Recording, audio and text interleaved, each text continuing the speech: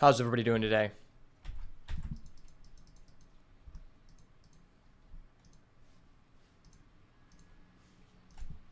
Today is the release of Duskmourn MTG. It is the new Magic set that has just dropped today on Arena. So we're going to check it out and we're going to go through a couple drafts. I don't know a lot about this set, so it's going to be kind of fun just learning the different mechanics of the set. But this set looks very promising in my opinion. The set that I was introduced to when I was about 12 years old was Innistrad, and this set is a horror theme which presents similar elements as original Innistrad, and I hope that it lives up to the claim to fame that Innistrad was once in its day. So I'm super excited to see that because I've heard a lot of positive feedback about it. But yeah, we're just going to try things out and maybe get a couple cool clips of me being really pissed that I lose because I don't know anything about the format.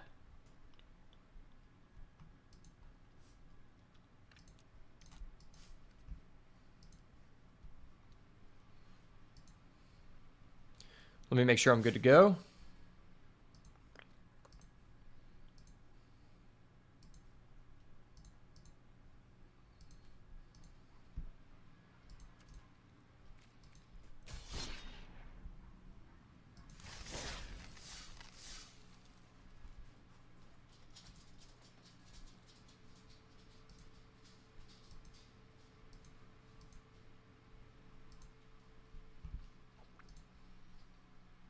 Okay, YouTube is good. Twitch is good. All right, we are good to go. All right, sweet, awesome. Let me take some kratom real quick, and then we will run it up. Oh, also, let me pull up this tier list I made.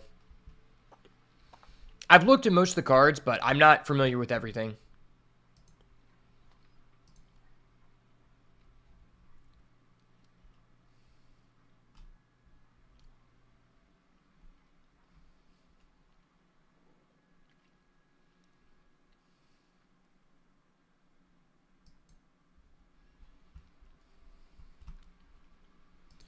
And let me go ahead and copy and paste this this list of things I need to craft. So if you're new to Magic, typically whenever a new set comes out, if you want to draft, it's a good deal to just craft every common and every uncommon. That way, anytime that you are drafting and picking cards, it's always cards you already have, so it contributes to the vault, which is what gives you more wild cards.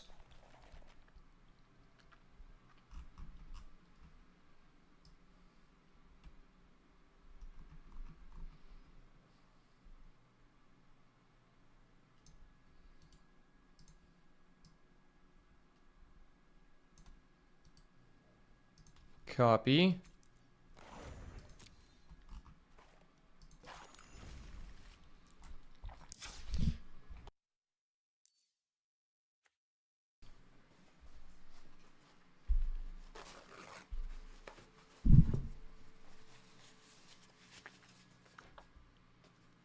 Okay, so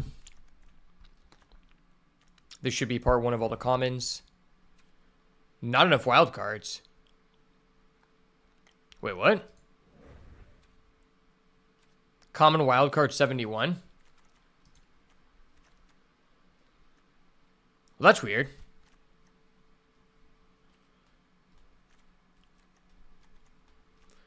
Oh, I only have 113. Okay. What about the uncommons? Okay, fuck it. We just won't do this. I thought I had enough, but I guess I don't. We'll deal with that later. Once we've got a couple drafts under our belt, it'll be easier to just craft everything. I don't really play Constructed that much, so I usually do have enough, but for some reason I don't.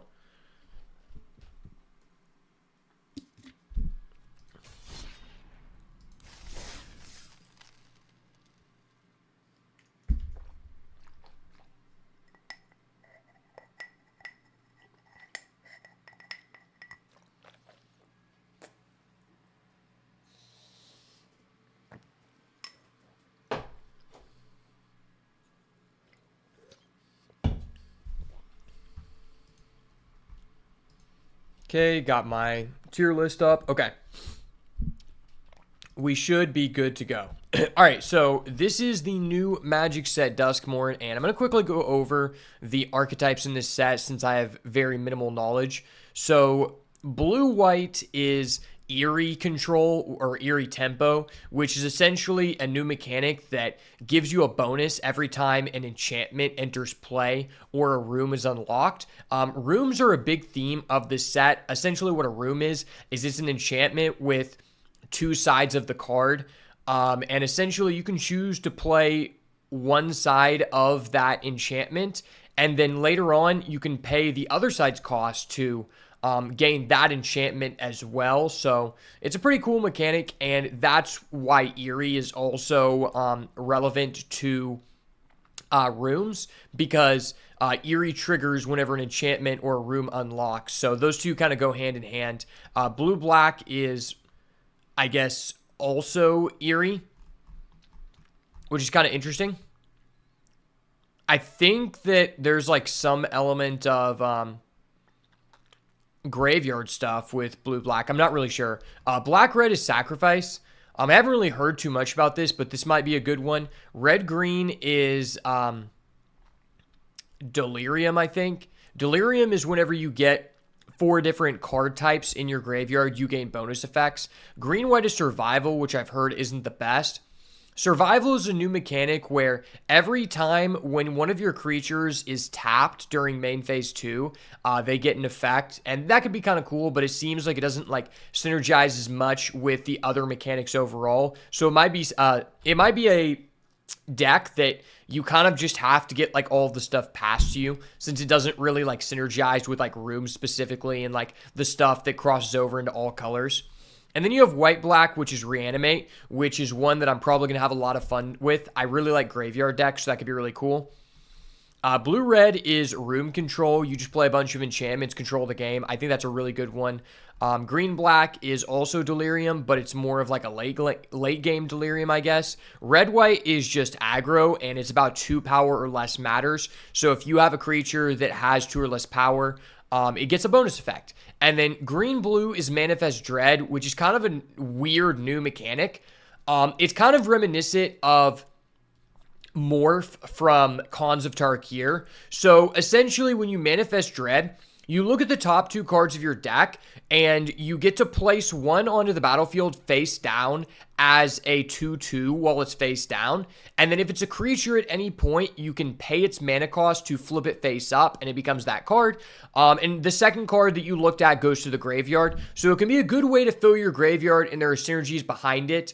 But I think it's a little more streamlined in terms of like, it doesn't really have a lot of huge crossovers to the other things like rooms that are just among all colors as well. But we'll have to find out what happens with that.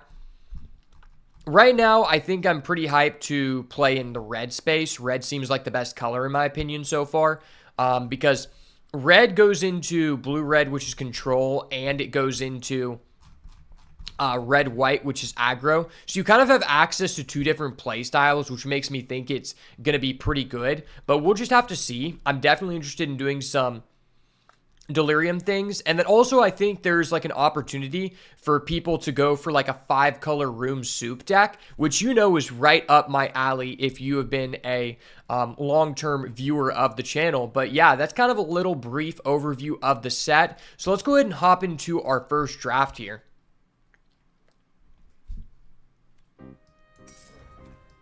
Now, mind you, I'm going to be a little bit slow because I'm learning this stuff too.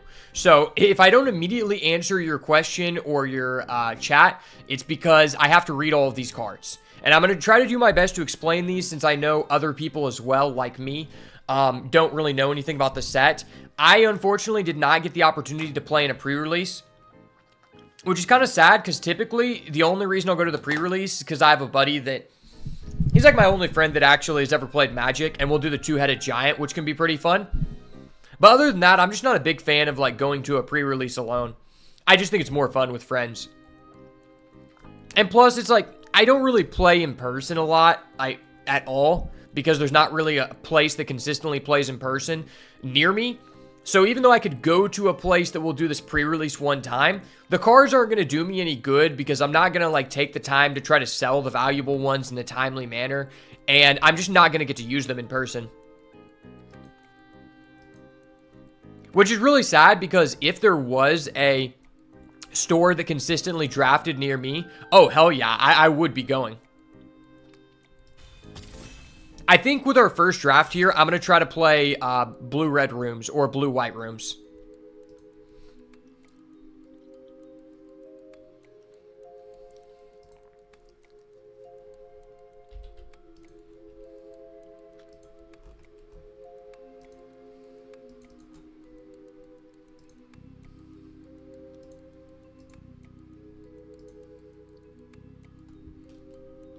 Okay, is this game capture going to pop up?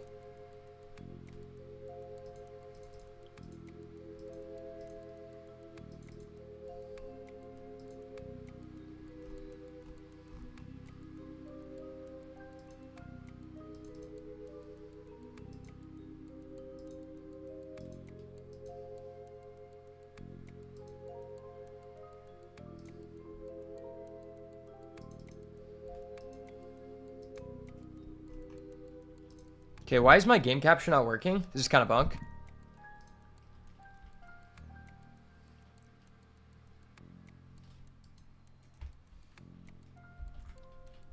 All right, well, hopefully we can get into a draft here.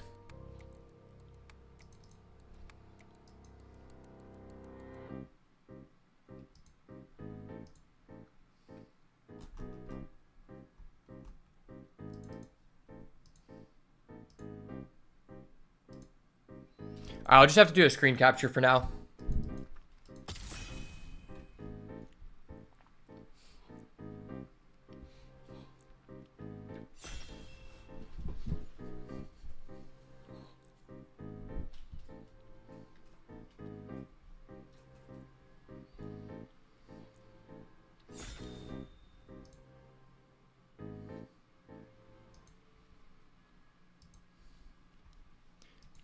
All right, welcome to our first ever Duskmourn draft on the channel. Super excited about this set, and I hope you guys are too.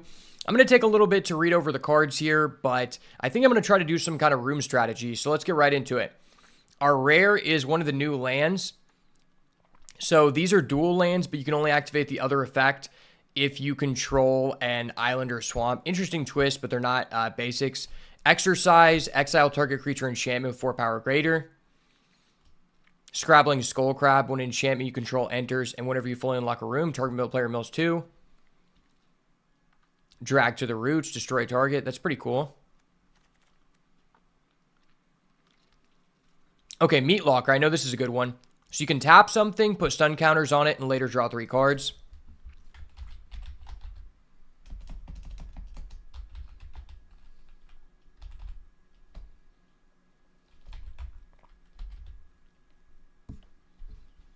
All right, so we're going to start with the Meat Locker there. I don't know if that's a good choice, but oh well, it's our first draft. All right, so we get another rare land, which is funny. Ooh, there's a Paranormal Analyst. That could be kind of cool. Whenever you manifest Dread, put a card into your graveyard. Whenever you manifest Dread, you get to put what you put in the graveyard into your hand, so that's kind of cool. Violent Urge, +1/0, and First Strike with Delirium. Target creature can't be blocked this turn. Ooh, Weary Watchdog. That's a cool card. Clammy Prowler. Whenever this attacks, another target attacking creature can't be blocked this turn. Interesting. Dashing Bloodstrucker. When an enchantment you control enters, and whenever you fully unlock a room, he gets +2/0. I think I'm going to go with the Paranormal Analyst. Paranormal Analyst seems kind of good. It's probably best if we try to go for a blue-green deck, but I do think he's pretty good. Target creature can't be blocked this turn is okay. Yeah, nothing here really stands out to me. We might end up going for a Manifest Dread deck, though. Ooh, we get a rare. Entity Tracker.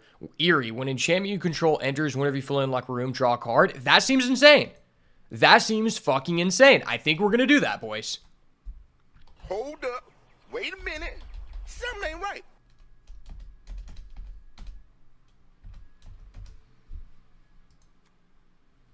What is this called? Entity. Yeah, that just seems like a straight up bomb. Okay. Unearthing Grasp. Return one target non-land permanent to its owner's hand. Manifest Dread. That seems okay. Manifest Dread. Return a permanent to your hand. Not a big fan of that. Spend this mana only to cast an enchantment spell. Okay, that seems cool. And there's Underwater Tunnel you get to Surveil to. And then Manifest Dread and put a 1/1 counter. That's fine. I mean, this is just a clear choice. This is a bomb, and we're going to slam this. Starting off with 3 blue cards is pretty good, although both of these cards don't really work well together. Okay, we get a Mythic Rare. Tyvar the Pummeler. Tap another untapped creature you control. This gains Undestructible until end of turn. Tap it. Is that good? It seems like a really good card. There's also Inquisitive Glimmer. I don't think that one's as good. And there's Optimus Scavenger. Optimistic Scavenger could be pretty good.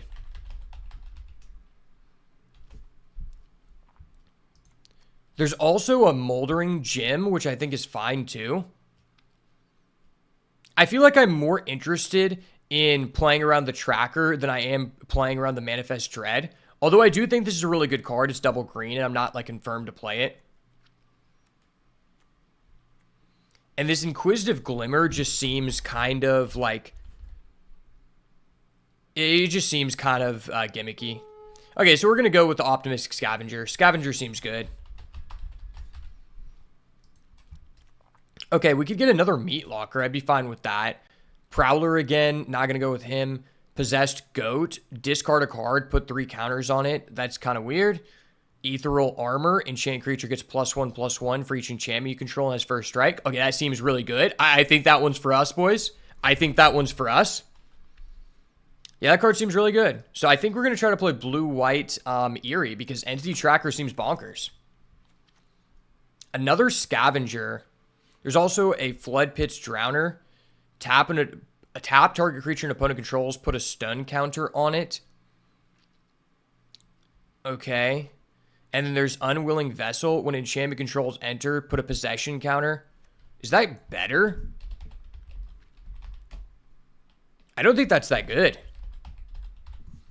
I think we just want another Optimistic Scavenger. This seems like really good for what our deck's doing. Flood Pit's Drowner. Shuffle this and target creature with a stun counter into the library. That does seem cool. That does seem cool, but I just feel like this card is just better for our deck. We're going to try to fully play around the Eerie mechanic. Okay, Rootwise Survivor is a really cool card. It can allow you to start buffing up lands, but that doesn't seem like what we're trying to do. Piranha Fly enters tapped. I don't think that's that great. Oh, Glassworks is broken, though.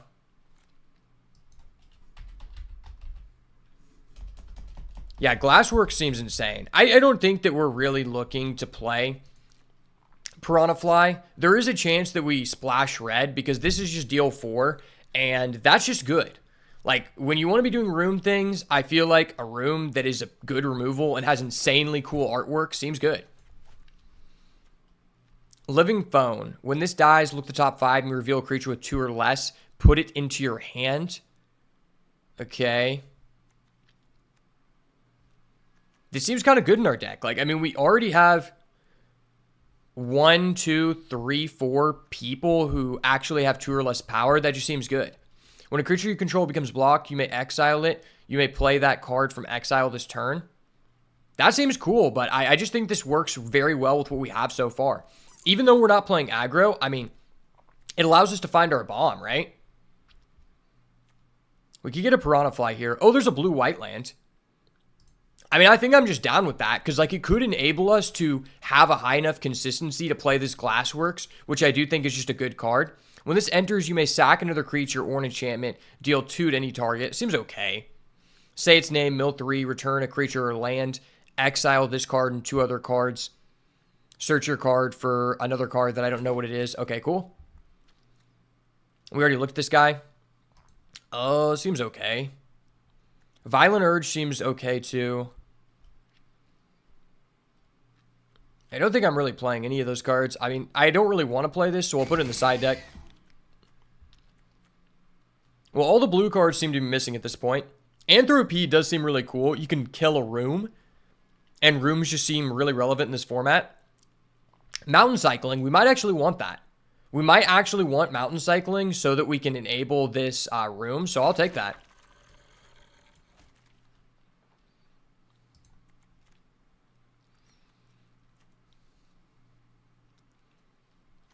I think it's unlikely we put any of these cards into our deck.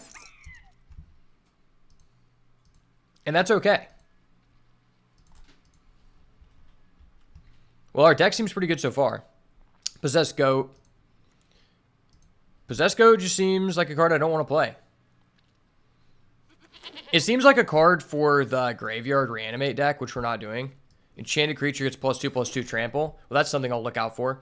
Okay, our rare is Ghost Vacuum. You can exile stuff from the graveyard. That might be kind of good.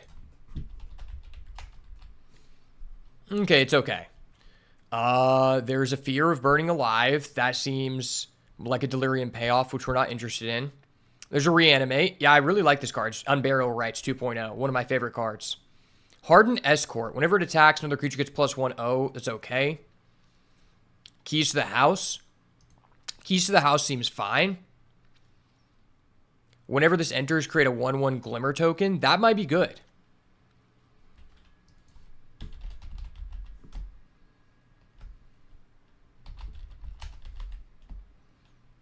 Keys to the House also seems fine.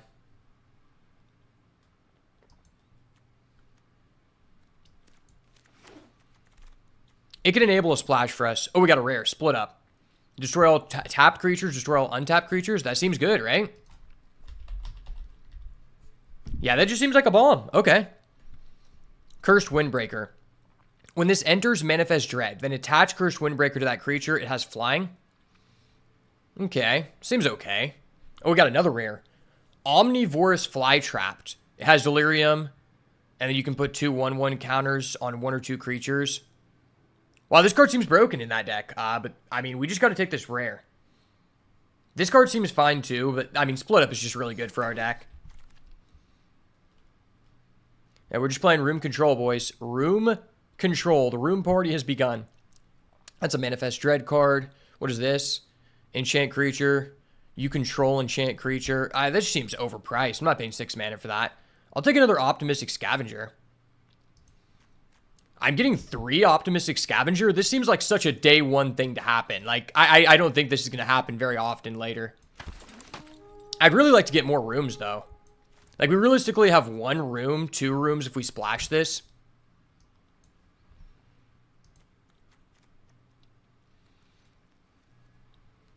Yeah, Living Phone is looking really good now.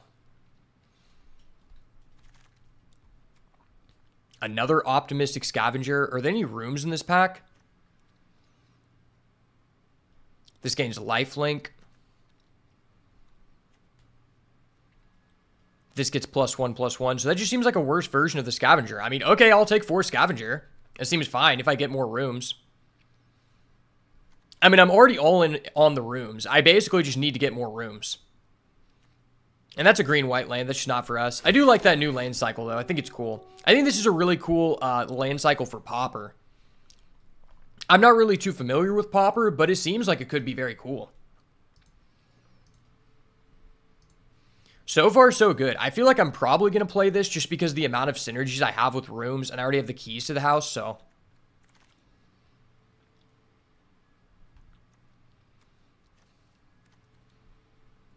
When enchantment enters, this guy gains lifelink. That seems okay. Deal 3 damage to target. Bear trap. That's funny. I mean, there's another Glassworks.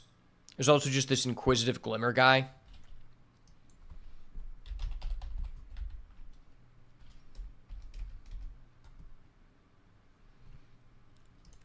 I feel like this just works with our deck. And then this is...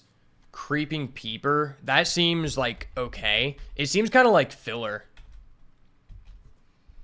Yeah, let's go with this guy. I mean, it's a gold card. Surely it does something in our deck. We really need to see some rooms, though. Like, we're not seeing rooms.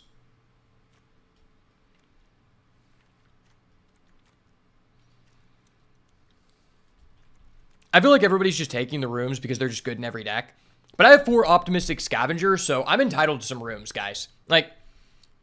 If I was able to get 4 Scavenger, surely there's going to be some rooms. And Entity Tracker. Okay, there's no rooms in this pack either. Mind Skinner. If a source would deal damage to opponent, prevent that damage. Okay. That seems terrible. What is this? Whenever you attack, creatures you control get +1/+1.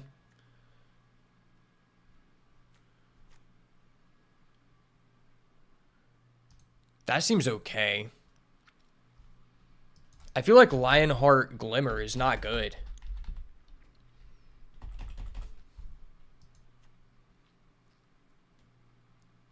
Yeah, it could be a good top end.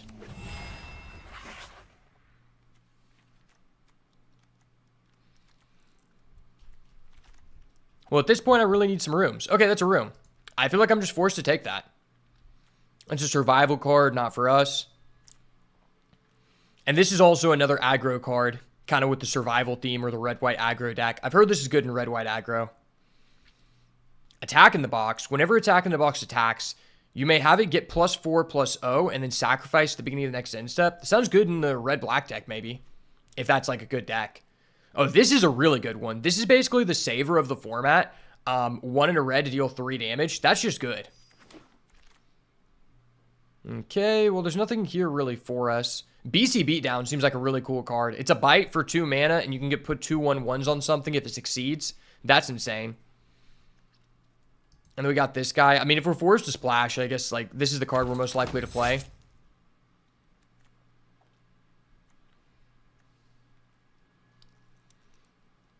This card could be okay. I'd prefer not to play it, but right now we have a lot of like unplayable cards.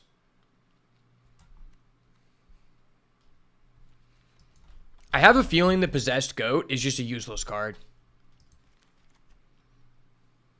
You have to pay 3 mana? That just seems so bad. I'm paying 3 mana and discarding a card to make this guy 4/4. He's not even an enchantment creature. I guess I can put this in as like a filler.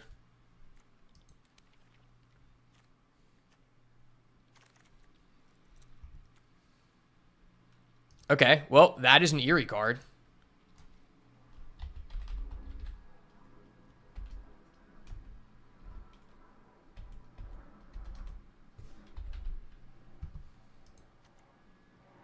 Erratic. It's like a card I'd prefer not to play. Ticket Booth. Is Ticket Booth good? You manifest Dread? That seems really bad. Seems okay in a different deck, but for us, nah.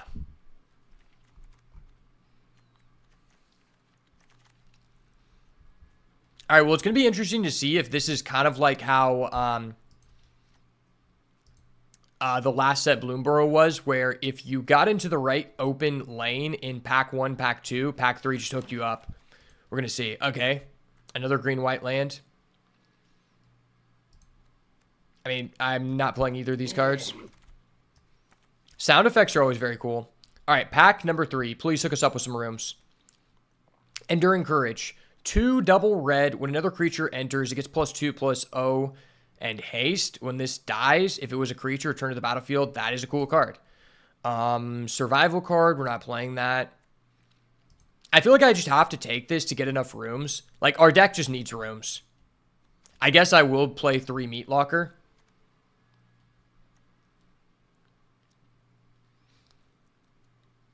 Return target creature card from your graveyard to the battlefield. Seems okay. I feel like there's not a lot for us to get back from this pack. Yeah, I don't really see us getting anything back. Friendly Teddy seems so ass. From what I've heard, 2 mana 2/2s in this format are just trash. Okay, is there a room here? Show me a room, please. Unidentified hover ship. When this enters, exile 1 target creature with 5 toughness or less.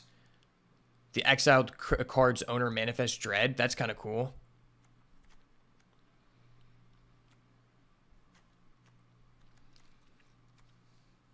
Moldering Gym. Unwilling Vessel just seems really bad.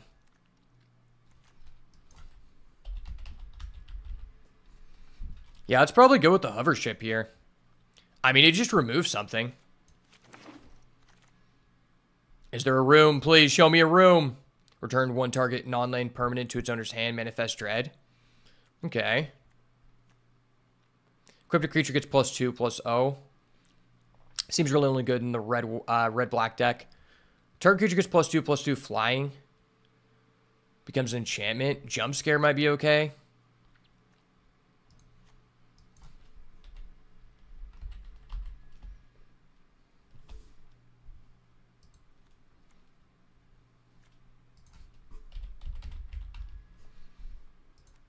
Unnerving Grasp seems fine in our deck.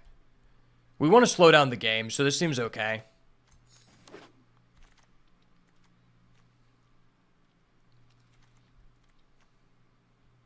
Target creature gets +2/+4.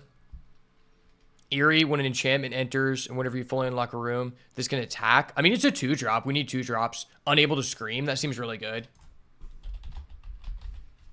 I mean, that's just an enchantment. I think I just strictly need enchantments, right? Like, rooms or enchantments. That's what I need.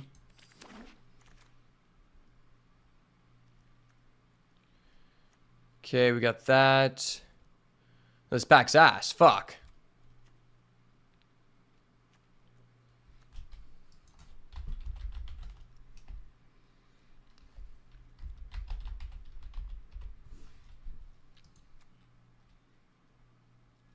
I guess I'll go with this Friendly Ghost.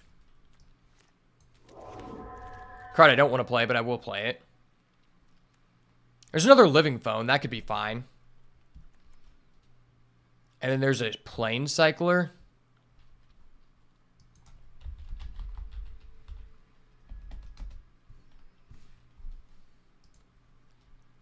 I feel like we just want Living Phone. Living Phone just gets us to our guys. Yeah, let's go with one of these. We don't have one of these. There's a Living Phone. There's also a Dagger Maw. Could give us some top end.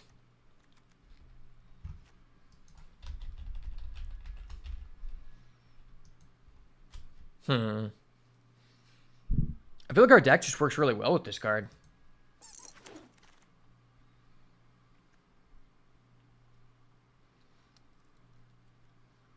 Unsettling Twins. That just seems bad. It's 2/2 for 4.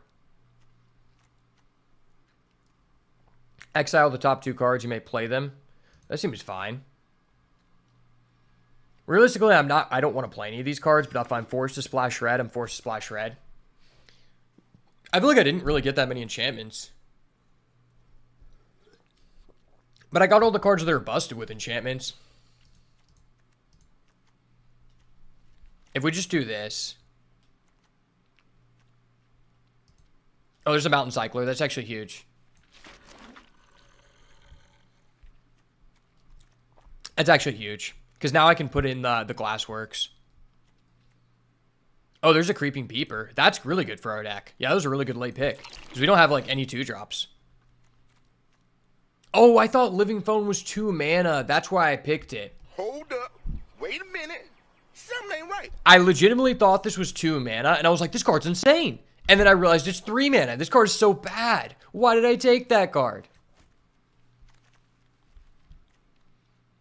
All right, we'll take the gold card so no one gets to have fun besides us. Well, green seems very open. Wow, okay.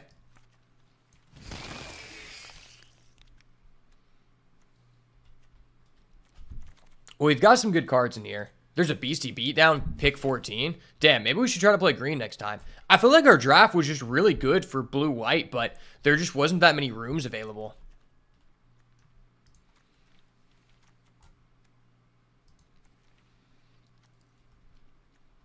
Put the Mountain Cycler in, and then we can play 1 red basic. I really wish I would have picked up the Island Cycler. I didn't realize that Living Phone was 3 mana. That actually changes everything for me.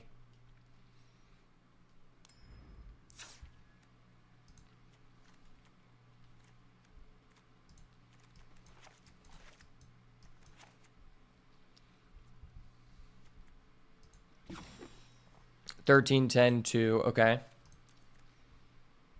So I have a blue-white duel, which is really good.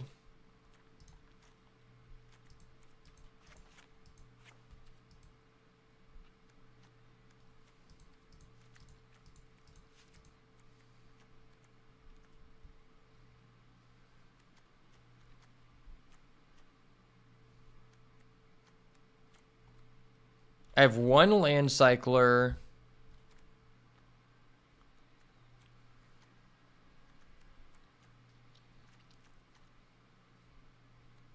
Yeah, I have one land cycler. I feel like this is fine. Or I have two land cyclers. And I have a keys to the house.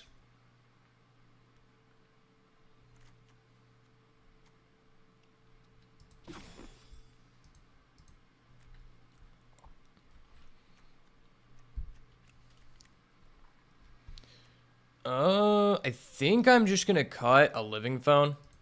This card's a lot worse than I actually thought. Okay, well, let's just run this. Maybe I should be going 15 lands. I don't know. But this is the deck that we ended up with in our very first Duskmourn draft. We have a really high synergy between enchantments and rooms, as we did get 4 Optimistic Scavenger, which seems like it's going to be really, really broken. How many enchantments did we get? 9 enchantments. Okay, not too bad, I have to say. This card seems really good. It's better than I thought it was because, number one, it's a 2/3 for 2, which is just good. And on top of that, it is also an enchantment itself, which works with that. This guy's an enchantment, which I didn't take into consideration originally, but now I think this card's a lot better for our deck. So is this guy. And then we also got the Unidentified Hover Ship, which just seems really cool. When it enters, exile one target creature with 5 toughness or less. And then whenever it leaves, the exiled card's owner manifests dread. So they don't even get the card back, which is really, really insane. It has a crew cost of 1. So this card just seems good because even if you allow your opponent to manifest dread, if their deck is not set up to manifest dread, it's very possible they don't even get a creature hit off of it, which means they're just getting a 2/2, which just seems really, really good. But overall, this deck looks like it's going to be fun. Not as optimal as I would have liked, but I'm interested to see how the blue-white Eerie deck works. So let's go ahead and hop into these games.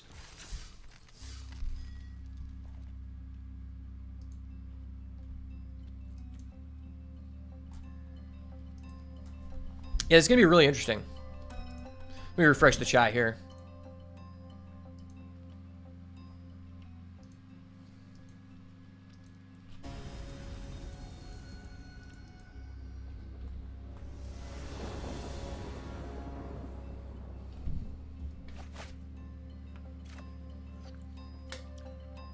Okay, well, I mean, we don't have a red source for this, but on the draw with the Inquisitive Glimmer into the Meat Locker, this seems very promising.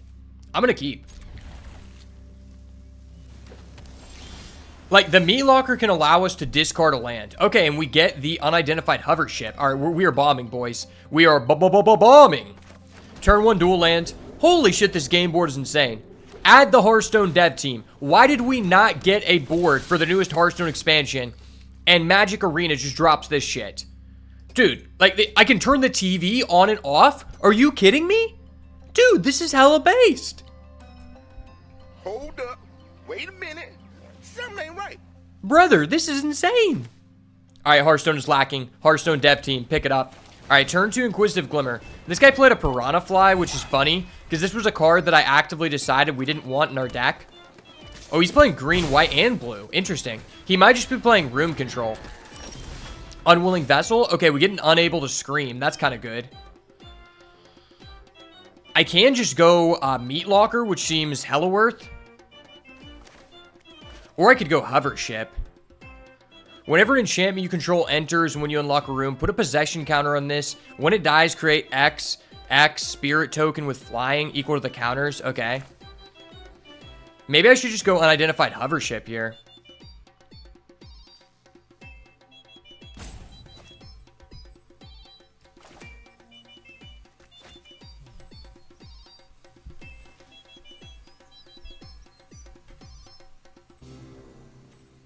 Yeah, let's go Meat Locker.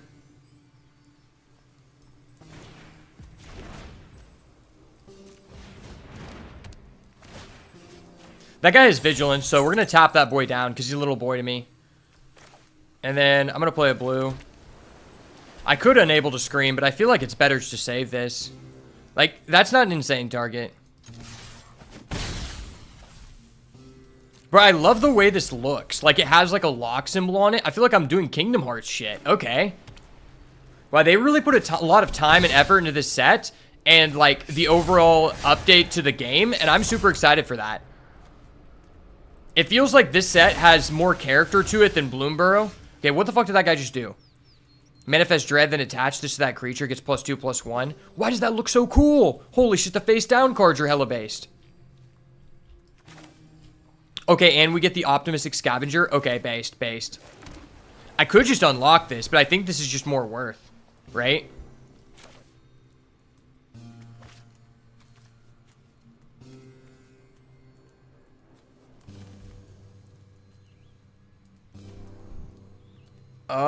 Maybe I just, yeah, I think I'm just gonna go Unidentified Hover Ship here. Hover Ship! Beep. I could unable to scream, but that just seems not worth. I would have liked to set this up, but that's okay. Next turn, if we want to, we can just go Scavenger. Plus, we can unlock our Drown if he doesn't remove our Glimmer. Unsettling Twins. Okay. So this guy's doing Manifest Dread. Dude, the face down cards look so much cooler. Okay, we can use this to get this online. That's based. Yeah, we can just kill one of his guys. I mean, paying 4 for this just seems really good.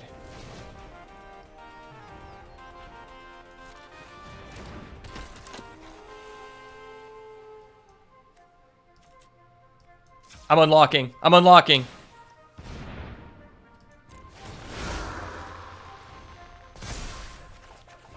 Oh, that's nice. That's dirty.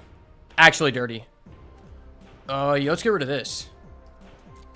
I can already add another land, so fuck it. I can also use this to crew, which could be good. I don't think I attack.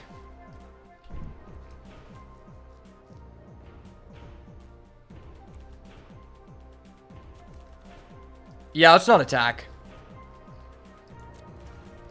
I could crew this, but I'd rather it be an actual threat. Also, if he taps all of his guys, this split up could be crazy. Maybe he has a combat trick. I let it all go through and I just split up. That'd be gross. Oh shit, he flipped his guy. He's doing crazy shit.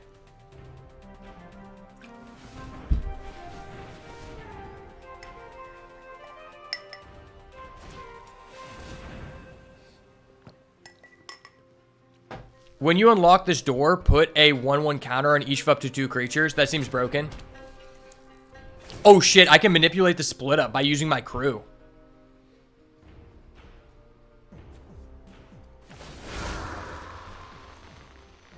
Okay.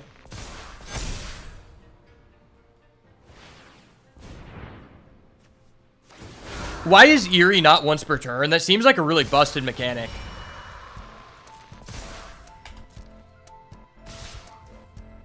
Oh, that guy doesn't tap. I forgot about that. I feel like it's better to kill all his tapped stuff.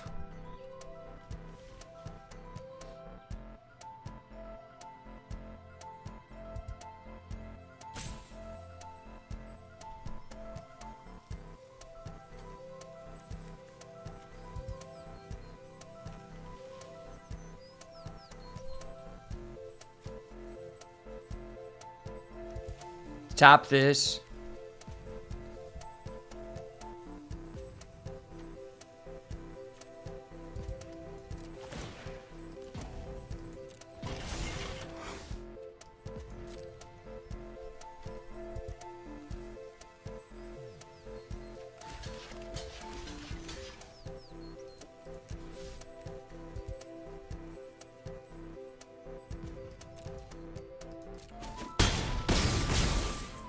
Okay, this is hella risky, but that's fine. Oh, that's good. That's good. That's really good.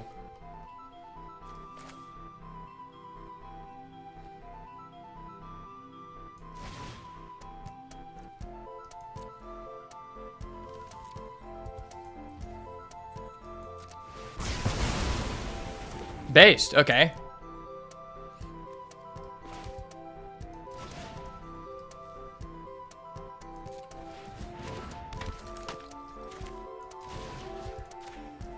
Let's make you lose all your abilities, buddy. Calm down.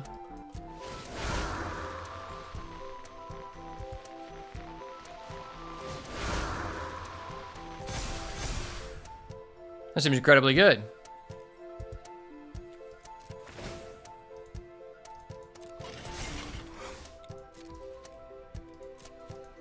Get him for 2. Start chipping him away. Okay, hell yeah. This is goated. Hell yeah, brother. We're at 5, so it's really risky. But I feel like I played it pretty fairly.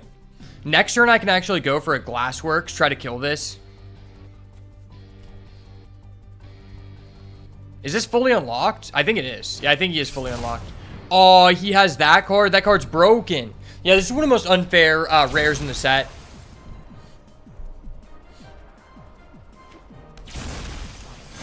Shit, that was broken as fuck. I'm not even gonna lie. That shit was just broken.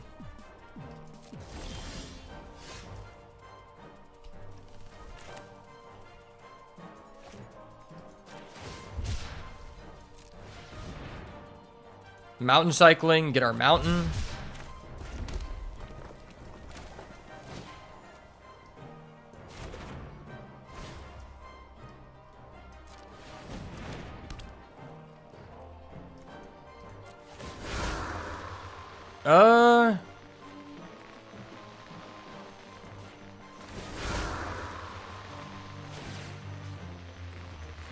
Let's kill that one. He got that one first. Oh, it was an actual creature. Okay.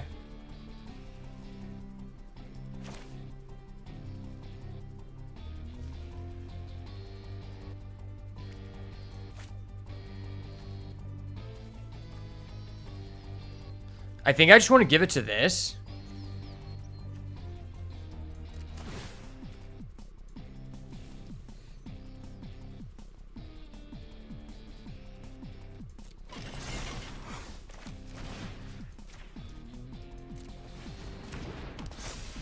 Holy shit, that was busted.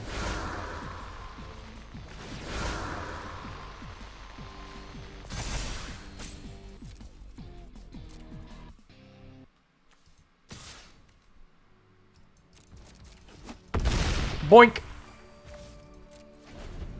Alright, let's see if this guy can kill us. Oh, I lose my ethereal armor because it... Oh, I'm stupid. I thought that it worked like that. I'm actually dumb. Hold up. Wait a minute. Something ain't right. I thought a vehicle, I got to keep an enchantment on it. I didn't know that's how it worked. I'm actually really dumb for that. But I mean, I'm still in a really good position. I could just unlock this room and maybe I just win the game off that. And we still have a lot of time, so... I think our deck's actually pretty good against his. Other than him having this disgusting green bomb. I understand why he has green in his decks, because this card's unfair.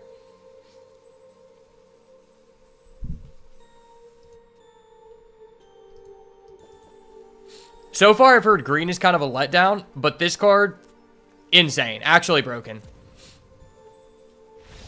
Okay, he's going to give it to us. Thank you, Lord Jesus, because I don't know how I was going to play around me having that terrible misplay.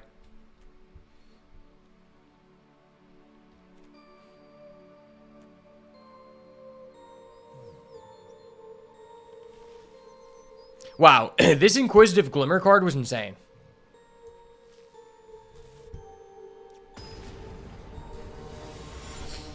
Yeah, it seems like the room deck is probably like gonna be the best deck, but it just seems difficult to get the rooms because they're like the best cards in the set. Okay, we're not keeping this. Not keeping this all day. He's mulling. All right, gentlemen's. Okay. Okay, we get the entity tracker that's based.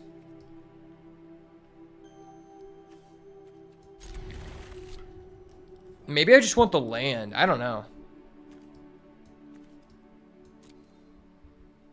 Since we don't have a 2-drop, I can just play this on turn 2. Oh, we get a keys to the house? Cool, cool.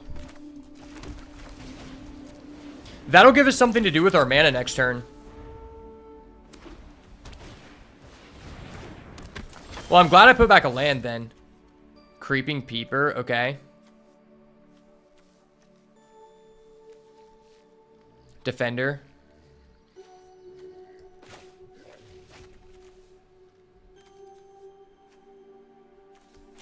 I need to play my abandoned comp ground at some point.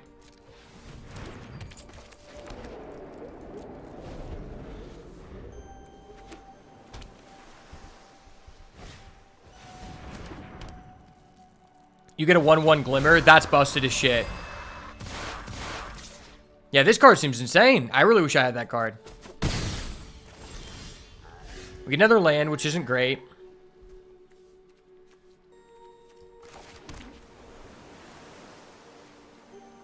Yeah, this card just seems good. So good. I think I'm just going to flash that in.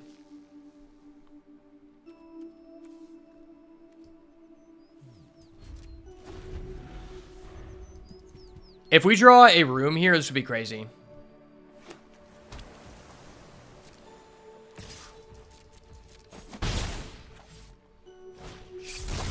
Unsettling Twins. Gotcha. I think that card's so bad.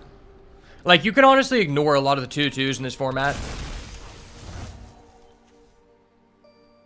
Okay, so that's an Evolving Wilds. Gotcha. Entity Tracker. I'm bombing. I'm bombing. Why is this not a room or enchantment? Why? I feel like I don't really care about that.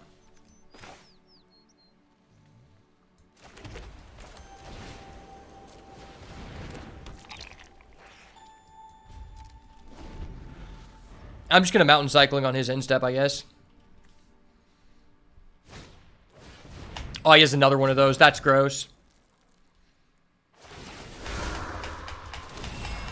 Lucky us that he only has one Eerie creature that just makes him not a defender. Like, this card seems kind of like a bummer. It's not terrible, but I think it's like a card that you would actively play as a 23rd card.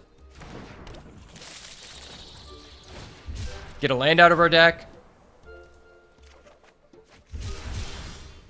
Oh my gosh, a room would have been so insane here. Why? If I get a room, I literally just win the game.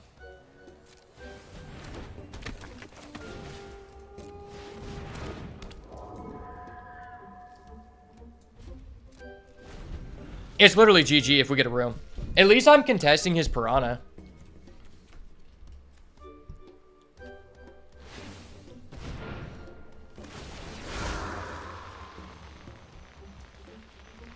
That's gross.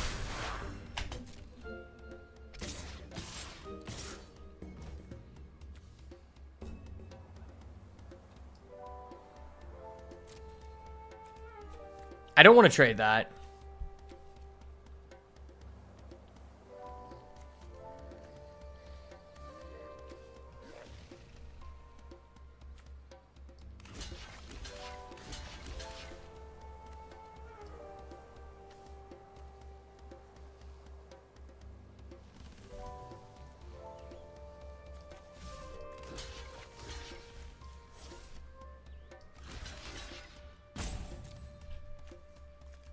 This really sucks.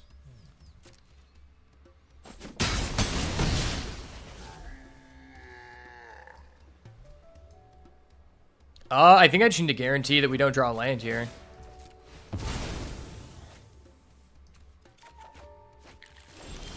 We draw a land here anyway. Okay, well, game 3. Why? If I drew a land, if I don't draw a land here, if I draw an enchantment of any kind, there are 9 enchantments in the deck. And he has a meat locker. All right, game 3.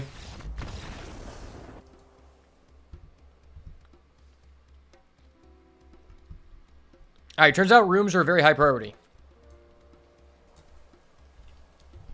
I have 4 rooms in my deck, and I feel like that's super low.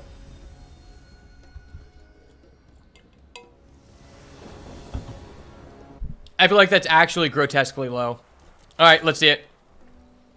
Okay, I can work with this. I can work with this. I have a 1, 2, 3 insane curve. If I get a room, everything hinges on me getting a room in this deck, which is funny. This is a disgusting curve out, though.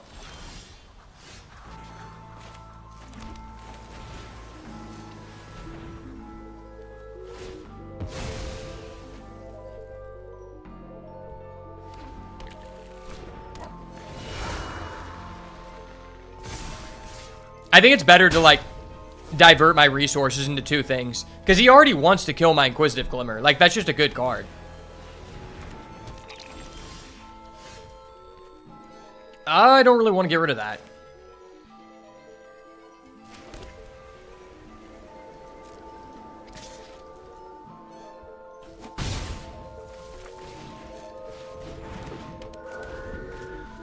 Hopefully he plays something good for my hover ship.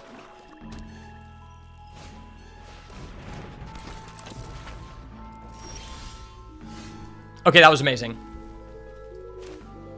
Actually, Poggies.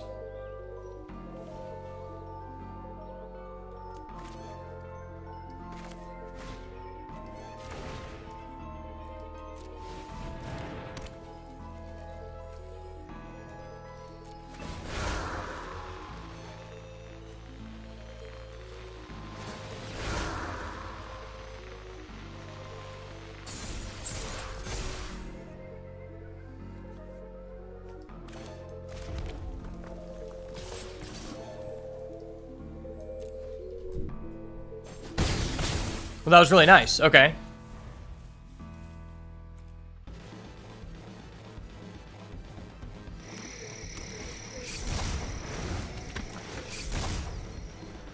Oh shit, he's manifesting. Okay, I can unlock the room. That's based.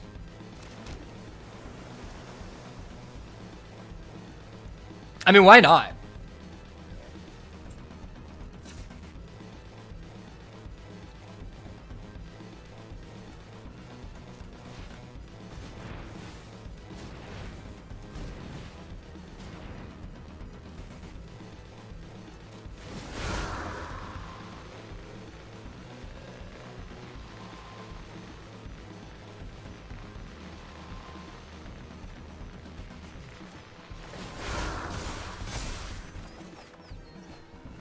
Okay, that's really easy.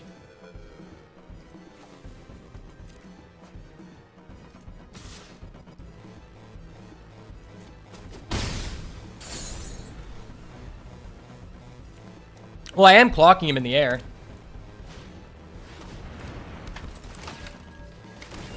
Oh, that's really good. Unfortunately, your guys tap, bud. Tap, tap, city, bitch. No, I need something good here.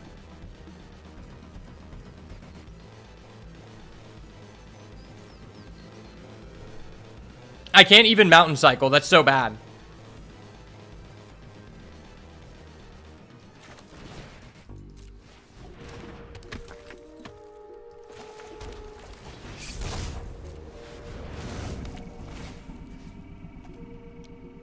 I guess this speeds up the clock.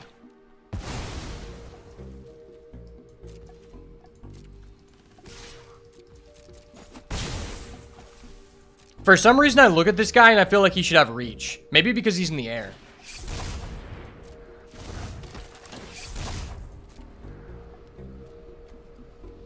Oh shit, this guy's manifesting as fuck.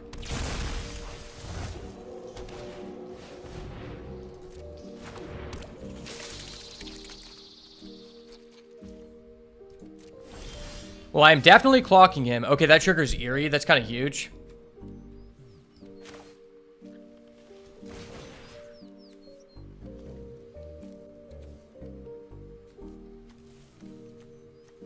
A Glimmer does nothing. Okay.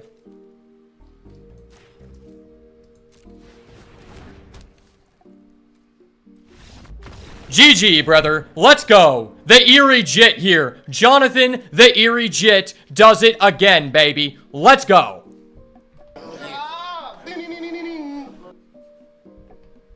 First W in the bag. First W has been grabbed. There's nothing stopping Jonathan, the Eerie Jit, from taking down Duskmourn Draft Boys.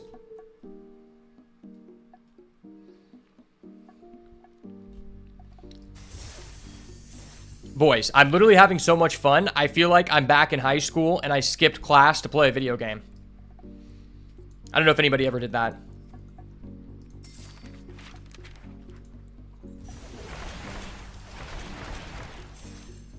Such a presentation for so many basics.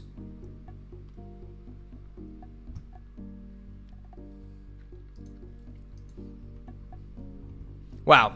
Our deck feels very contingent on drawing our enchantment package, which is only 9, which seems kind of low. I feel like you would like, you know, like at least 11 of your cards to be enchantments. Obviously, the more you have, the better. And I think for each room you have, you probably can minus that number by minus like 0.5. Okay, so I have a Creeping Peeper into a Meat Locker or a Drowned Diner. Okay, cool. I don't know why, but I see Creeping Peeper, and I immediately think of a fucking pedophile. Creeping Peeper. Like, is this a reference to minor attracted person or what?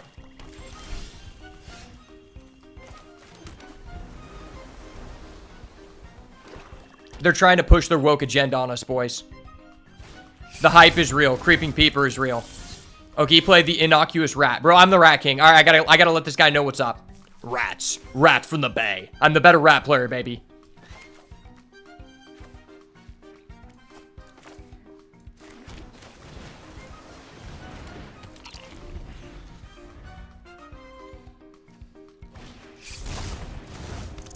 Oh shit, he has double rat control. That's crazy.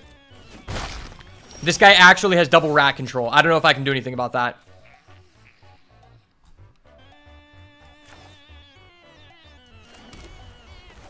I feel like I just want to get this guy out.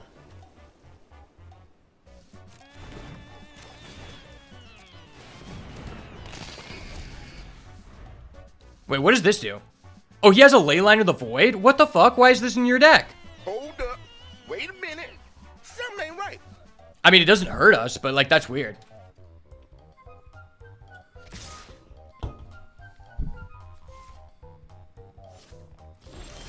No attackies? Okay, you love to see it. Ooh, and we get another enchantment based.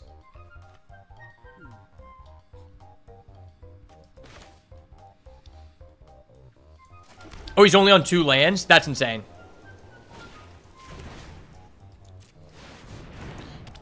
Can't stop the unlock.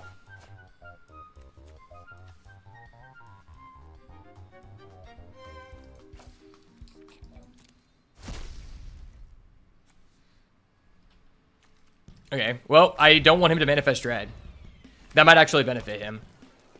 He finally gets a 3rd land. Don't worry, the Meat Locker is just on deck. Anytime I need it. I feel like the Iceman Gorzinski. If you guys don't know who the Iceman Gorzinski is, you should look it up because he's one of the most, like, interesting hitmen of all time. Really terrible person, but very interesting. Basically, he took, like... There was a guy who was like the Ice Cream Man killer, and he basically like teamed up with that guy and found out that if you freeze bodies and then unfreeze them later on, it makes it seem like there's no way to identify the time of death, which basically acquitted him from like a lot of different cases. But on top of that, it also, he essentially like, he had a wife and kids and shit, and like he was living a normal life and no one knew.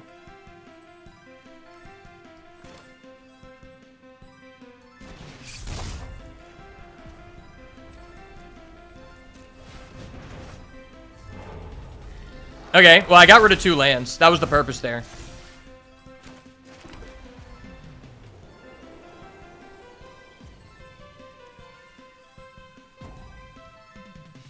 I'm just gonna pass.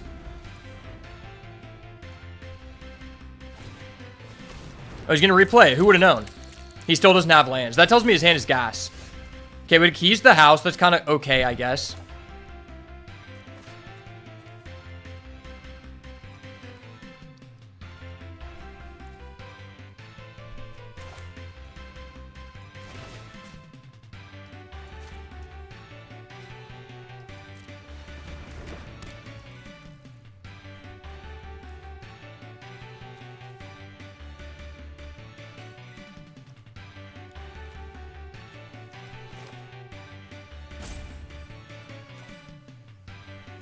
I could just attack.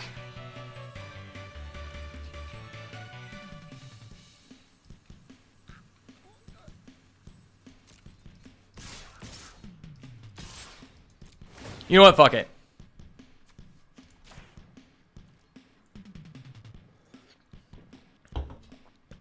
Fuck it. I'm going to split up here.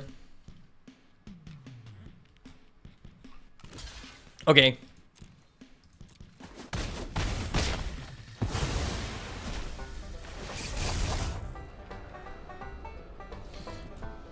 May this manifest dread do you well, sir, because I'm about to split it up.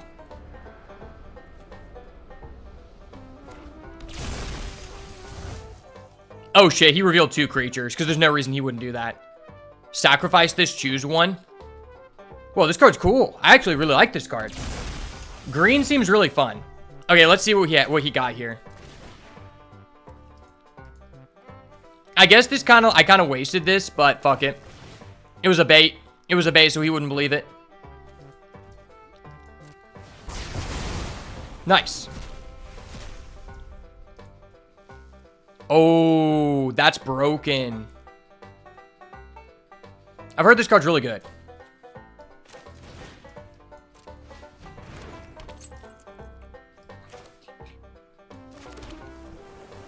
So next turn, I can actually add a red mana on his turn, and then we can go for the Glassworks here. I'm a glass blower, boys. My pieces are very famous.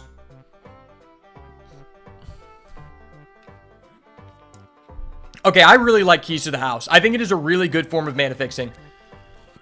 I'm a huge fan of low rarity mana fixing because I think it allows you to push the envelope of what the developers intended, which is something I really enjoy. I just really enjoy playing like 3 or 4 color decks where like something wouldn't make sense necessarily, but you found a way to make it work and you discovered it on your own, even though the developers didn't intend it. I think that's a really fun aspect of drafting in general, and I'm super happy anytime that happens.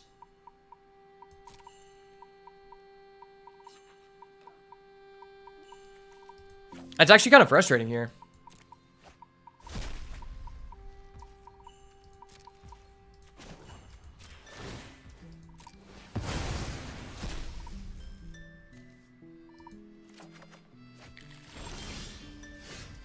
Okay.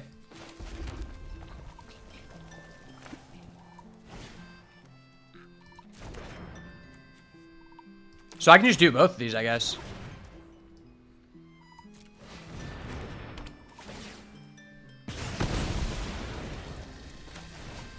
And this has flying, so this is just like a lot of pressure.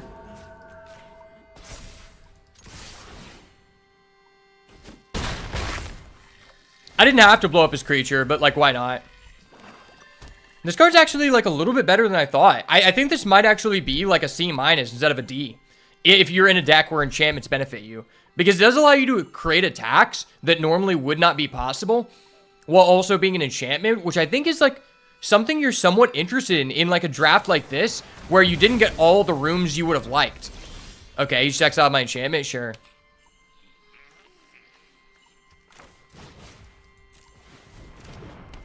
Well, this seems a little bit busted, and I like that.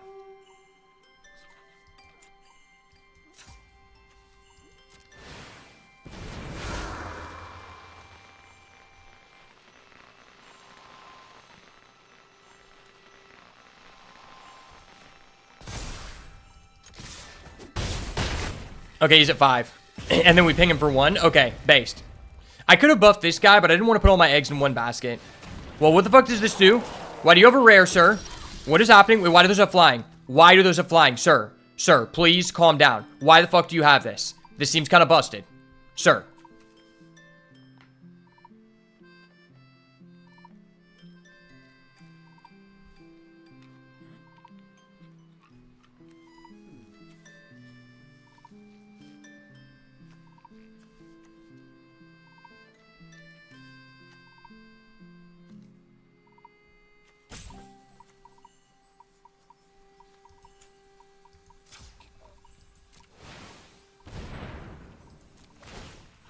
Okay, we're going to lock this down.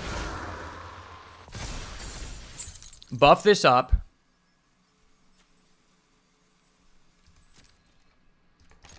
Swing with the team. We're going to put him at 2.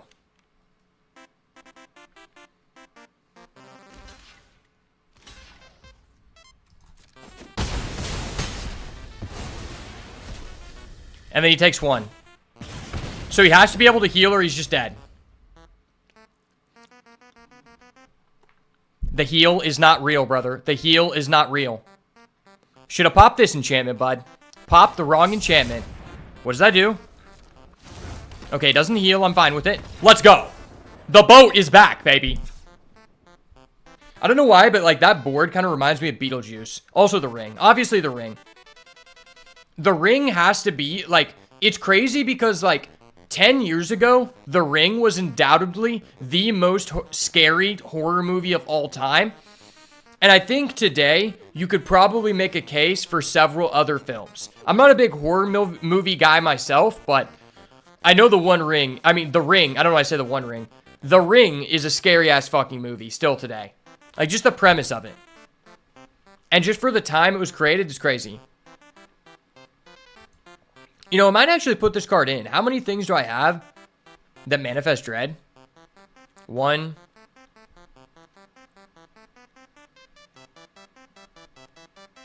I think I have 2. Maybe it's just 1. Okay.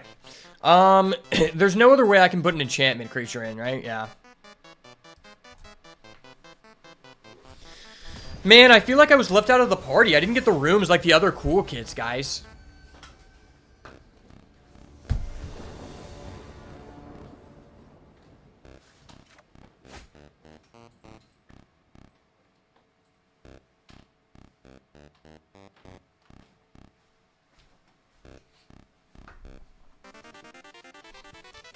Okay, sorry. I had to take off my belt. It was too restrictive in this room. Ha ha ha. Okay. That is not the hand for me. This hand, still kind of cringe, but I'll keep. Still kind of a cringe hand, but I will keep.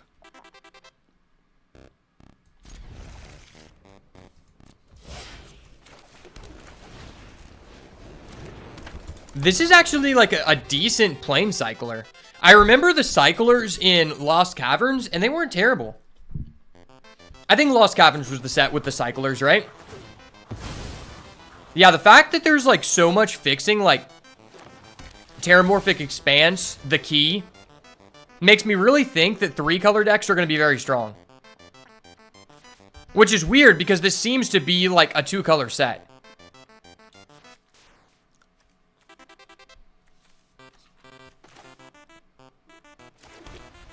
Do we want to plane cycle? Probably.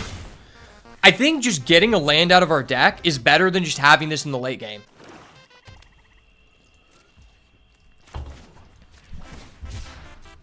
Like, because if we draw a Meat Locker, we just discard it. Okay, getting another land there did fucking suck. Not doing anything for the first 3 turns is like shit. Okay, he's got this survival guy. Fuck survival. It's kind of a busted mechanic. This card seems okay. I wish I could greed for this, but that's just not possible. This does play around a +2/+2 combat trick if I buff this. But this plays around... I feel like this might still be better. Nah, there's +2/+2 combat tricks galore.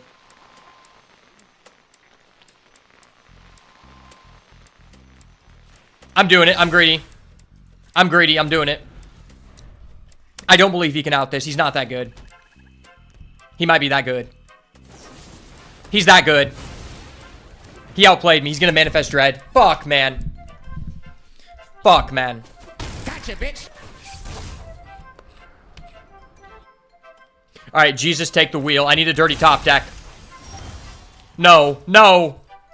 My Lord and Savior, Jesus Christ. Please, give me an insane top deck. I know it would be kind of busted, but I wish this person was also an enchantment. Also, I feel like Eerie in itself is kind of broken. Oh, no, he has that guy. I probably just died from flooding. Yeah, I'm just flooded the fuck out.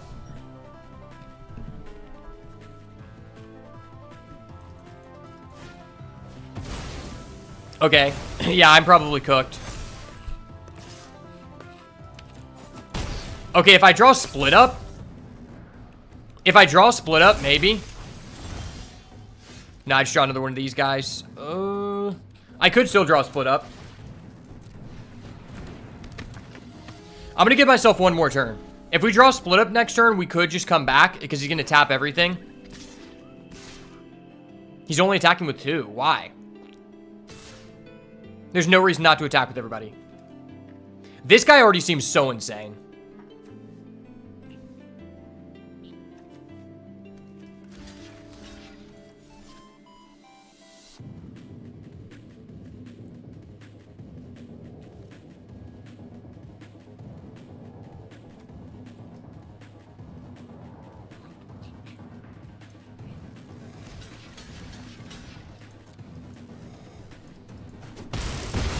Okay.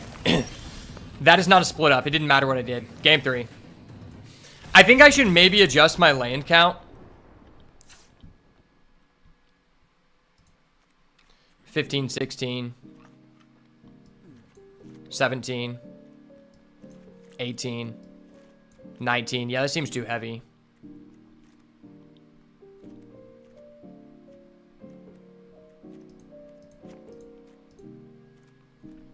We'll take out a white here, and I'll just play this guy, because, like, fuck it. The guy's not great, but he's a real guy. I'm just sick and tired of drawing lands.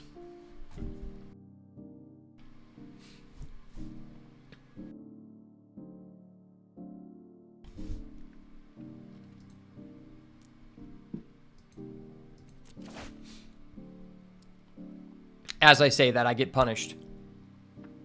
The no-lander. Oh, this hand does have things that I like. It's a 2-lander, essentially. Because I keys to the house. Turn 2, I go get a white. That's not terrible. I mean, just because I have this. It might be a little bit greedy. Because if I'm keys to the... I think I have them all. Well, this is just worse. Fuck, this is just fundamentally worse.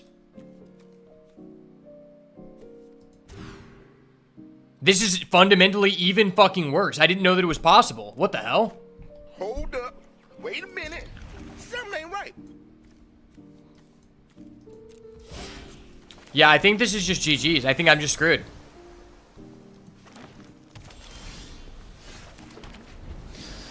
Big screwed. All right, let's draw our 1 mountain here. I go down to 18 lands, and somehow I'm not allowed to draw lands. Okay. Well, that was fun. That was really fun, guys. Thank you, everybody, for stopping by. I really appreciate it, but the girl from the ring finally got me. All right, let's go ahead and turn the TV on so the ring girl knows how to find us. And we're cooked. This card is actually good. Our opponent has a real card. Our opponent's not supposed to have real cards when we're dead drawing here. Oh, hey, it's a card that also dead draws us. I've now officially done nothing for the first 4 turns of the game. Contrary to popular belief, when you don't do anything for 4 turns in a row, you do die. This guy's not doing a great job in capitalizing on that, but, I mean, I'm fucked. And we're fucked.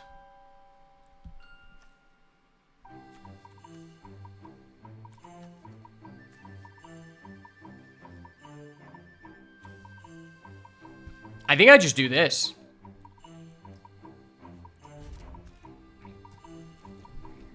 I feel screwed. It looks like I'm screwed. I am screwed.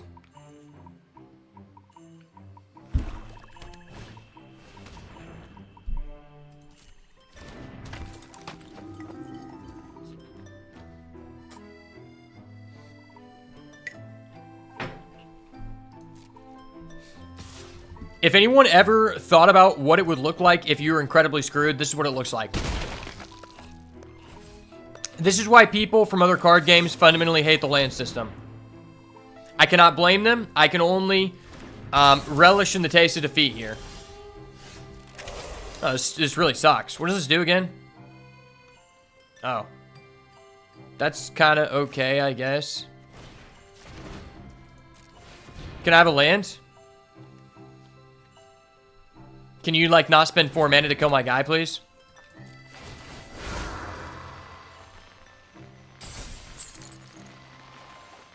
I don't get a land. Awesome. I love it when I don't draw a land this time of year. My opponent just passed with 4 mana and did nothing. That was weird. What is my opponent's hand?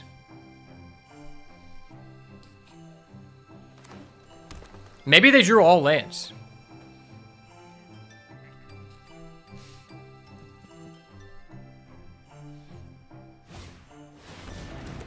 Oh, he played a cycling guy. I am screwed. Okay, I guess if I draw a split up, maybe. Ward, discard a card. Fuck it, I guess let's try again.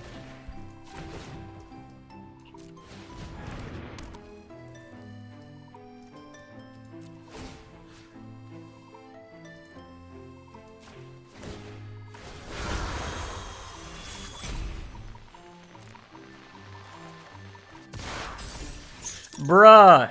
Brother, where is my land? I have an 18 land deck. What is happening?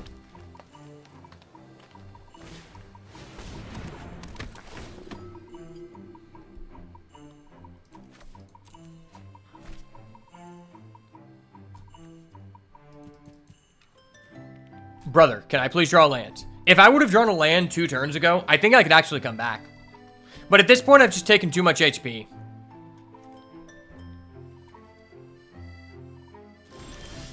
Dude, what the fuck is happening? Am I not allowed to draw a land? Are you kidding me?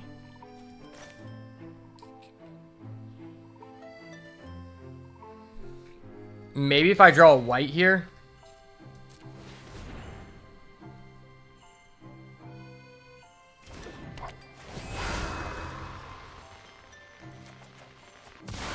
Okay, awesome. You guys got to witness me getting mana screwed in real time. I really hope you guys enjoyed it. It takes a lot of willpower not to just rage quit in these situations. This is really cool. I am 16 cards deep in my deck. I currently control 3 lands. What in the actual fuck? Well, I'm 18 cards in my deck.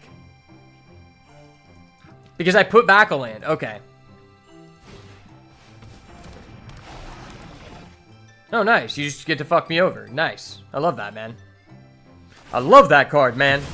Yeah, guys, like, you get anything you want from your deck. I love that deck, man. It's so expensive, man. Yeah, man. I love that deck, man. Okay.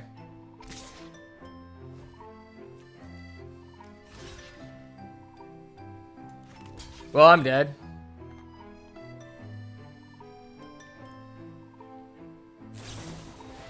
Nice.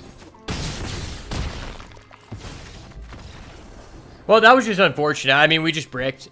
It is what it is. It happens sometimes. That was a really bad brick, though. And we have mana fixing. It's like, how's that happening? I have double land cyclers and a keys to the house.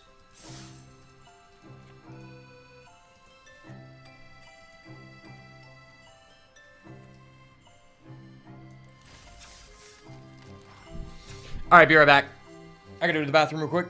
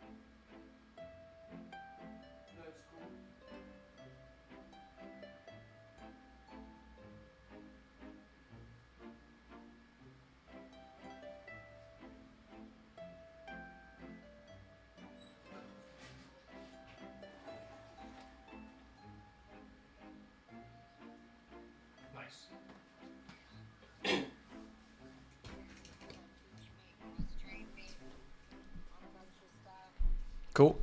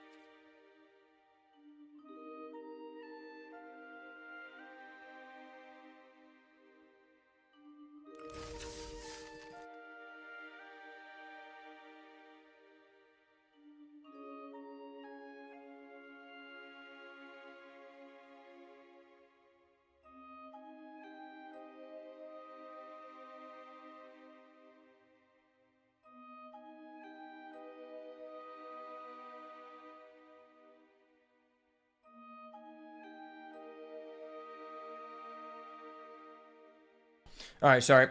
My mom was talking to me. Caesar, you drafted with a buddy and realized you prefer a 3-color deck. I understand that. It feels like 3-color decks are just really good because it seems really easy to enable. Now, I will say, rooms just seem objectively busted. Like, if you're not playing aggro, which, like, aggro is the one time you wouldn't want to go 3 colors, why are you not just taking all of the good rooms you find? Because rooms are just fundamentally good value, right? Like, you're getting 2 cards for the price of 1. So if it's a good card, it's 2 good cards, actually. I'm tempted to just keep this, even though I don't have a 2-drop. The deck doesn't have many 2s. And I mean, realistically, like, this is... I mean, I'm not bricked. I've been bricked up shoddy, you know? I get a land cycler, okay. Would have preferred it to be the red land cycler, but that's fine. Okay, we get a good guy. Good guy has entered the battlefield. That could be pretty good if our opponent plays a creature, because then we can go Meat Locker on his bitch ass, and then just start buffing. Yeah, this card seems insane. The fact I have 4 of these is crazy. The fact I only have 4 rooms is ass. And 3 of them are Meat Locker. Meat Locker seems really good. I don't know if you want 3 of them. 3 of them seems fine. Had I had better rooms, I think I would. Cut 1 down, probably.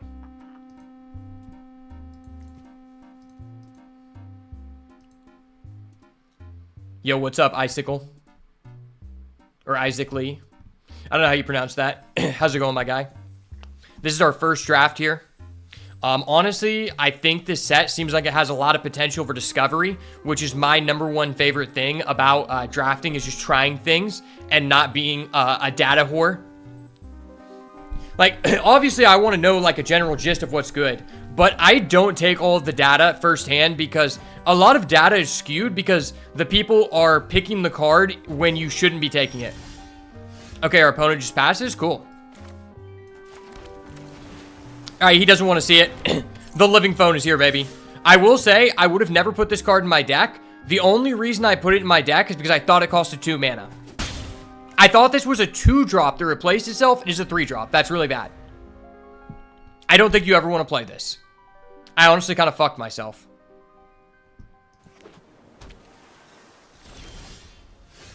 Okay, we get another card we can't play. Very cool. We love cards we can't play on this channel.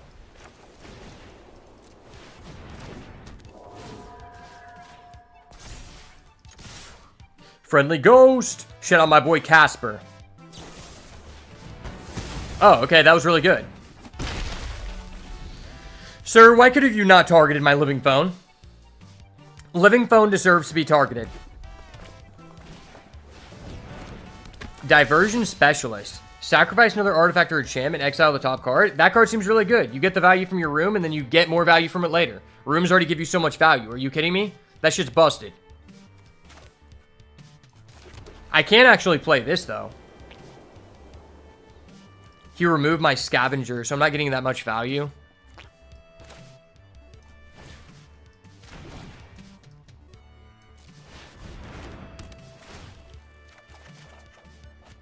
Okay.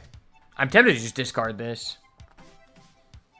Actually, let's get rid of... No, we're actually 1 away from just playing that. It feels really bad to get rid of this, but I'm going to do it.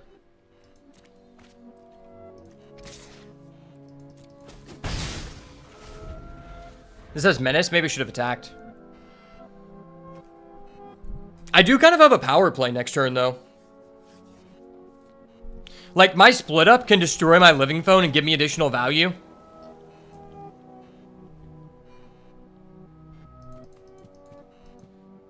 Yeah, split up has been insane. I think this card is going to be used a lot in standard. Like, 100%, this card is going to make waves in standard. Because 3 mana, just kill everything, is busted. Because, like, a lot of times, like, let's say you want to put this in domain. I mean, you're not going to have any creatures on turn 3. Aggro decks will. Okay, so he also has a meat locker. It's the meat locker mirror, boys. Discarding the clammy prowler. Okay. You clammy fuck. Another meat locker. Okay. It is the battle of the lockers. Whose meat shall reign supreme? I have a surprise. It's going to be my meat. Oh, wait. Let's just unlock this one.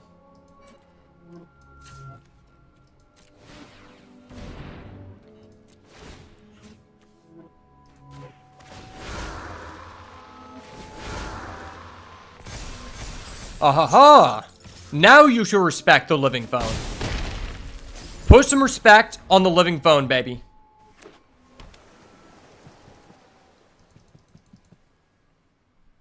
Can we click anything else on this board? We can click those eyes.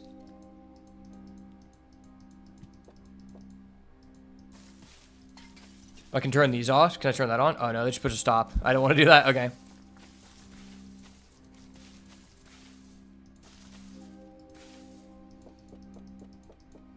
Dude, this board is so cool. I'm not gonna lie. If you're a based individual, you play TV on. If you play TV off, you're probably a boomer. TV on is the meta. I'm not gonna lie. Sorry, buddy. I am the meat locker jit. I was built different. I could actually split up and call tap creature since I tapped his guy. There's no way he just sacks his meat locker. Erratic Spirit, okay. I'm just gonna call this Erratic Spirit, because, like, Apparition, that's like a long word. We don't fuck with long words on the channel. This card just felt surprisingly fine. It's just a good card to put, like, counters on with your Scavenger. Okay. Could just lock down his guy again. That'd be pretty good. Wait, is this just game? It might just be game. All right, math is for blockers. Let's find out. Is it game?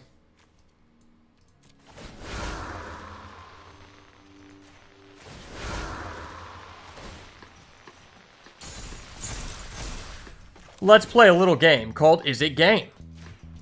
It is game. GG's, brother. Eerie is broken. Why is this shit not once per turn? Why is Eerie not once per turn? Someone explain to me. I'll explain it to you. Because they wanted it to be broken. I'm mansplaining. Somebody stop me. I'm mansplaining. I can't be stopped.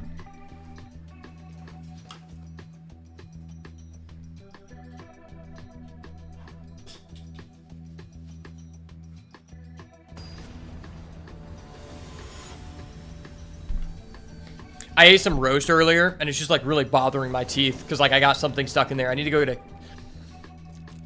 whatever you call that. One of those toothpicks. Okay, well, we have the Tracker, one of the best bombs in this set, to my knowledge, alongside the Meat Locker. It is the Tracker Meat Locker combo. So far, what I've noticed, I have a small sample size. Don't get me wrong, I have a small sample size. But I have to say, it feels like 2 drops that are actually worth a damn are at a premium. And I feel like you can kind of get away with, like, not having a 2-drop on turn 2 better than you can in other sets. Obviously, if your opponent's playing all that aggro, you don't have a 2-drop, they do, you're gonna be pretty bad off.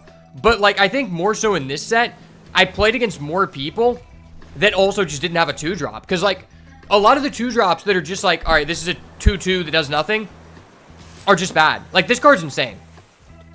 But it's also uncommon.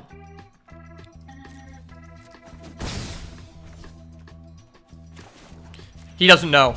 He doesn't know about the power of cycling.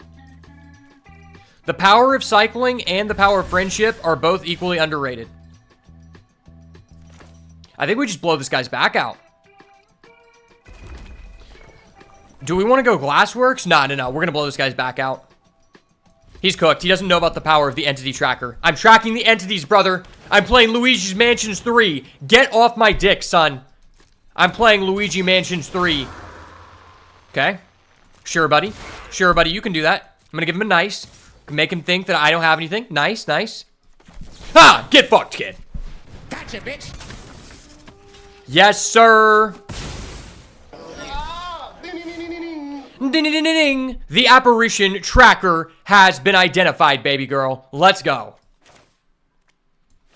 Wait, this is hella based. I have a wombo combo. I can't be stopped. Brother. Brother, someone stop me.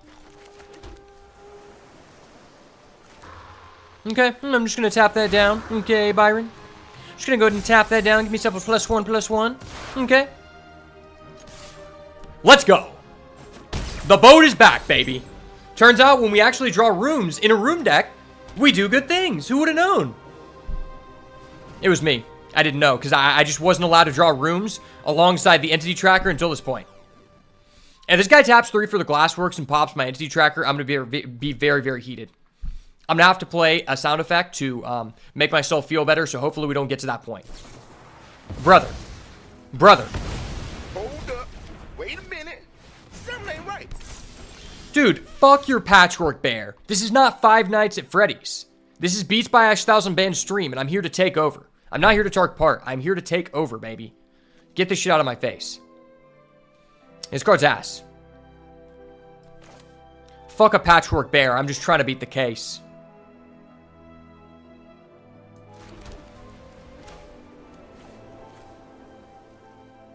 But I can't beat that case, so Patchwork Bear, do the race.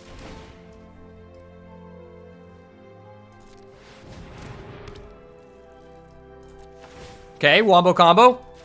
Bink. Wombo combo. Wombo combo. That ain't Falco. That's the Glassworks, baby. I've been blowing glass since I was a jit.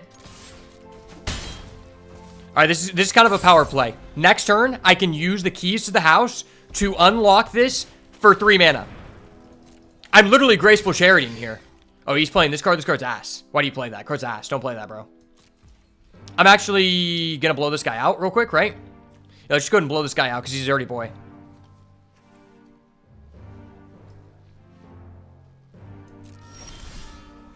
He is a dirty boy indeed. I'm gonna have to blow him out.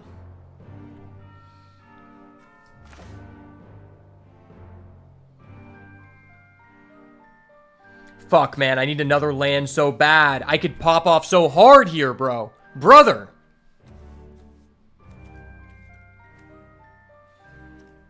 I think I actually just have to do this.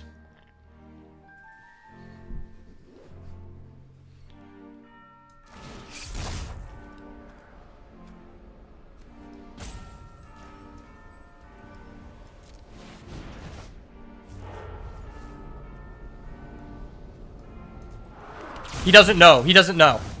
I selected a non-land. Trust. Trust. Believers in the chat will know. I selected a non-land.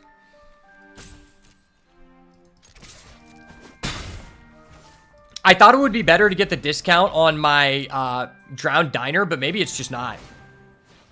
Oh, he's actually got that guy? Fuck that. Does he attack or no attack? Please, no attack. No attack. Poppy, no attack. Yes. Yes. The no attack brigade. Let's go. I fucking knew it. Oh. I'm gonna bait him real quick. He doesn't know. He doesn't know. You take all here. Take all here. Trust. I did it really quickly. He's not going to know, okay? Okay.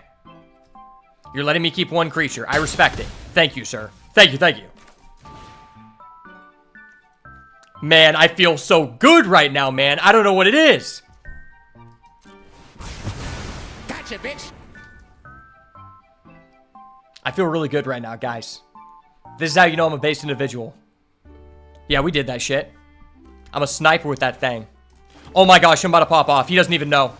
He doesn't even know. Base Johnny does it again. Wombo combo. Let's see it. Let's see it. He doesn't know. I'm opening the keys to the house. I keep them things on me, brother. I keep them things on me. Yes, sir. Oh shit, the unidentified hover ship is here? Area 51 type beat, son? No, sir. Sir, I'm gonna have to ask you to calm down. Hold up. Wait a minute.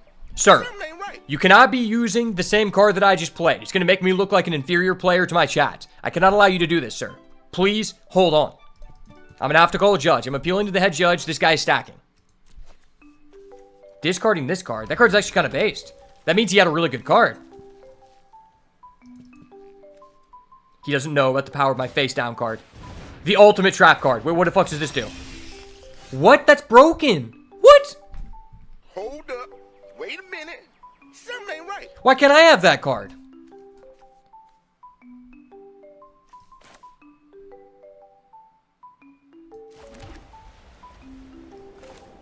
Gosh damn it, Bobby. I keep that thing on me.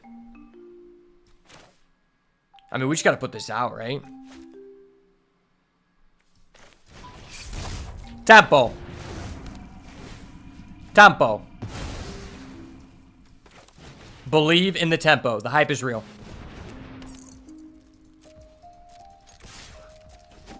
Two damage to the face. Who can stop this man? I'm the mad lad. I keep them rooms on me. I am the real estate agent, as the prophecy foretold.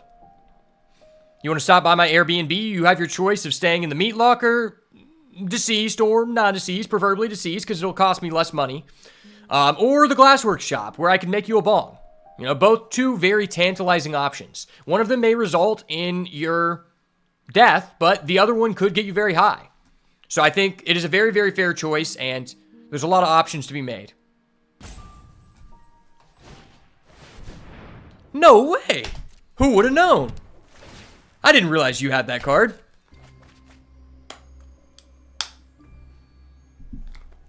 Boys, take a close look. I'm about to show you the power of the living phone. I know there are a lot of Zoomers in my chat, but this is what we used to do before we had access to an iPhone. We had the living phone. The living phone allowed us to contact people only while they were at home. So if they were in danger and, like, you know, just being attacked by a criminal, there was nothing they could do. But if they were home, we could contact them in terms of an emergency. It's just no one really ever stayed home because they didn't have access to the internet. So they went out and did cool die shit, like touching grass and interacting with females. But we're in the internet age now. That is all over. You no longer have to touch grass or interact with females. You can just play MTG Duskmourn. Very, very similar levels of fun. 7. Okay, we have 7 here. He has 2 up. That's really sussy baka of him. I'm going to go in. I believe. He doesn't know about my ability to flip. He doesn't know. I can flip into a dual land that has no impact on the game, but I can do that. That is an action I can legally make. Fuck, he got rid of my living phone. Hold up. Wait a minute. Something ain't right. Gosh damn it, Zoomers, man. These fucking Zoomers. I mean, I think I just make him pay. This has a word cost, which is good. Word cost equal good card.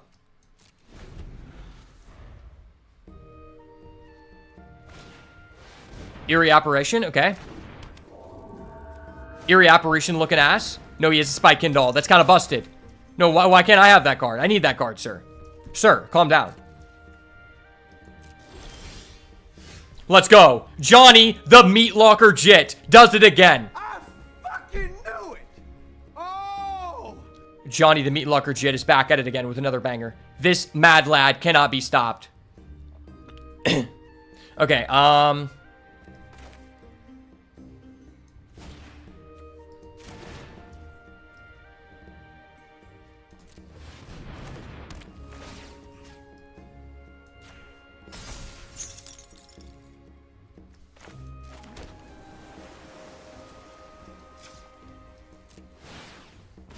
he doesn't know about the gas I keep on deck. He doesn't know. I have a power play. He doesn't even know, boys.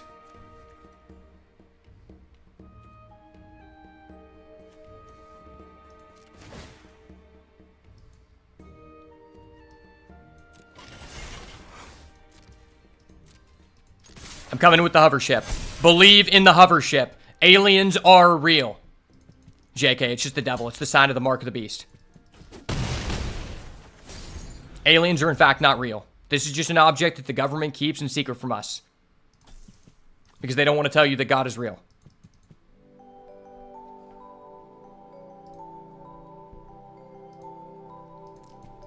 Man, this is a really fun set. I really like it whenever I have a room and my opponent doesn't. I don't know if that's just me, but personally, I think that's a really fun aspect of the set. Dude, come on, man. Hold up. Wait a minute. Something ain't right. Dude, could you just, like, stop drawing gas? Like, this guy has all these cards that I need, but I'm already one game up, so I might as well, like, beat this guy so we can get to our next draft. He doesn't know about the combo of the Glimmer plus the Scavenger, plus the turn this on. Why is he tapping that down? That's weird. Oh, because he doesn't want to pay a ward. Oh, shit. This is busted. This is busted as fuck. He doesn't know.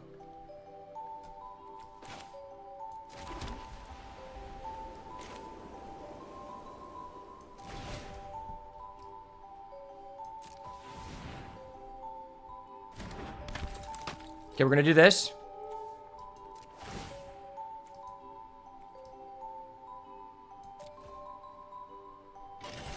Power plays, boys. Power plays.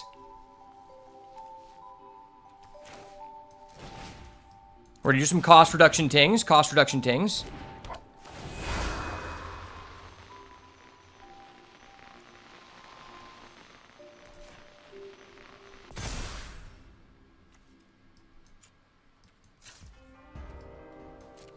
This is fun and fair.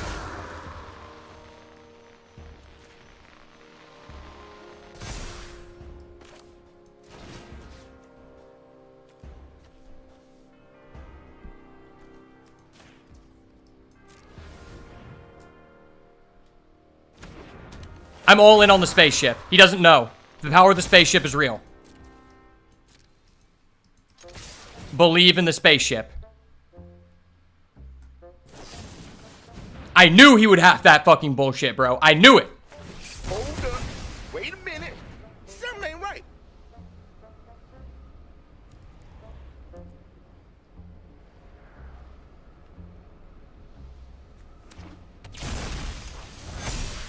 I knew he would have some bunk ass shit like that.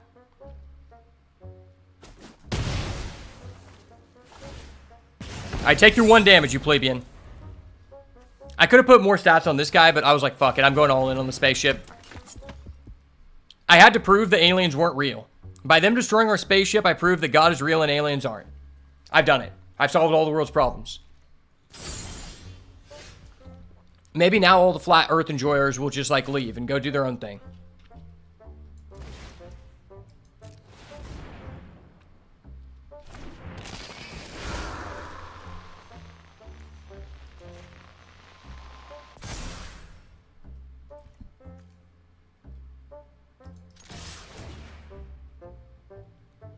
Good card, good. Good card, good. It's fine, sir. I'm just going to hit you for lethal. It's okay. It's okay. I'm going to give you a rat from the bay. Rats. Rats from the bay. Sir, it's fine. Just take your 3 damage. Let's go! The Rat King does it again!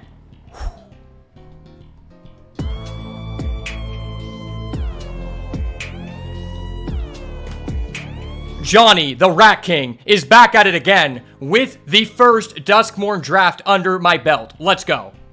Easy 2-1. Kind of nice. Kind of nice.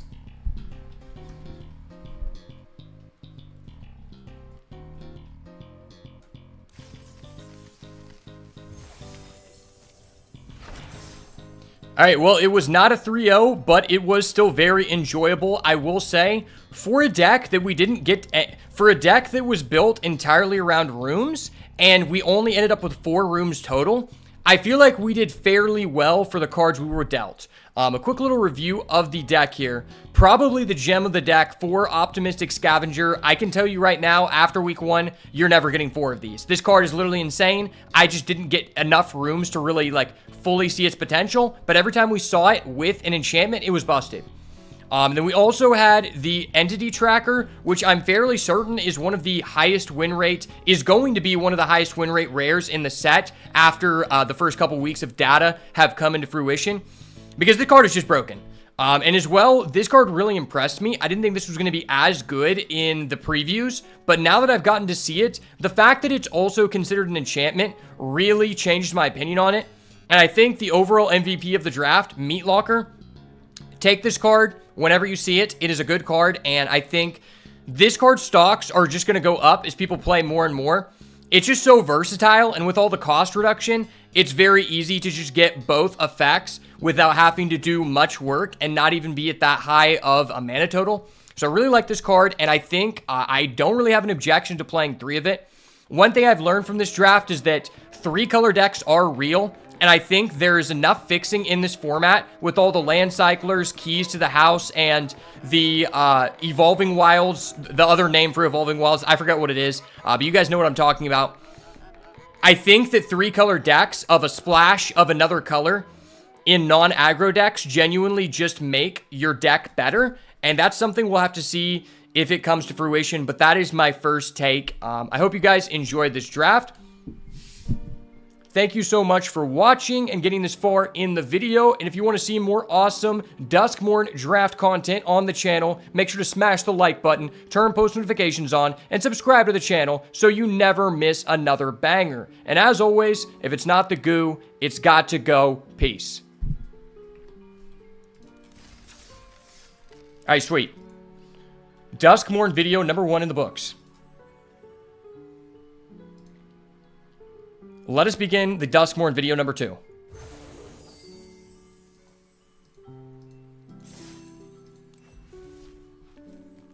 Seven packs, okay.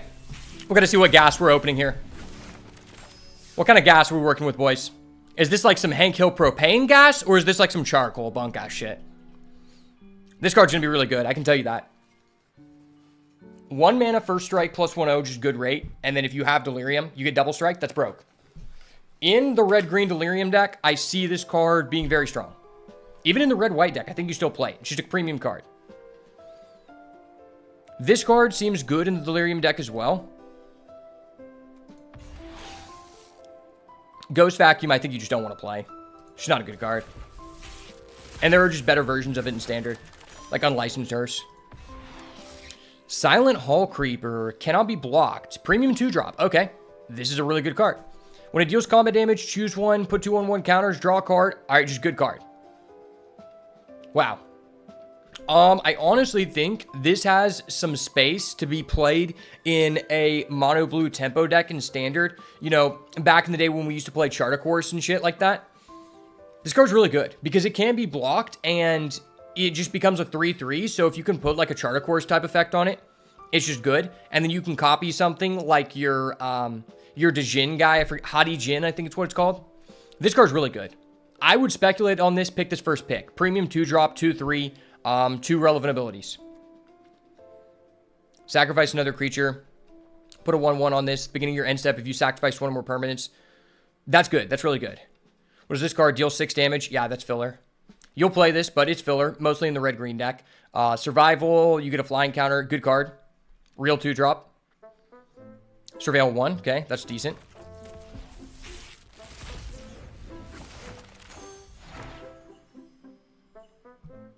Fear of Abduction, okay. This is an alien-looking card. Why does it not have alien type? There should be an alien deck. Maybe there's no alien deck in Magic because they, like, the developers of Magic knew that God is real and aliens are fake. That's very possible. Exile creature you control. When it enters exile creature an opponent controls. I mean, this seems like only good in the Resurrection deck, the Reanimate deck, but I think the Reanimate deck is really fringed and you have to be hooked up. Trapped in the Screen, 2 and a white, Ward 2, exile something. That's good. That's just Banishing Light with Ward 2. Holy shit. That's just a power creep Banishing Light. Are you kidding me? I mean, you can't target any permanent, but that's most of the permanents. Tale of Tamio, Mill 2.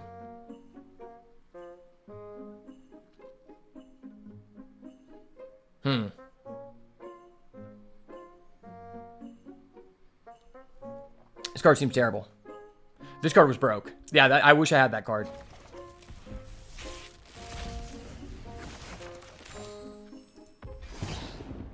Okay, Mythic Rare. I would have liked to be a Mythic Rare instead of a card, but okay. Second main phase. If this is tap, draw a card. Good card. Good card. Okay. Yeah, I actually think that's good in the Eerie deck. Manifest Dread. That's terrible. This card was actually surprisingly decent. I think this is like a D+ card. You're probably never cutting this from the Eerie deck. This card, though, I'm kind of down on. I think it's like a C+. You just don't really, like... You're not going to win in the late game versus the Rooms deck, so... This is kind of a weird card.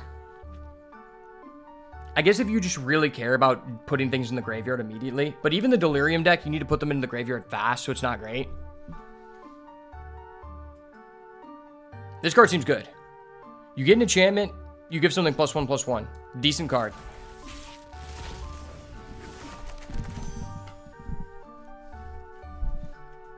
Terramorphic Expanse. That's what I was thinking of. This card seems really bad because there's not many things with 2 health. And this card seems fine. Enduring Tenacity. 4 mana, 4/3. When you gain life, target opponent loses that much life. When it dies, if a creature returns to the battlefield. Okay. So...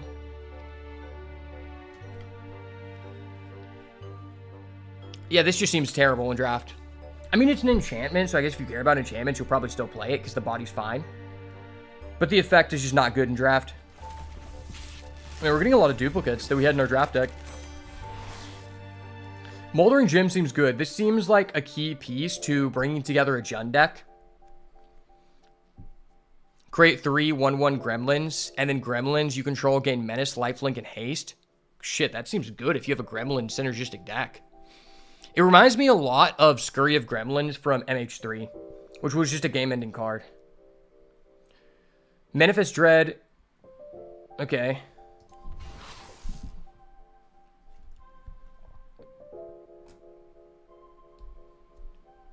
Decent card in Standard in the Bats deck. Bad otherwise. Maybe a Soul Sisters deck would want it.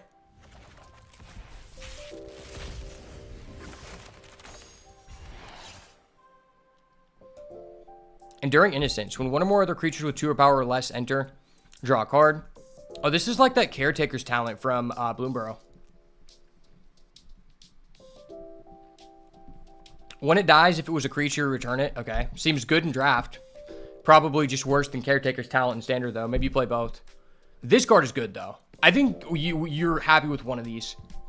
It's kind of like this destroy a creature with 4 more toughness in Bloomborough. Like, you won 1, but like not more than that. You can look at face down creatures. It just seems like a sideboard exclusive card.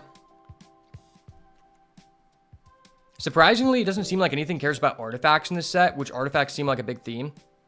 Whenever a face down permanent enters, and whenever this or another permanent is turned face up, put a 1/1 counter on it. Seems okay. That seems fine.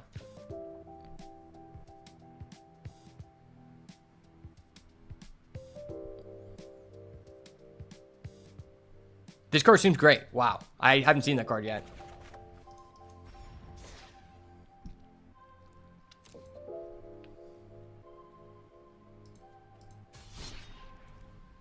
All right, draft number 2.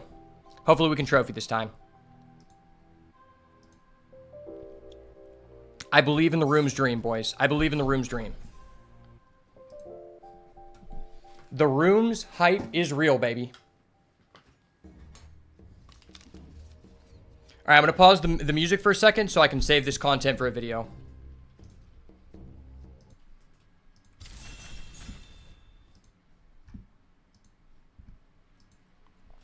All right, welcome back to another Duskmourn draft on the channel. It's going to be our second draft.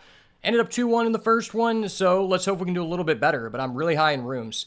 Marvin the Murderous Mimic, 2 mana 2/2, has all activated abilities that don't have the same name as this creature. That seems probably very bad.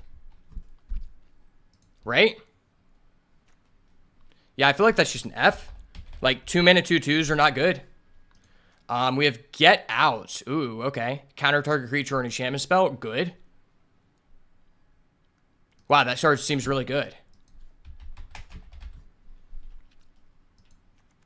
We also have the Insidious Fungus, which seems fine, but probably not a first pick. Arabella is good too. I think I'm just going to go with this Meat Locker Drowned Diner again. I know it seems kind of like a bad first pick, but I'm just not really that impressed with any of these uncommons. I do think Arabella is good. I think she's actually really good. But I'd rather just start with a monocolored card. Okay, maybe we're just going blue-white again. All right, at the uncommon level, we have a Scavenger. This card did very well for us. We might do it again. Fear of Imposter, 3 mana, 3/2. When it enters, counter target spell, its controller manifests dread. How good is that?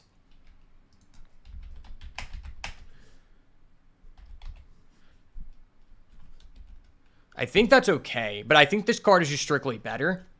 There's also a Vile Mutilator, which is good in Reanimate, but other than that, not great. Rootwise Survivor seems good in green-white. Nothing outside of that.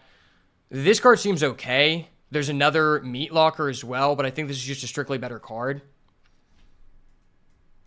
Ooh, this is a cool artwork. Whenever this attacks, if you have Delirium, it gets +2/0 and Menace. Target creature with 2 or power or less can't be blocked. That's a good card. That card seems terrible. Monstrous Emergence. Okay, cool. There's also a Terramorphic Expanse. I think I'm just going to go with the Optimistic Scavenger.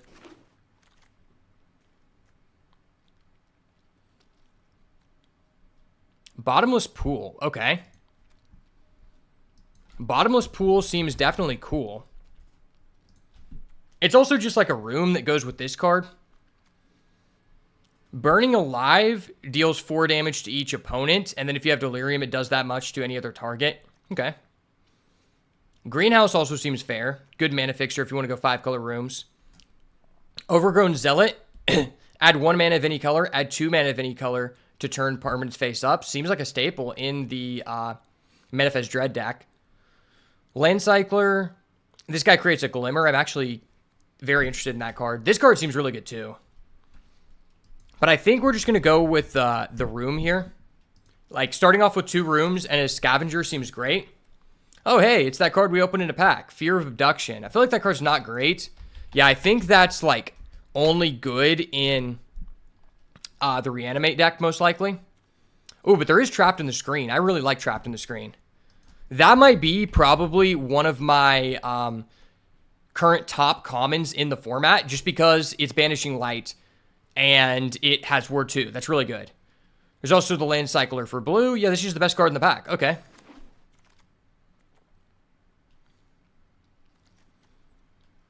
Unwilling Vessel is fine. I don't think it's better than Grand Entryway, right? I think Grand Entryway is just a good card.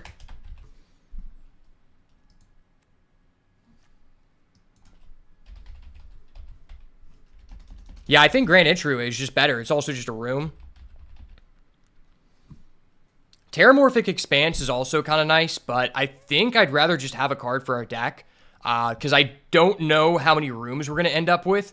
And last draft, getting rooms was just a really premium thing to acquire.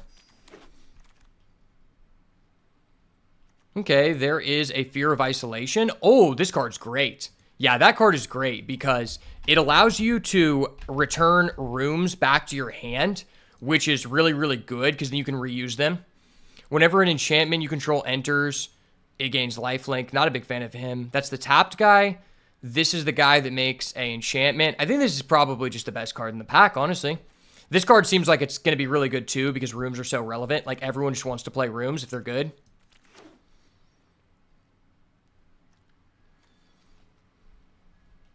I feel like you can very easily be a blue, white, red Jeskai rooms pile.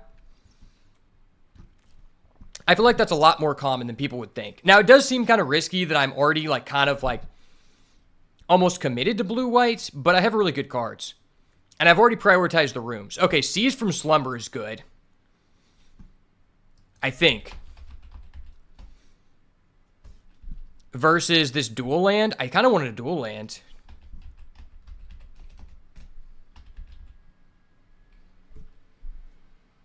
Yeah, I think I'm just going to go with the dual land here. Like, this card is good, but I don't think we necessarily need it.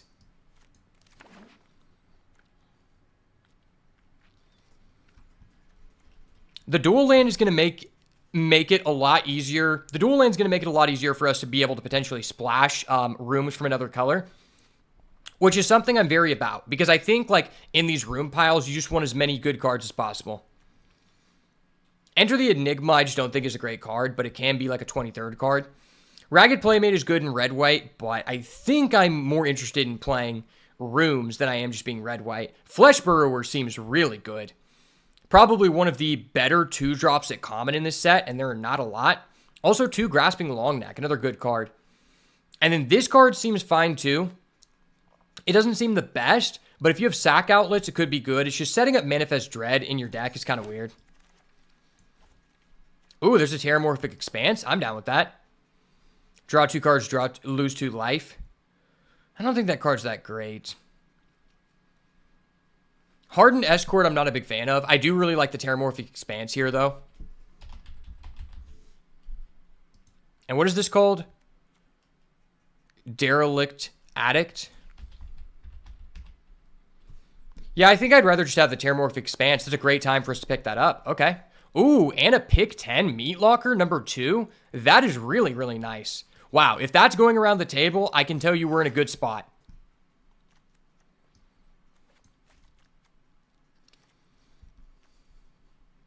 I'm interested to see how the Sphere of Isolation will play, because you really can't play it on turn 2 unless you have the Scavenger. But that's fine, because it lets you reuse your rooms, which just seem good in a grind game situation if you're in a room mirror. So Weary Watchdog is cool. Cracked Skull is also cool. Yeah, I'll take the Cracked Skull. Like, I don't think I'm predominantly green. Grab the Prize doesn't seem good in this deck. Neither does this guy. Well, if red cards are going this late, that might be a good sign that Rooms is a viable option. Because red-blue Rooms does overlap with the cards we already have.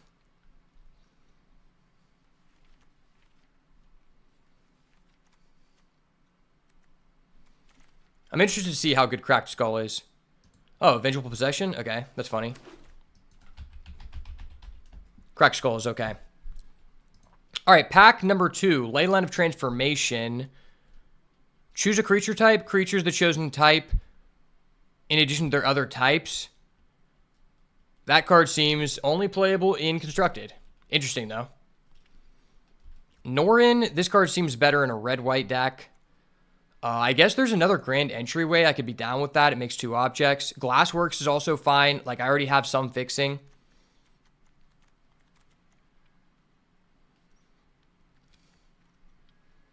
Honestly, I've been a little bit unimpressed with the Stalked Researcher. Target non-land permanent's owner puts it on the top or bottom, and the Travail 1. We've seen this effect quite often this year, and I just don't think that this version of it is going to be that great, but maybe. I think I'd rather just take the Rooms card. Rooms are just good value. And this is a good 2-drop to play in our deck.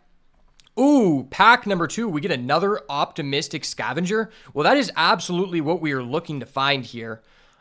Because we have multiple 2-cost rooms, and then this is an enchantment, and these are both rooms, so this card has insane synergy in our deck. There's also a Flood Pitch Drowner.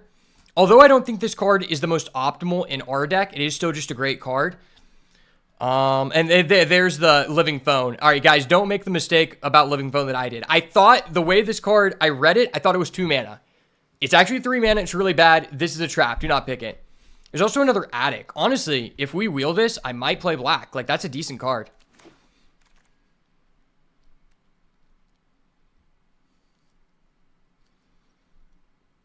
Duskmourn Domination. You control enchanted creature. Is that good? It's okay. There is a Creeping Peeper, which can allow us to really get our rooms going. And I think considering how many we already have, we have 5, and we're only pack 2, pick 3. This card is pretty good in our deck. This card, Unsettling Twins, I highly recommend you not play it. I just don't think that Manifest Dread is worth getting 2/2 worth of stats. 2/2 worth of stats has just been really underwhelming in this format unless you have a really good card. This card seems okay, though. 3 mana, 3/2, and then you Surveil when it attacks with Flash. Cool card. Put target card from a graveyard in the bottom of its owner's library. That's kind of cool. That'll be good in the Delirium decks, but we're going to go with the Creeping Peeper here. Deck's turning out pretty good so far. Glimmer Seeker. At the beginning of your second main phase, you draw a card if it's tapped. If you don't control if you control a Glimmer. If you don't control a Glimmer, you get a 1/1. Well, I already have a way to make Glimmers with the double Grand Entryway. So this is actually kind of good in our deck, right? This card also seems pretty good, but we're not in the blue-black space. But I am very interested in tinkering with this. Machete is just terrible. When the person played it against us, he just hard lost. Bear Trap is just funny. There is a Glassworks. I do really like Glassworks. But I think I'm just going to go Glimmer Seeker because it is a good card considering we already have 2 ways to create a Glimmer creature, right? Yeah, we have 2 ways and there could be more. And it's just good stats. Like, it can't be that bad. Central Elevator. Search your library for a room card that doesn't have the same name as a room you control. Put it to your hand. At the beginning of your upkeep, surveil 1. You win the game if there are 8 or more different names among unlocked rooms. That seems kind of good. Okay. It doesn't seem great, but it seems fine. Underwater Tunnel. Maybe we're more interested in Underwater Tunnel. Man, this just seems so funny.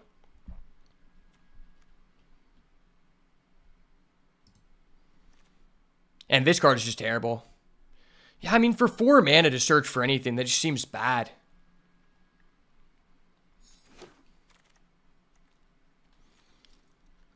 I'm going to regret not taking the elevator for content so bad. I already know it. I mean, this is just a 1 mana room, which seems fine. Return up to 1 target non-land permanent to his under hand. Good. Oh, but there's also an Unable to Scream, which just has great synergy with our 2 Optimistic Scavenger. We really need a couple more creatures, but I'm fine to take that. Low-cost enchantments were great with what we're doing. There is a Tunnel Surveyor, which I'm fine with. This guy gains lifelink. Not a big fan of him. Okay, Clammy Prowler was actually very good when I had it. I'm not really sure which one of these is better. I'm assuming probably the Tunnel Surveyor is a little bit better, considering we already have a synergy for creating Glimmers. So now we have 3 ways to create Glimmers for our Glimmer Seeker. So that's going to make him pretty good. You know, this deck isn't really about attacking and, you know, getting survival. But considering, you know, you can tap things down with Meat Locker or bounce things with Bottomless Pool, it could be pretty good. Now, this card has been really bad. I highly recommend not playing this card. It's just too overpriced. Cult Healer versus Fear of Failed Test. I mean, maybe I am just going to play this, I guess. It's just a guy. I'm not a big fan of Cult Healer. Both cards are pretty negligible. I doubt we'll play it.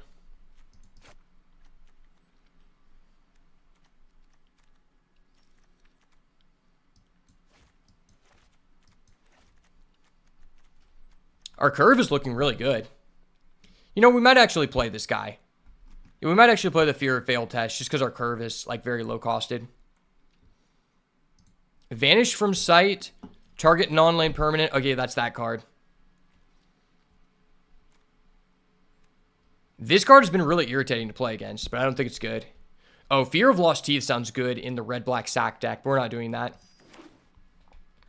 I wonder how good Vanish from sight is. It seems okay. Our deck already has quite a bit of removal. Okay, there's a Stalked Researcher. That sounds fine. But there's also a Derelict Addict.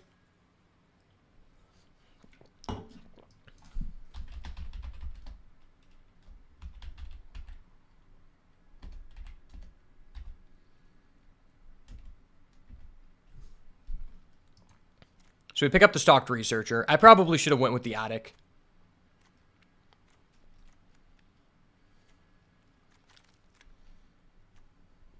Greenhouse? Okay. I don't think we're playing any of these cards. Wow. Pack number 2, pick 12. We're already at 17 playables. Cards I wouldn't be mad at playing. I guess I'll just take this guy because I'm cutting blue essentially from the pack. Oh, there's a Land Cycler for blue. That's cool. There's also a Lighthouse, though. I'll take the Land Cycler. It's actually a top-end card that could win us the game. Okay, pack number 3. Our rare is Enduring Tenacity, which doesn't seem good in draft. Oh, there's an unstoppable slasher. When this deals combat damage to a player, they lose half their life rounded up. When it dies, if it had no counters on it, returns to the battlefield with 2 stun counters. That card seems really good. Defiled Crypt. Oh, that's bad. That's just a bad engine. 2 Patchwork Beastie. That's pretty cool. Kind of like a similar version to... It's just a better stocked Researcher, probably.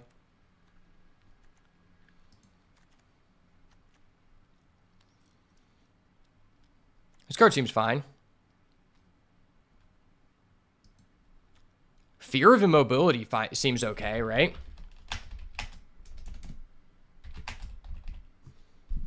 All right, well, not an exciting pack. Not an exciting pick one, but I think it's a card I'm willing to play.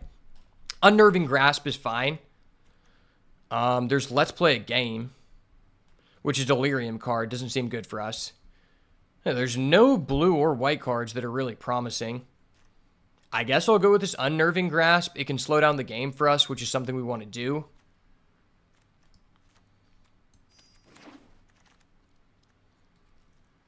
Leyline of Transformation again. That's funny. And then Marvin, the Murderous Mimic. This card's so stupid. like, what is this card doing? Duskmourn's Domination. Still just seems like a bad card. Draw 2 cards. Create a 1/1 Glimmer token. I don't even know if that's good. Our deck has 10 creatures? Okay.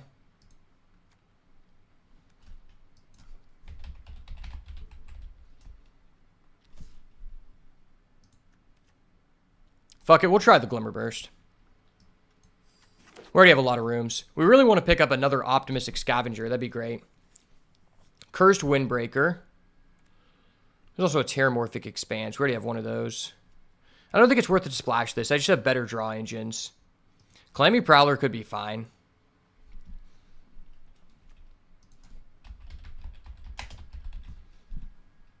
You know what? I haven't played with the Cursed Windbreaker yet, so let's try it out.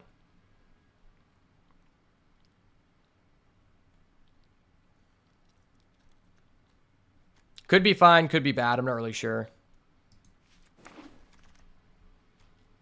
Okay, Roaring Furnace or Steaming Sauna. You have no maximum hands dies.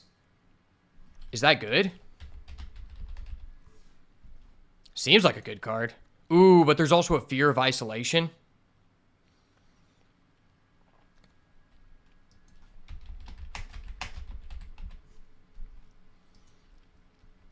You know what? I already have a Terramorphic Expanse. I'm going to put this in, and I'm just going to put 1 red in our deck.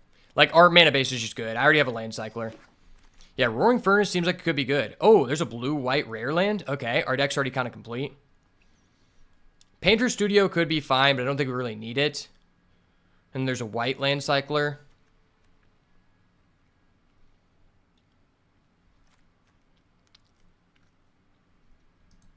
Yeah, I'll just take this. I mean, our deck is complete.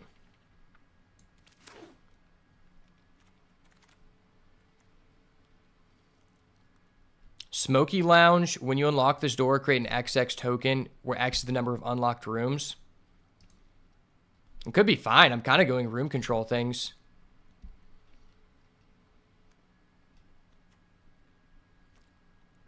Yeah, none of these cards are really appealing. I feel like Smoky Lounge is a fine card. We're really hoping to pick up some kind of red land here. Ticket Booth just seems bad.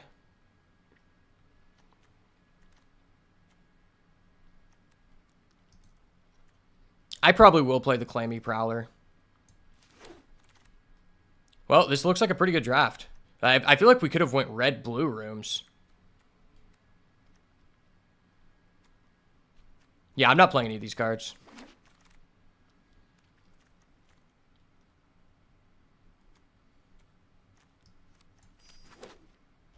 Well, we got a lot of red cards.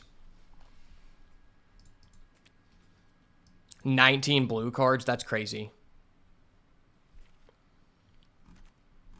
I could just go red-blue.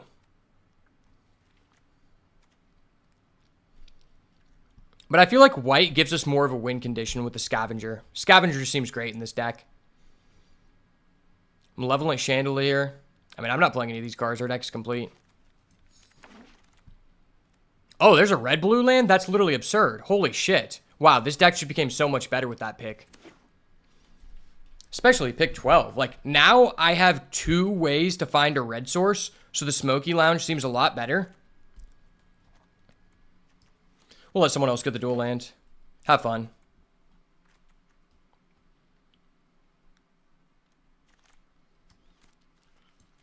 I mean, with how many rooms we have, Smoky Lounge might be okay. Right? Like, I think that card could be really good.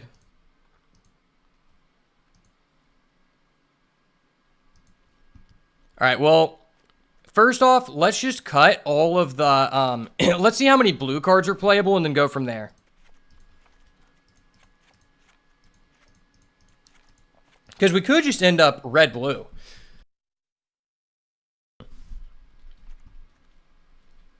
This is good. That's good. That's good. It's okay. Okay.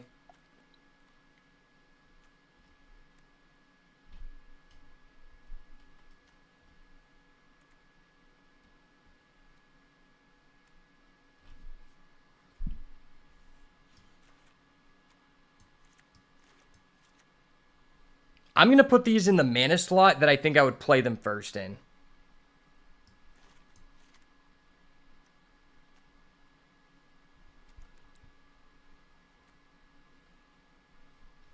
How many rooms do I have?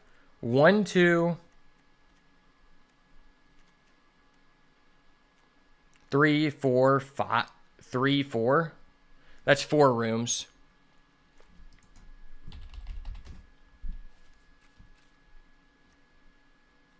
I mean, I'm definitely playing this, right?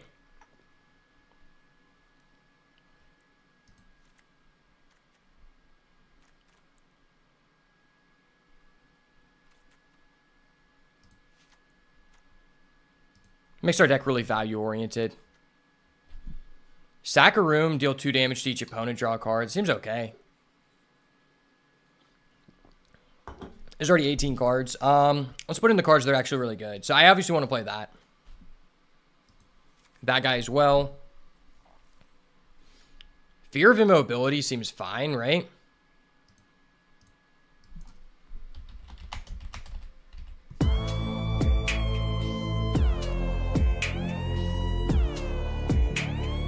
Yo, thank you for the sub, Peyton. Yeah, let's put in these. Grand Entryway just seems like a solid 2-drop. I feel like I'm more likely to win via Glimmers than anything else. And then, I mean, that's 20. I actually really want to play that. That card's good. Fear of Immobility is a C-level card. Could just cut this card. This card just seems kind of bad.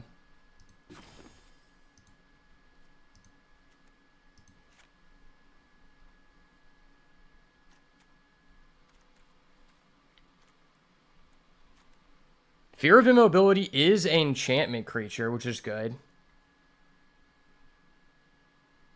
You can tap your creature? That's funny. This card seems bad.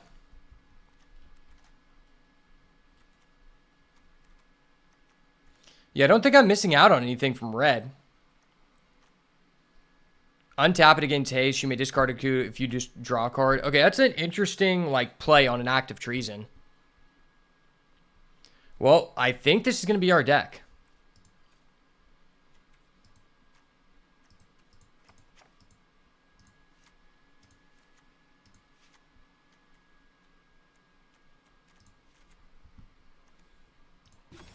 So we have 17 blue cards. I probably want to play 10 blue sources.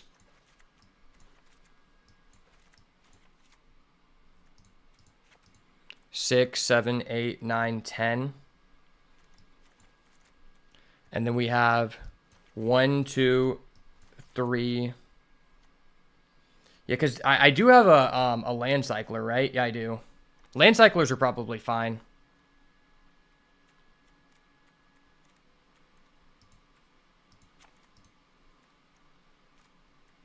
Seven, 8, 9, 10.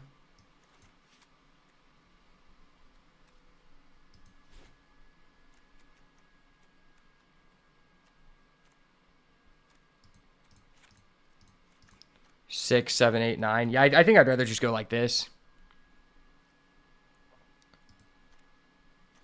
All right, well, we ended up with a pretty awesome blue-white Eerie deck with 2 red cards that were splashing with some really good fixing. We ended up with a total of 12 enchantments, which is way better than our first draft. And Roaring Furnace, Steaming Sauna seems very, very interesting. You know, we have a total of 3 red sources, which is going to make this very, very possible to do, especially since I think you're probably going to use the Steaming Sauna first in a deck like this. And Smoky Lounge seems fine. Smoky Lounge seems very, very fine because we have how many rooms in this deck? 1, 2, 3, 4, 5, 6, 7, 8.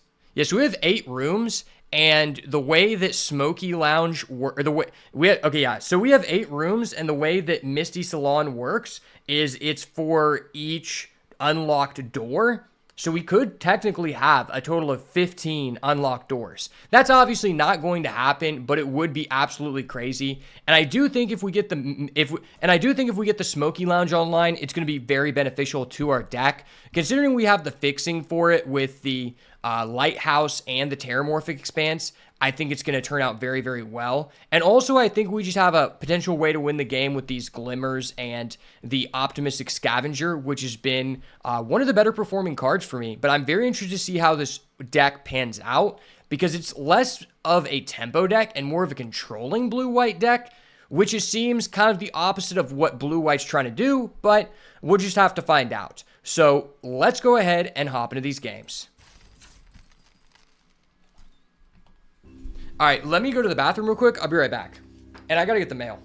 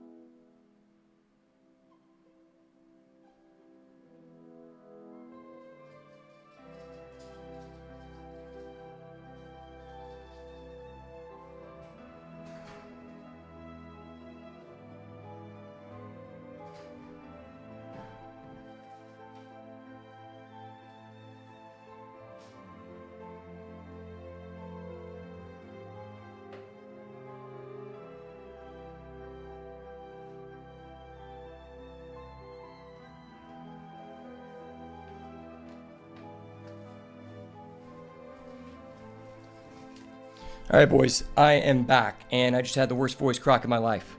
Hold up. Wait a minute. Something ain't right. I just got some cards in the mail, so I'm going to open this up on stream, and then we're going to hop right into it, but this draft looks really, really good. Hopefully I don't get skamazed by a TCG player.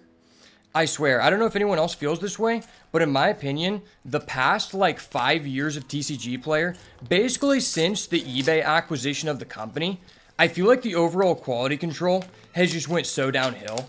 I can't speak enough about that because I've ordered a lot of cards at a time for old school decks, And at least one of the orders will always just, someone will give me a wrong card, they won't send me something, and then refund me 15 days later after I've already received all the other stuff. And now I'm like, okay, well, like, I wouldn't be mad if you told me you didn't have this card, 2 days after I placed the order. But like 15 days, like, dude, now I have to wait another 3 weeks to get the card to even play this deck and make a video about it. And it's like kind of just on you for being negligent. But then there's just no repercussions. Okay, so first card, we got a secret rare Debris Dragon. Okay, kind of nice. I'm building a mythic Dragon Ruler deck. Okay, what the fuck is this? What the fuck is this ghetto-ass packaging? This guy sent me... This guy... What the fuck? This person literally sent me this card in a package from a Canada Dry soda pop pack. Hold up. What the Wait fuck? a minute. Something ain't right. Okay, I think I'm correct about the quality control of TCG Player going downhill. This is the first time I've literally ever seen... I don't think I've ever seen someone in my entire life send a trading card package wrapped in a Canada Dry soda can cardboard box. What the fuck?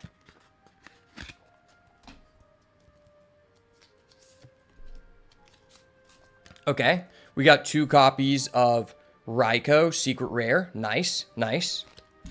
Good card in Edison format. We love Edison format on the channel. Based format. Fuck Modern Yu-Gi-Oh! I feel like a big part of the reason why Modern Yu-Gi-Oh! Is just not fun is because of the people in the community just being like, overall, they're just like a lower level etiquette in the game. Like, I feel like 9 out of 10 people you play are just like down to like be less focused on winning the game and more focused on winning in time with the new fuck time rules. Okay, these are just some brokey cards for my friend's Prophecy deck that I ordered. He's going to be playing Prophecy. And then we got this other bunk card here. Scrap Dragon, that's an OG. We got the Shining Elf. Card that you will probably never make, but I got it for him anyway. Is this my lump sum of cards that I need for us to both play our decks? Let's see. This is the deciding factor. Seems like quite a few cards. Okay, it's a Dragon Shrine. That's huge. That's huge. There's actually 1 of 3 cards that I need to complete my deck. This was like the thickest package, and this person just sent me 1 single card. You gotta be kidding me. You gotta be kidding me. And they just packaged it really terrible. Secret Rare Dragon Shrine, hella based. That's an OG classic in the Dragon Ruler deck. Probably gonna be posting a deck profile when I get all the cards in. Back in the day, my homie Jovi, he had a Max Ready Prophecy deck, and we were just young. And there was this guy that we knew in the community named Justin Miller. I'm going to oust him because he's a fucking bitch. Because we were just young kids. And my friend Jovi that I played with, he was like the main person I played with. He had a Max Ready like Prophecy deck, which was worth like $1,000 at the time. And Justin Miller like offered to buy it for him from him. And he was going to like pay him in 2 weeks. And let it be known, like, obviously that's not, like, a great idea. But you have to understand in context, we had known Justin Miller for over 3 years. And he had been, like, legit. Like, the day before, and basically Justin Miller just stole the deck and just left town. Literally left the state of Oklahoma. And then just sold Jovi's deck. Which was really fucked because, like, to add more legitimacy to this guy's character, the guy had literally came to my house and bought a deck from me 1 day before for $400. So, like, there was, like, a reason to believe that he would have the money to pay because he just purchased something from me the day before. But, so that's why I have to order all these Prophecy cards because we're going to play some old school games. All right, let's hop into it. This deck seems hella based. This deck seems hella based. I'm having a lot of fun in this set. If you guys have not checked this set out yet and you've been kind of MIA for Magic, I definitely recommend giving it a try because this deck, this set just seems fun and rooms are just cool. Playing first, okay? Double White Source, kind of tilting. I have such a gas hand here. I'm gonna have to mull a dirty mull, I believe. A blue and a red. That is so cringe. Okay, Well, I guess I'm going to be able to surveil too, so I can keep. Should I get rid of this? I don't think so. I think I'm going to get rid of this. Like, I already have a stun.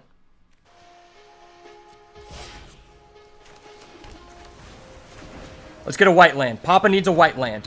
Big white land energy, baby. It is kind of a white land. I'll count it. I'll count it. Wow, that means I'm just doing nothing on the first 2 turns of the game against an aggro monkey. You love to see it. Aggro monkeys rejoice. We're getting screwed here. Holy shit, this guy is on some aggro tings. And I only have 1 white. That really sucks. Okay, do I really just tap down his guy? I don't think. I think it's legitimately better just to play this. Because now, next turn, I will be able to play the grand entryway if he doesn't kill us. Fuck! Okay, that really sucks. If that would have went through, I would have had a legit blocker.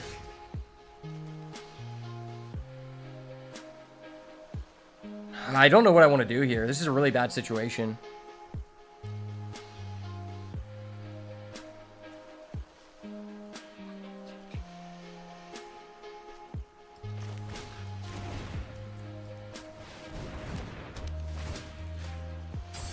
Man, if we would have had the optimistic scavenger in play, this guy's cooked.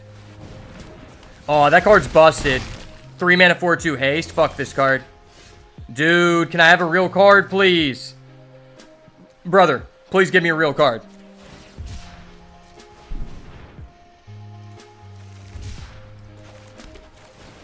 Well, this is no fun.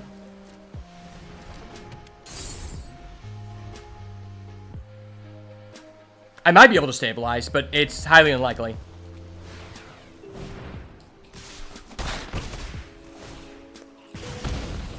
Yeah, there's no heal in this deck. I don't even think I can win.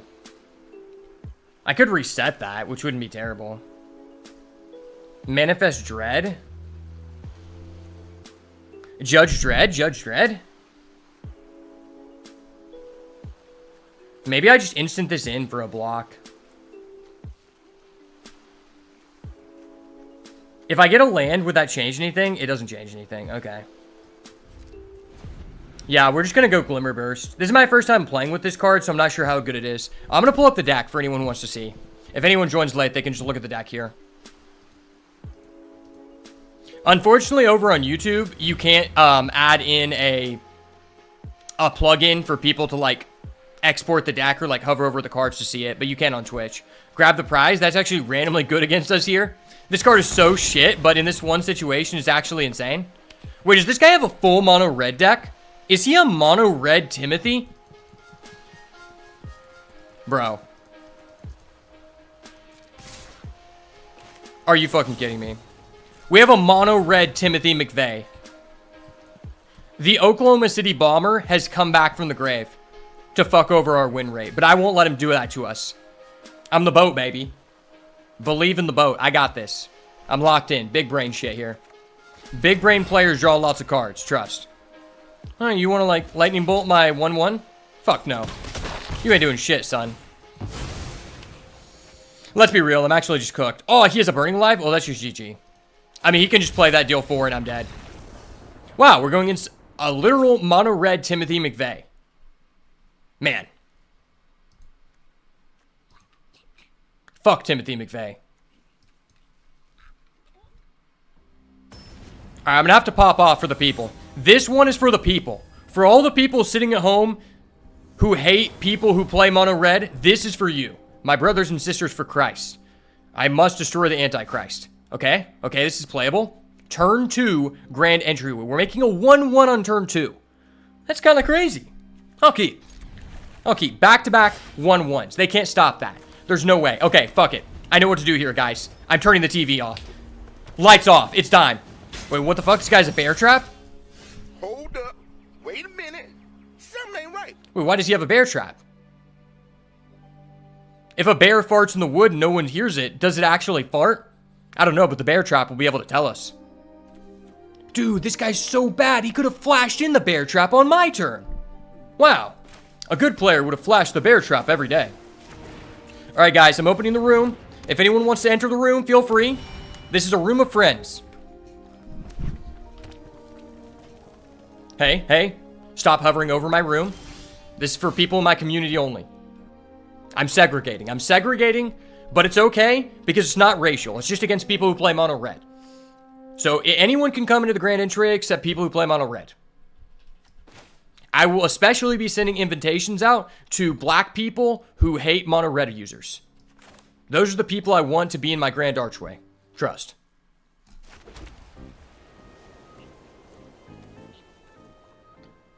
This card seems really good. This seems bad because I'm not using all my mana, but if it survives, it's actually kind of crazy.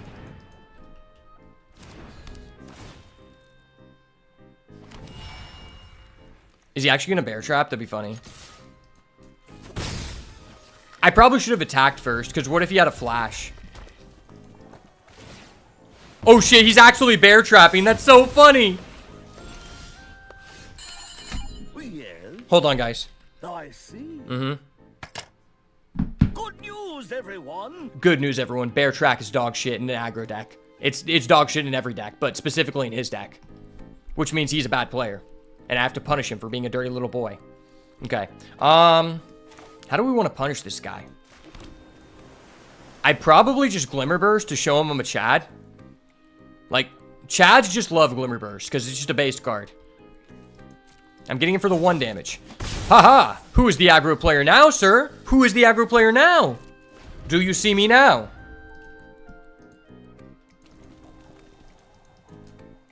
Okay. If things start getting a little bit spicy, I may turn the TV back on. Wait, why do you have a room? Sir, you're not supposed to have rooms. I am the dedicated room player. I have asserted my dominance as the room Chad. Do not make me turn the TV back on. I will unconsensually turn the TV back on. Remember, kids. No only means no if there's not a TV in the room. There is a TV in the room, so I can forcibly enforce the rules of my rooms. Also, does this not just remind you of, like, this board right here with the town? It just makes me feel like, a mix between, like, that scene in Beetlejuice, and also there's that one movie. It's my favorite horror movie of all time. It's a 1990s movie, and it's about the guy who, he's, like, trying to find a dead author, and it turns out the book is actually just him. He's a character in the book. I forget what that's called, but, like, that's my favorite horror movie of all time. And this reminds me of, like, the town in the book. Okay, so how do we want to screw this guy over? I'm always doing this. What is this? This is a face down. Face down card. Like the anime. Defense mode. Okay. Costs 3. But then I'm kind of beefing. I'm kind of beasting and feasting if I do that. I'm going to make him pay mana to flip that up. Ooh, wait. What if I just put this on the top or bottom and then surveil? Nah, let's do this. I'm unlocking. Hand over the keys to the house. Hand over the keys to the house.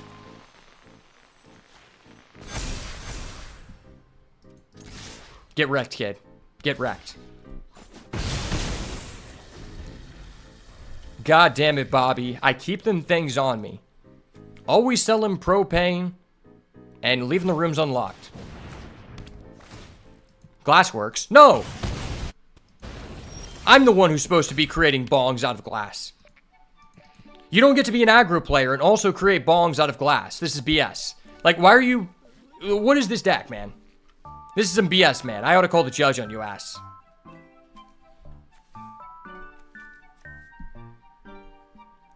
Maybe I should just bounce that.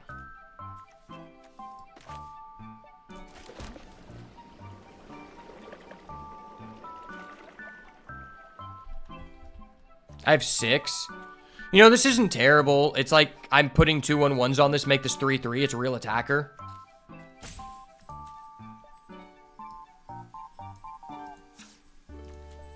Yeah, I think it's better just to make this a real card.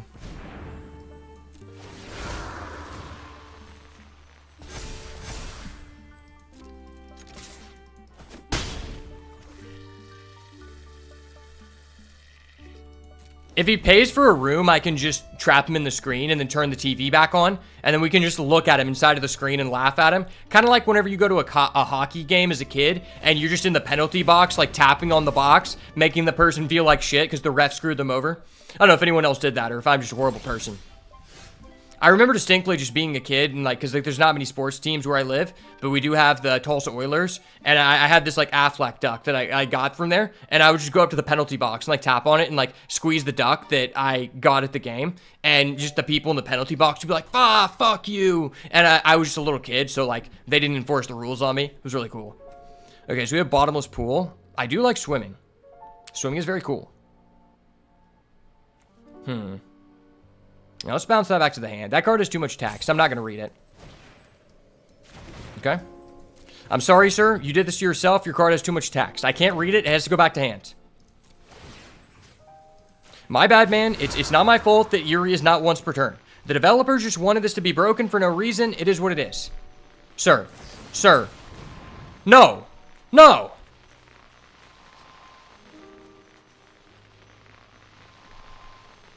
Oh, okay.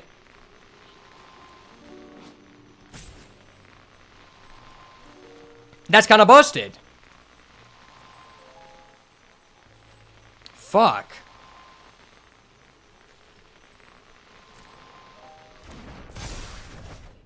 Bro, what? That's really annoying.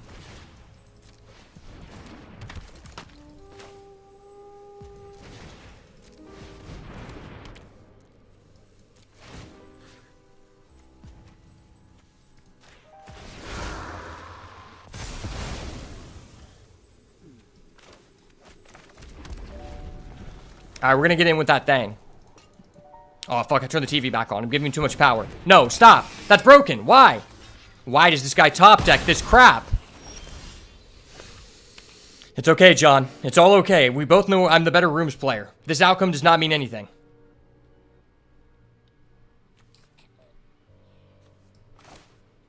I mean, I might as well keep a land in my hand so when we draw our meat locker. 3, 4, 5, 6, 7, 8. So if I do this, I can't do this, which I think this is extremely relevant. Yeah, I think it's actually just better to hold this, because like I can trigger a room trigger, or an Eerie trigger. Whatever way you want to call it. 5-3 reach. Yeah, let's put that back on the back. Put that back on top of your deck, Timothy McVeigh. There will be no Oklahoma City bombing today, brother. I'm the Oklahoma City defender. I can't allow mono red abusers to prosper here. When this enters, manifest dread. I mean, that's a creature. I'll take it. Okay, let's hit a creature. I believe in the creature. It's a creature. It hits. It clicked. It clicked. Let's go. It clicked.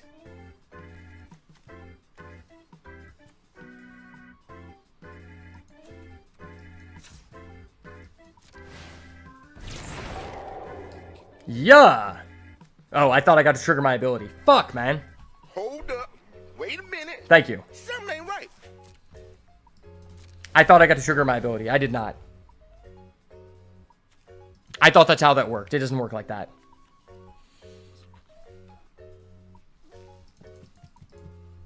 I guess I'll be able to push this ability through. Yeah, nah. Nah, man, I'm cool on that. You got that. Brother. What? Why did you do that? Hold up. Wait a minute. Something ain't right.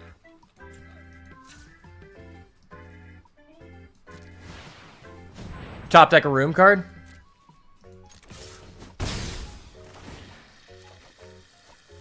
And it's a real card. That's really good.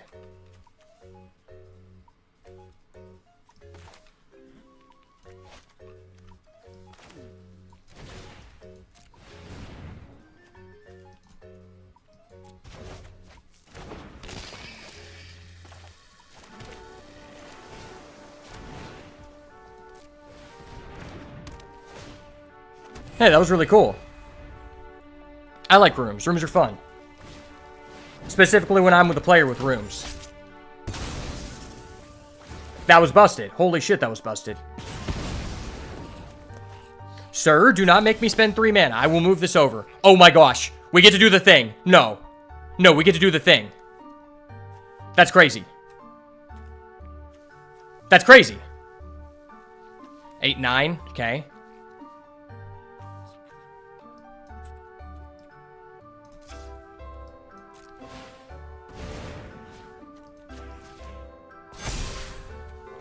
Six. Okay.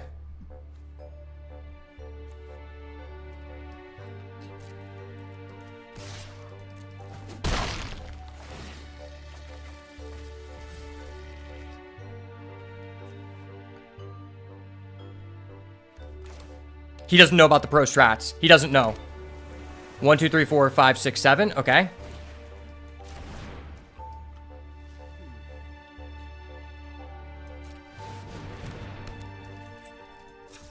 Oh my gosh, the room value is so crazy.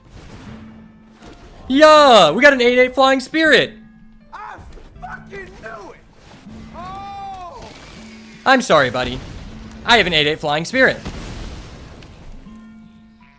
It's okay, buddy. I'm just a better player. Gotcha, bitch! Johnny the Room Jit takes down the Mono Red Bomber. Let's go. We're going to game 3. I believe, boys. I believe.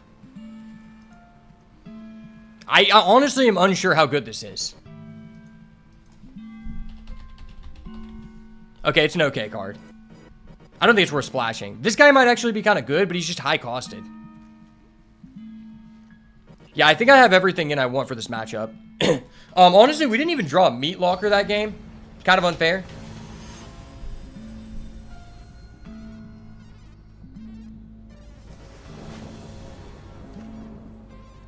Brother. Hold up. Wait a minute. Something ain't right. I am not gay. I have relationships with women and sex with men. And I got news for you. That means you're gay. What is this hand? I cannot use this hand to defeat the Mono Red Timmy. I need a better hand than this, please. My Lord and Savior, Jesus Christ, take the wheel. Okay, this hand is a tapped land. I don't really like that, but okay. What am I putting back here? This card seems pivotal. This card could go. This card creates 2 bodies, which block his chumps. Maybe this is just better. This is just a good card. I actually think the 2 bodies are more relevant because I have the Grand Entryway.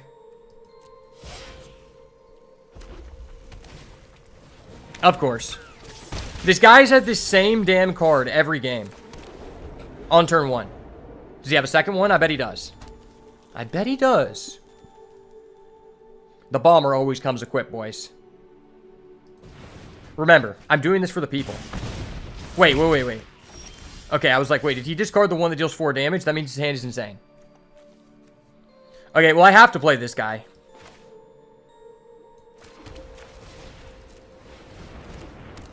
There's no and or buts about it. I have to play that guy. If he's wasting removal on that, I'm doing something good. That's what I can tell you.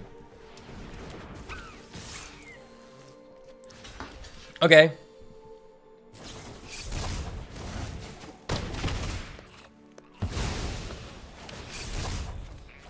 He's double manifesting? Shit.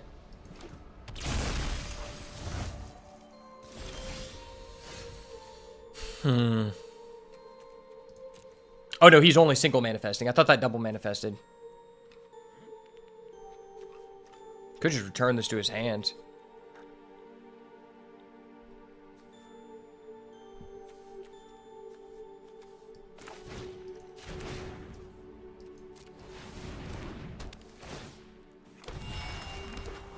Yeah, I just need to get that guy out.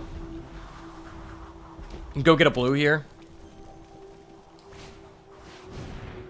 Okay. That seems like kind of a waste. I'm not going to lie. Like, why are you using that? If we draw a land here, this would be so huge. I might be able to stabilize if we draw a land.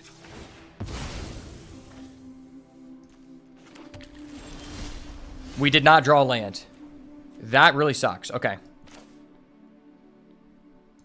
I still think we just do this. The bottomless pool would actually be really good. But by creating 2 creatures, we play around him having the 3 mana 4/2 haste. that must be blocked. Which I think is kind of a need. Yeah, he did have it. He did have it.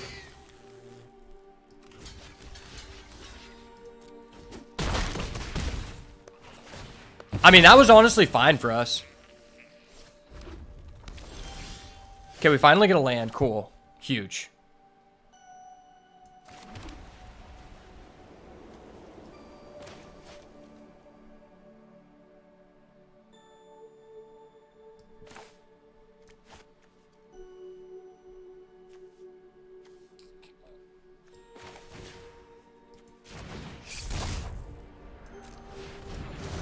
I feel like if this was a real card, he would have already flipped.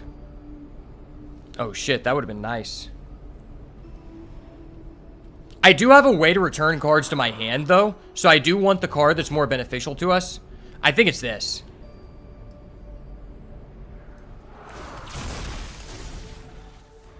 Four mana for a 3/3. It's not great, but it stops him currently.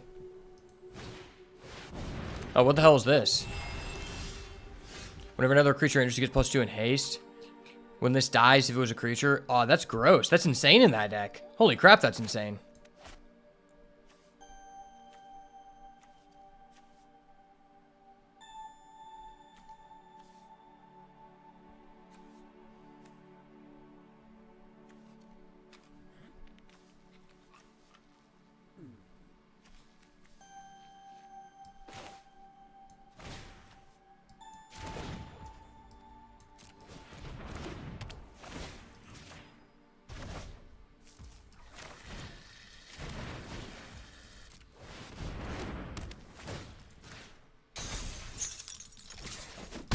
A little bit risky, but that's fine.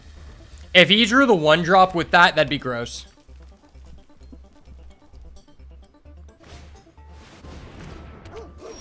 He doesn't have it. Okay, that's great.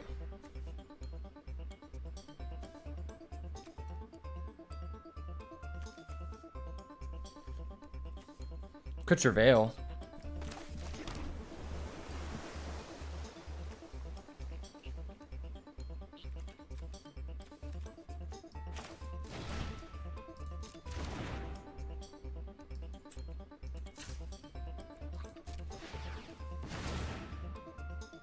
Meat locker, that's good.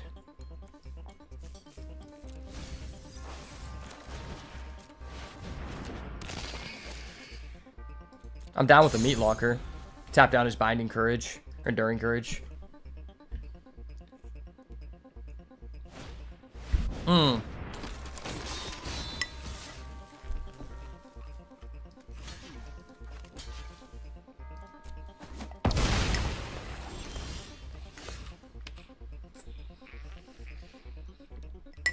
Well, that is pretty frustrating. What's also irritating about this card is, like, there's no reason not to trade it off. Like, it's just free value.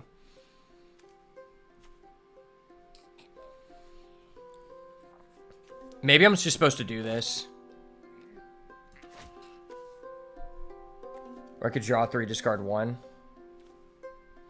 The 1/1 seems relevant because he's going to get a hasty.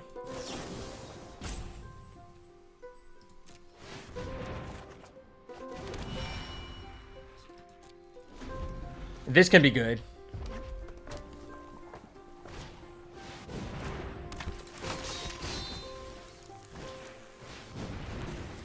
Oh, I'm just dead. Nice. Wow, that was really fun and interactive. Hold up. Wait a minute. Something ain't right. I am not gay.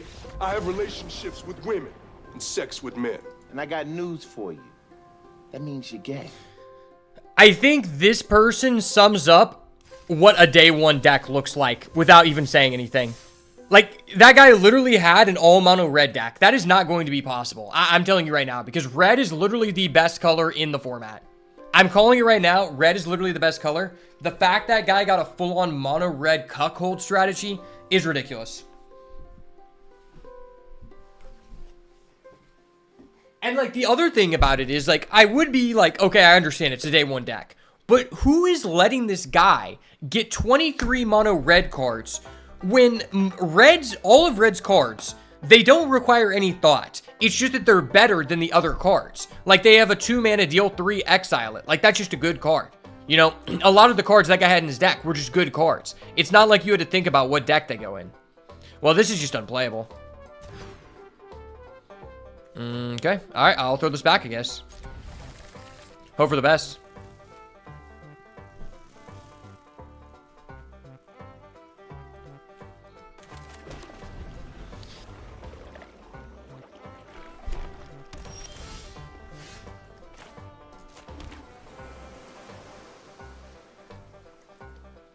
I don't think I'm returning a land. Yeah, that just seems bad.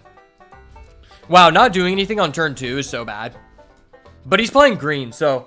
Like, what I found out about green is that green is trying to do late game things with this Manifest Dread thing, but you just lose in the late game to rooms. So it's not actually that great. So what's good about this card in this situation is if we make the 1/1, I can bounce it with the Fear of Isolation. It's looking like he's going to bounce back to my hand, though. He's reading my card. Day 1 player here. He's reading my cards, guys. Someone report him.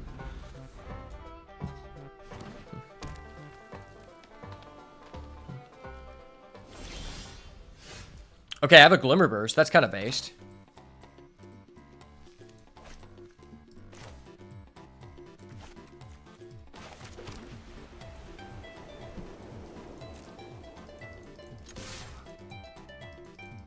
There's no way this goes through, right? It goes through? Okay.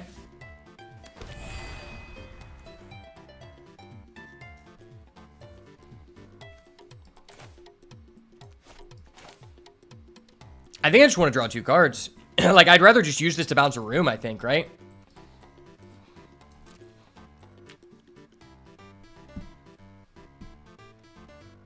Does he have the tracker? Oh, Manifest Dread? You're instant speeding Manifest Dread for 3 mana? That seems really bad for you, dude. I'm sorry, that's just terrible. I already think the 2 mana version of Manifest Dread is terrible, so the fact you're spending 3 mana on that tells me something about your deck. Don't get me wrong, the uncommons in this deck are insane, but he doesn't have those on the field. Like, the guy that lets you, he's the gold card that lets you draw cards, that guy's insane.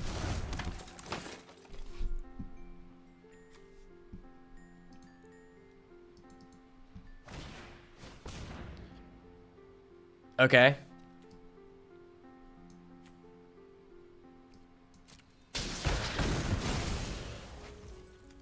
And then he's gonna get to Manifest Dread. Disgusting.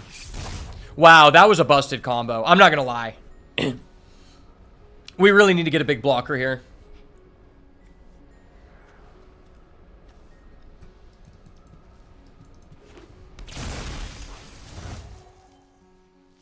Enters Manifest Dread when you turn a permanent face up. Oh, that card's crazy.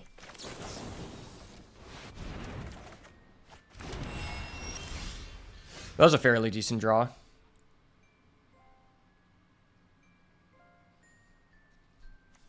I could just kill this guy and bounce it. It seems like rather worth.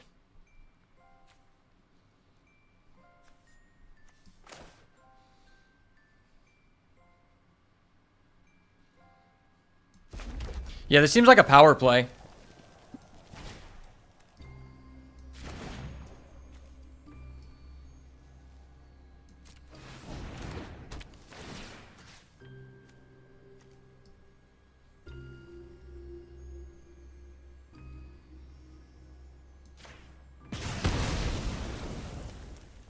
Oh, it was an actual creature? Okay.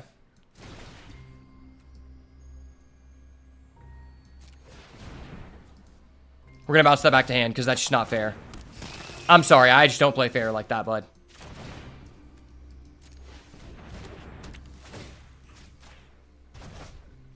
Tempo.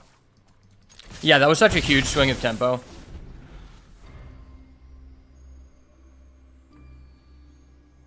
Now I can just ping off his guy if he replays it. This card is gross. Like, this card is insane. This card reminds me a lot of the rare frog from Bloomborough.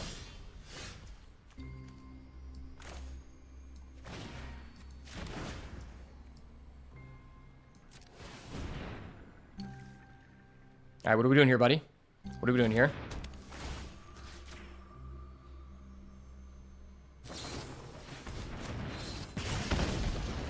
Okay. You wasted a combat trick for, like, no advantage, sure.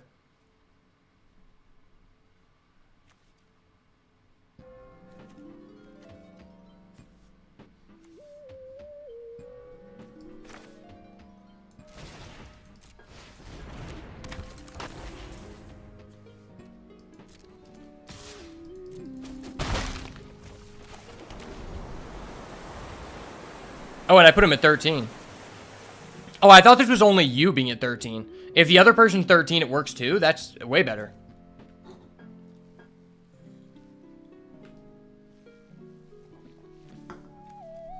Yeah, this is way better. Like, honestly, in standard, you can relatively easily put a person at 13 in, like, turn 3 or turn 2.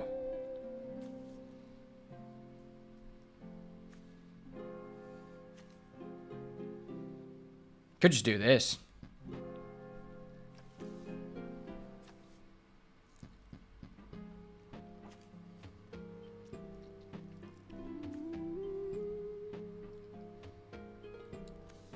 I feel like this is just a better version of that, right? Like, they both cost 5.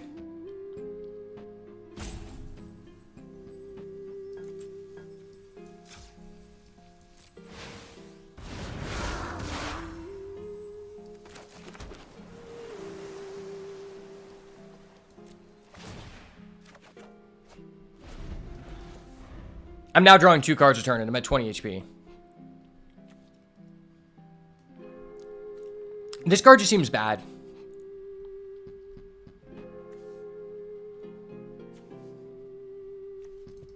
Having no maximum hand size is such a random effect. I don't think that ever comes up. Like, if you're activating this ability and you have 7 cards in hand, what are you doing? Like, realistically. Like, you obviously have something more impactful to do with your mana and could probably end the game before you get to max hand size. Because, like, that would tell me that your deck is, like, really bad, that you're not playing any of the cards in your hand instead of doing this. And if that's the case, this card is terrible, because this card's only good if you already have a really good deck.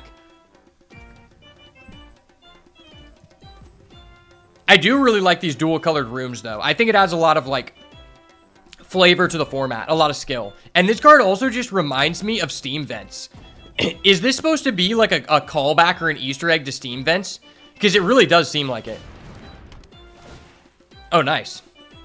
He has a Meat Locker. Sure. Meat Locker, I think, is a top 10 common. Easily top 10 common. It's just so versatile for what it does.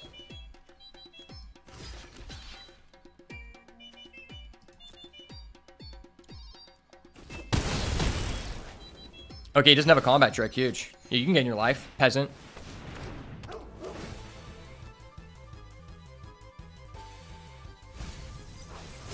This card seems great.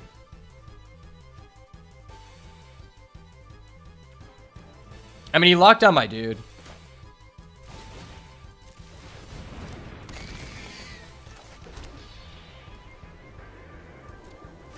Okay. I will say it is good to keep 1 card in hand in case we draw a Meat Locker, because we do have 2. That is the truth, brother. That is the truth.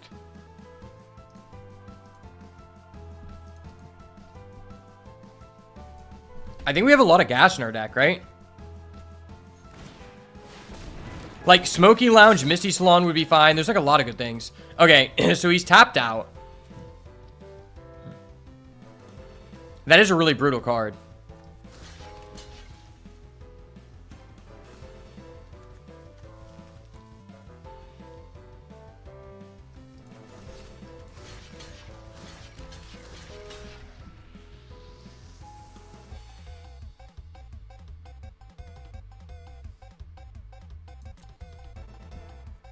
I'm gonna go to 7, but that does, like, stop him from doing things.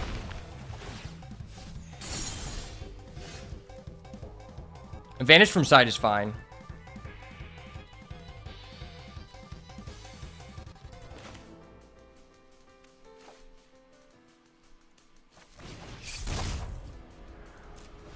There's no reason for us not to do that.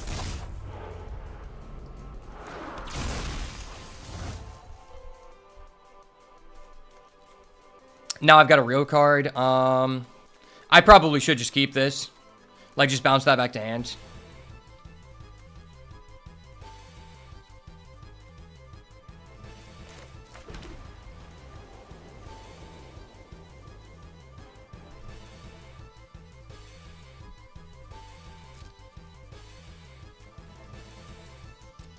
There's no reason to attack. Huge.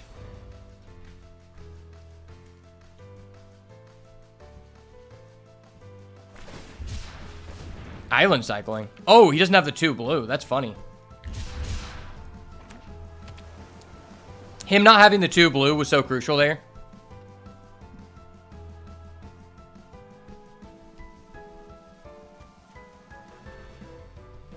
And now we get our sun counter guy back.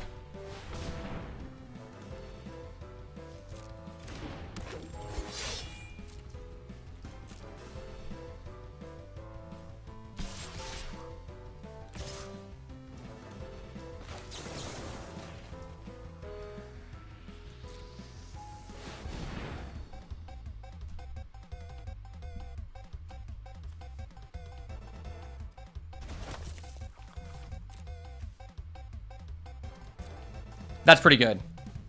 That's hella good. Okay, do you want to surveil? That surveil is so bad for you, buddy.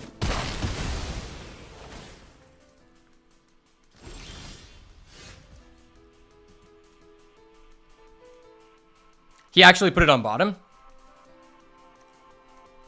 That's weird. Okay.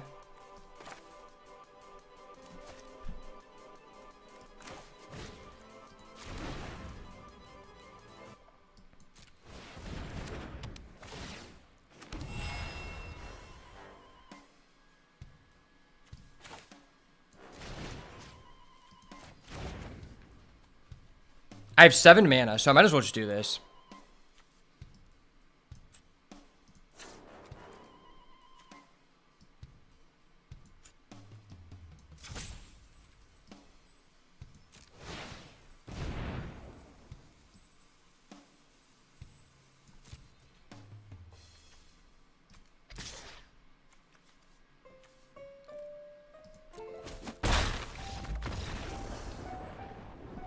Let's go.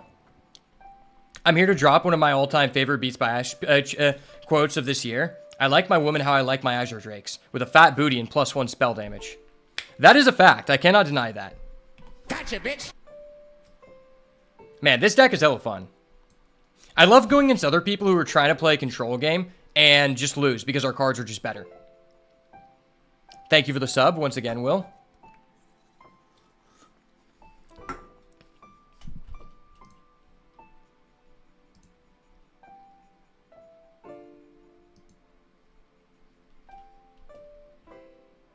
It is September, guys. I'm just saying. I'm just putting it out there. It is September. You can save 30% on new subs.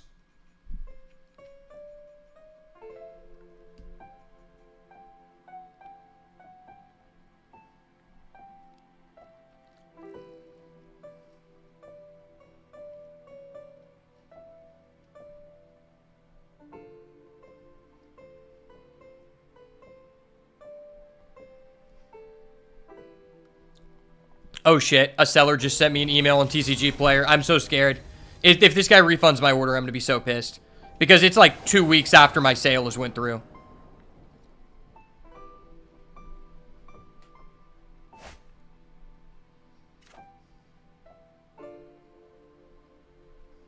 Oh my gosh, it's an order refund.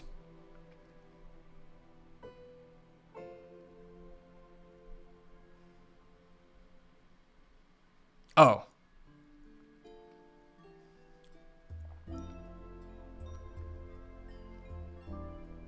Dude, fuck, this guy still has not sent my order? Are you kidding me? Bruh, I literally placed this order 2 weeks ago and you're just now refunding me something. What the fuck, dude? See, that's what pisses me off about TCG Player. Why are these people so late? Okay, this hand is freaking gas, boys. GG's, brother. GG's.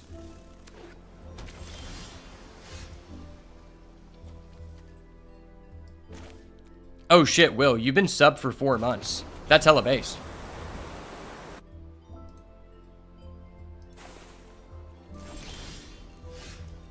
Bro, I sold 2 uncommon OPTCG cards to a guy, and they had slight indentials on them, and they threw a huge fit when I explained that was well within a grading perimeters. Had to refund the guy over 2 uncommons. Bro, what? Dude, that's so stupid. See, that's why I just wouldn't sell on TCG players. It's just not a good site. I'm not going to lie. Like, the quality control of TCG players dropped so much. Is it better to do this or this? Like, getting this out now makes sense, but so does this.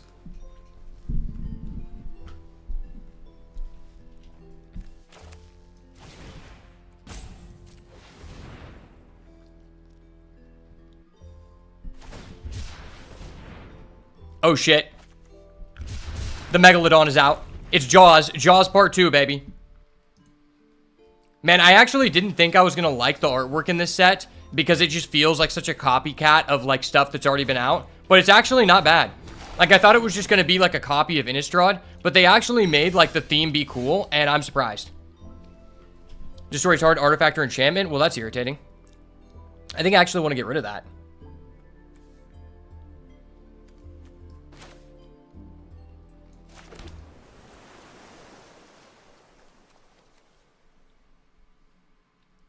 I guess we can just see if he trades.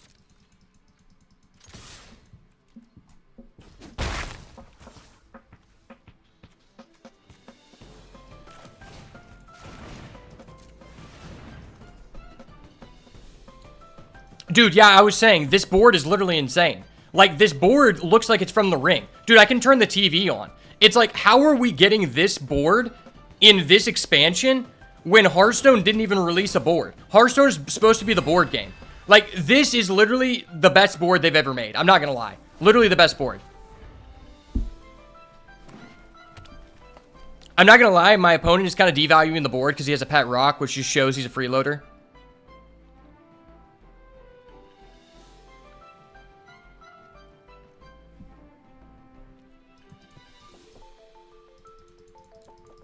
Like, the fact things are interactable is such a huge plus. I'm a TV on kind of guy. Some people are a TV off kind of guy when they sleep. I'm a TV on. Fuck it, TV on. But what does that do, sir? What does that do? Tap target creature, enchant creatures and untap. Shuffle enchanted creature into the library. That card is crazy. Wow, that card is like a better version of... Well, I forgot what this effect is called. It's like a Frostlings effect. That card is insane. Wow.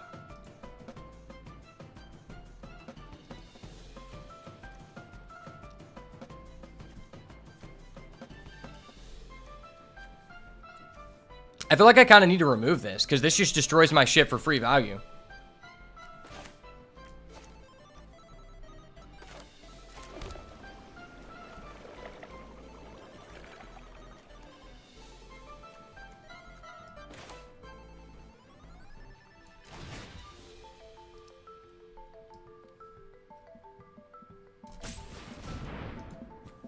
Yeah, I'm just going to get rid of this shit.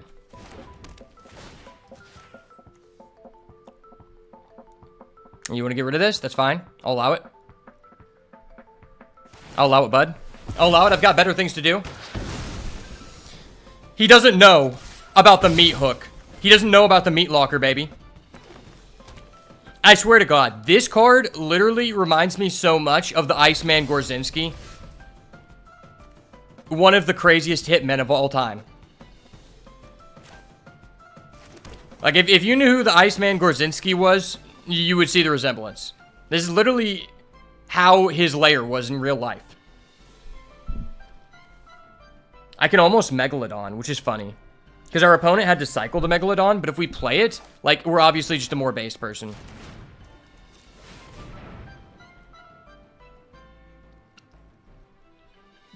There's no way he has a counterspell. Counterspells aren't real. Sir? Sir, if you have a counterspell, just slam it. If you don't do it. Sir, why are you roping me? Do you have a counter or not? There are two things that could occur here. Number one, you don't have a counter and you're a based individual. Number two, you're a fucking bitch and you have a counter. Okay, he doesn't have it. Okay, he is kind of based. I'm not going to lie. Oh, does that look cool?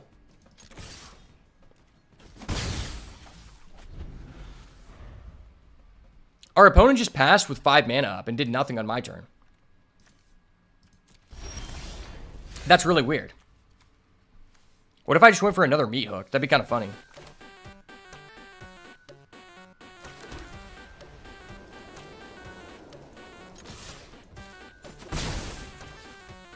I mean, he might have like a counter target creature spell. I don't know if that's in the set, but he might.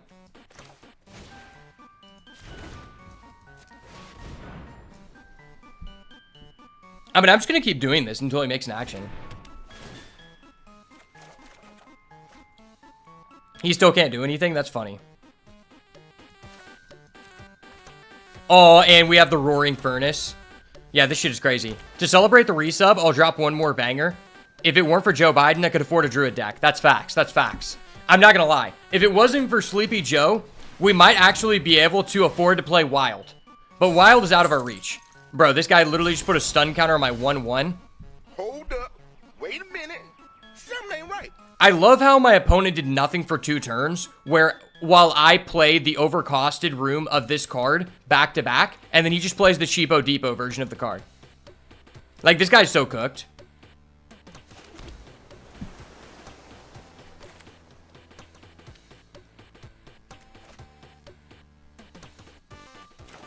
I mean, do I just slam this? I have 20 cards in the deck. There's like no way I can lose. I feel like he has some kind of counter to a creature, to creature destruction.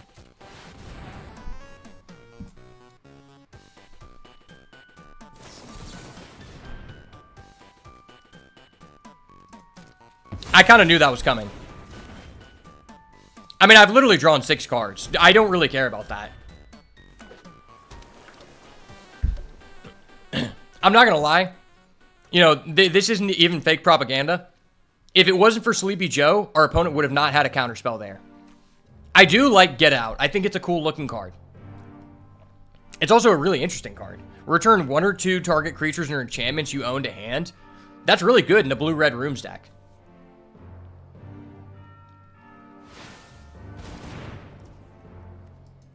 What I'm finding out is I feel like these room decks are primarily blue and not primarily red. Maybe just the red cards have been fought over and I haven't seen them. But the 2 drafts thus far, that's what it feels like. Or maybe it's just Sleepy Joe inflating the prices of the good red cards. That's also a possibility. Oh, hey, it's a red. That's kind of ass, but it's okay.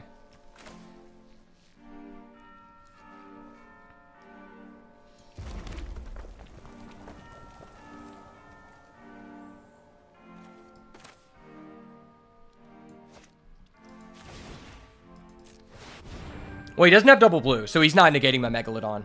Megalodon is based. He can't be stopped. Jaws was a great movie, and so is this card. Okay.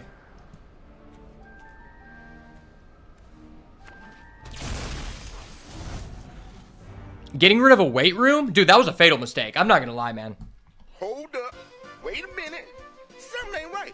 Dude, this guy needs to get his ass in the gym and hit the weights, because this guy's scrawny as fuck. Like, he can't do anything to my meat locker. Like, I don't know what this guy's doing. He's foregoing the weights, and he's a chump.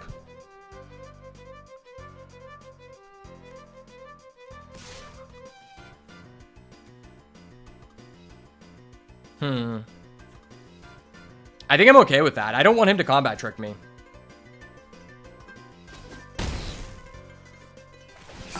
Sir, please do not combat trick me.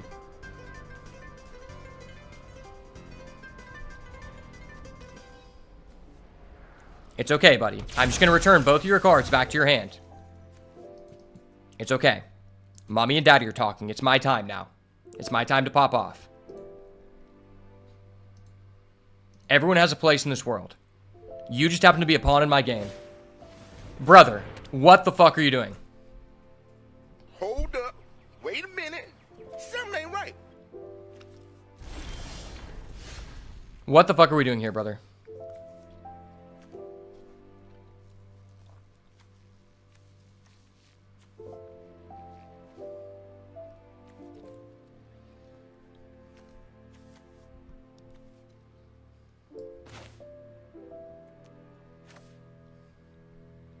This guy likes manifesting dread. Maybe I should manifest dread.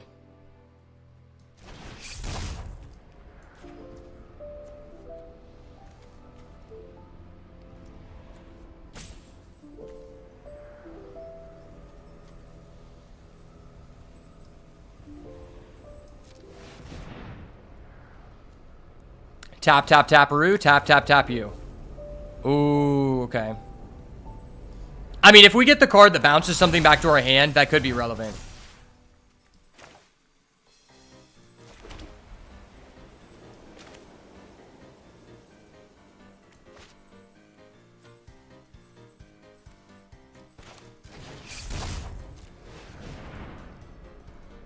This is a real card, trust me. Real cards do real things.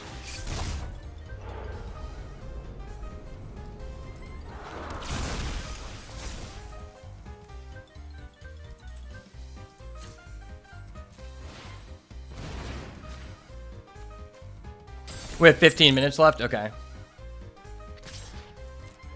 Get in for the 1 damage. Fucking on with the 1 damage. And I still have my second meat locker available. Like, this guy's cooked. He can't stop the high value potential of double meat locker. When this dies, Manifest Dread, that's just getting bounced to your hand so quick, bro.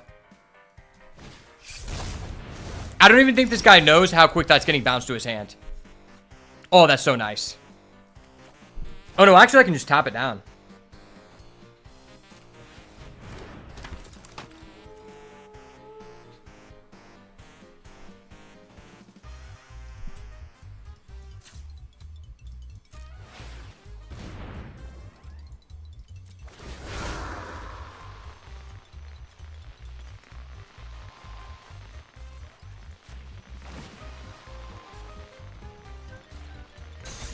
Tap, tap, taparoo. Alright, we're just going to put this back in the top of your deck. It's fine, buddy. You can draw next turn. You've got plenty of time. It's not like you're just facing down a plethora of rooms. Okay. I don't even know if I like that. I mean, I guess it is 2 enchantments. 2 enchantments is probably good enough, considering I have the Scavenger. And this is 6 damage. He's putting that back on the top, and that's 6 damage. Like, this guy seems cooked.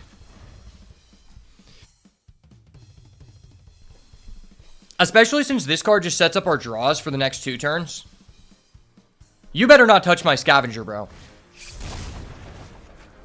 Oh my gosh, that was insane. Holy shit, that was insane, bro. What? You bounced that back to my hand? That was literally broke. Hold up. Wait a minute. Something ain't right. That was literally bonkers. If he's thinking about this Manifest Dread decision point, that tells me that it's a creature.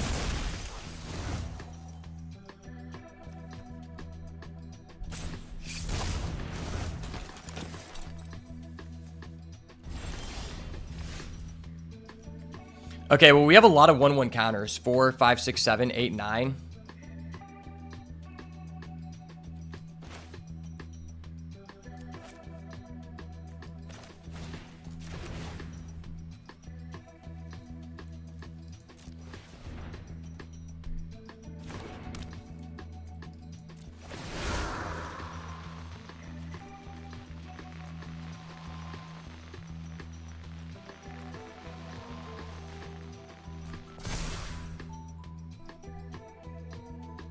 Surveil 2. All right, we'll get rid of this.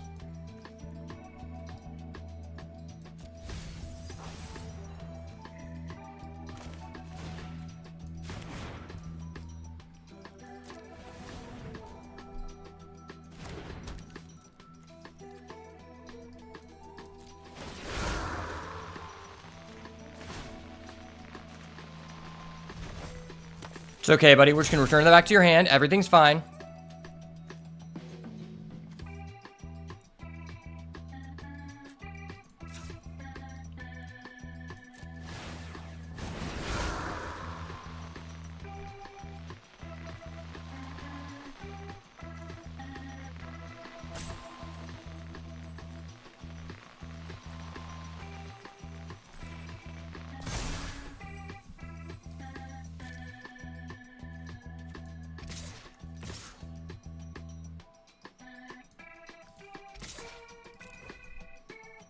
There's no way he can flip. He's not flipping for 2. I don't believe it. I don't believe he has it. No, he fucking has it. That fucking bitch.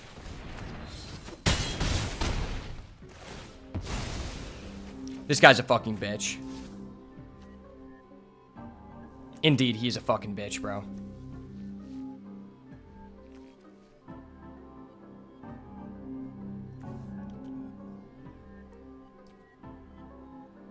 I'm just gonna pass.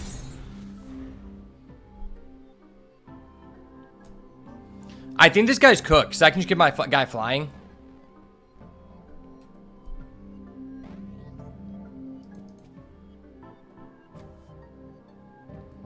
I feel like this card's not that good. It seems overcosted. Like, 5/4 is okay, but, like, Manifest just doesn't even seem worth a mana. Like, if there's such a variance even in a dedicated Manifest deck. Okay, we got it, boys. Let's go. Locked up. Johnny the Room Jit has done it again. Manifest is not the way to go. Manifest Destiny. God told me that it was my destiny to be the Manifest player. Alright, BRB. Oh, Will. I don't know if you saw this, but I unveiled some cards that I opened up on stream that I got in the mail today. Literally a person sent me a card inside of a Canada Dry, literally a dry Canadian cardboard box. Like, what the fuck, dude? I've literally never seen anyone do that. Are you kidding me? I thought that the quality control of TCG Player went down after the eBay acquisition. But fucking a dry Canadian? Like, if this was like, I don't know, a Coors Light box, I could be like, okay, I understand it, I respect it. But fucking a dry Canadian, bro? Are you kidding me? I think this might even be a dry Canadian cherry. I can't really tell. It might be. I don't know. Either way, that person is a little bitch, and I will be reporting them to the head judge. All right, I'll be right back.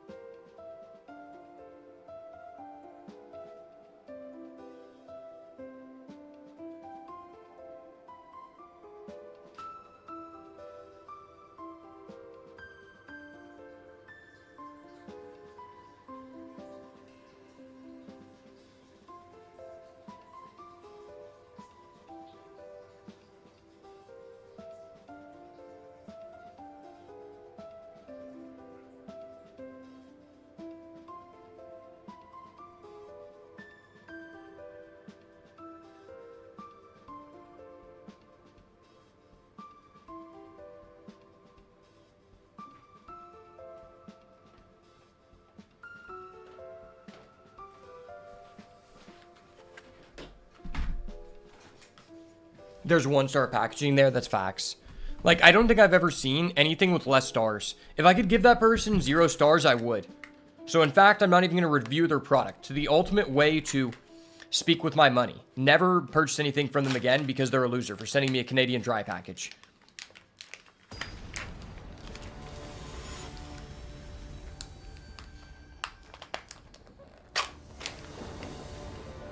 Oh, yeah, I didn't even get a top loader inside of the Canadian Dry. If there was a top loader in there, I'd be like, okay. But the fact there was no top loader, it's just like, dude, why?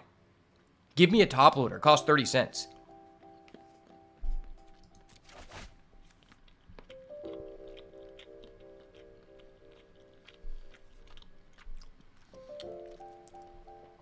Okay, this hand has no 2-drop, but I feel like this hand is low-key insane, chat. Like, if we don't die, we're in such good standing. Turn 2, I can just cycle, which is like an action, I guess.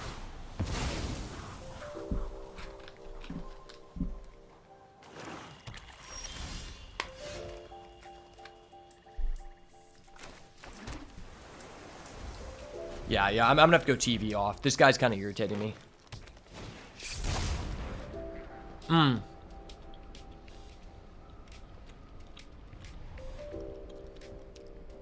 Red alert, boys. We got another Manifest Dread Matthew. Fucking Manifest Dread Matthew, man. I actually really like playing against the Manifest Dread deck because it seems ass. Like, I'm sure you can high roll. We haven't played against a person who's high rolled with it yet, and hopefully we don't. Knock on wood. I'll knock on this literal wood here in these creaking parts of the boards so that our opponent does not pop off with Manifest Dread. I could just Meat Locker. I feel like the Glimmer Seeker is just better.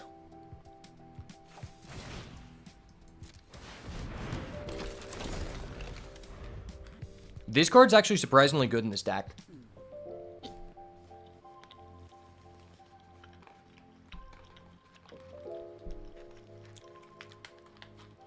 I think this card is like decent in 3 decks.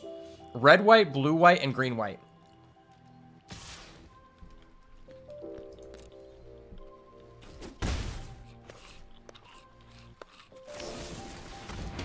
Murder, okay. What if he actually just baited me? He probably did. This probably isn't something that can flip. He was just gonna murder. Oh shit. Okay. If we can play this, that would be crazy. Because then we can like double Roaring Furnace with our Fear of Isolation. You know what? This card is too complicated to say. I'm just gonna call it Steam Vents 2.0. Steam Vents 2.0. Yeah, let's just tap down his land. Fuck your land, buddy. I caught on to you. I caught on to you, sir. You have been caught. You cannot bamboozle me any longer.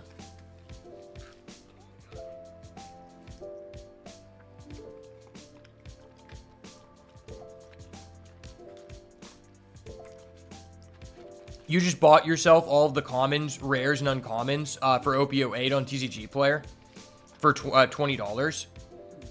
Okay, is that your total with shipping? Because if that's with shipping, that's ridiculous. You found all of that from one seller. If you did, that's a great deal. But that's always the issue with ordering bulk like that, is that the shipping costs more than the cards.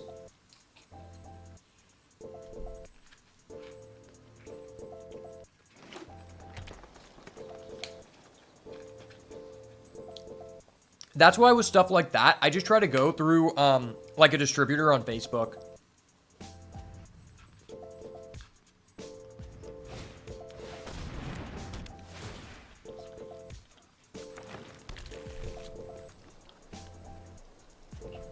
Oh shit, this guy's actually hitting the gym. Bro's actually hitting the gym. That's actually scary. I think this is a fine turn to just crack this, right? I think that's just fine.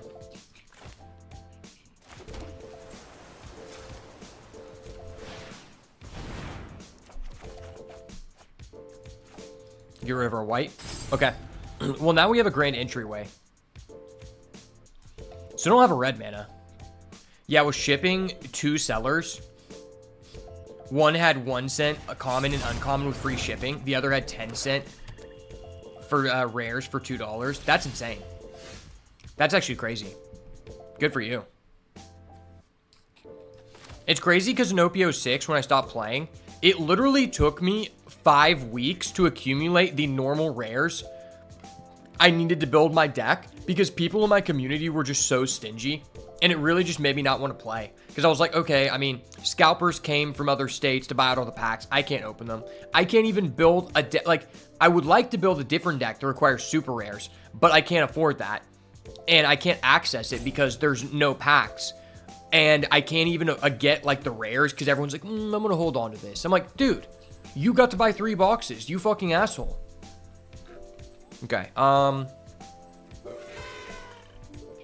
He's at 5-4. I need to tap that down somehow. I probably just do this.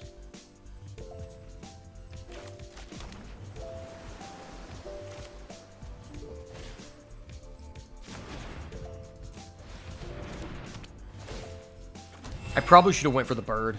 Yeah, that was kind of a bad play by me. Yeah, kind of a bad play. I could have played the bird and returned the meat locker, but maybe we'll get rewarded by drawing access to a red source. Because if we get a red source and just bounce this, that'd be crazy. Yeah, let's set you back a turn, bud. You want to draw that card next turn. It's okay. I know you wanted to draw that card. Nice. Oh, shit. Misty Salon.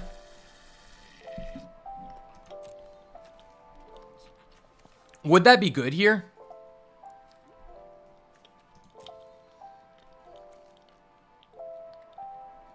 I feel like it's actually one of the situations I don't want that. Maybe I did. I could have made a 4/4 flying.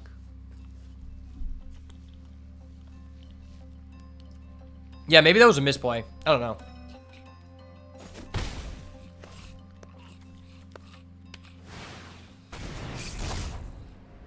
Okay. You're just gonna manifest that guy again? Sure.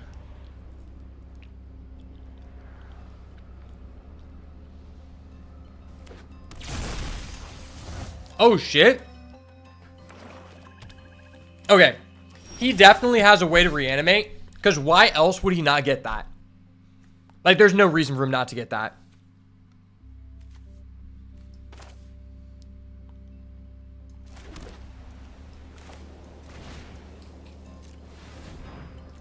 Let's bounce this.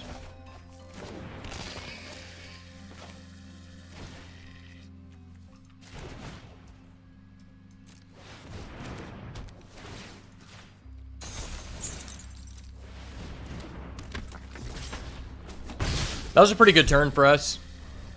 I really want access to a red source, but I guess it doesn't even really matter. I can just play this on the other side so we can actually accumulate cards to get value from it. Oh, he has the Omnivorous Flytrap. That card's insane. That card's actually insane.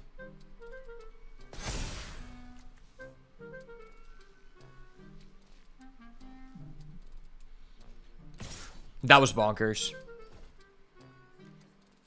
He probably has a combat trick, unfortunately. And if he flips it, my guy auto dies. I don't think he can flip that one, but I can't lose this trade. This card's so disgusting. Oh, you're playing that? That engine is terrible. Why are you playing that? Oh my gosh, that was actually kind of gross. I can't believe this guy's actually keeping up with our value.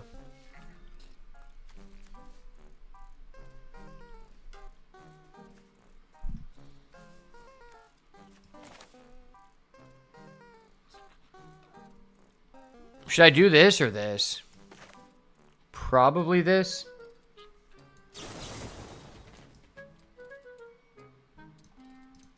Well, but if I draw a red source...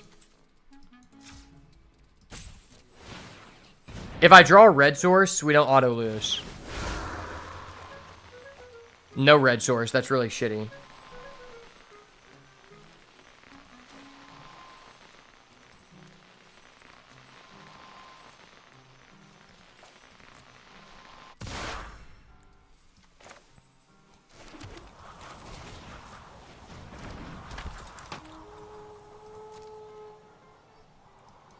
Man, that stinks.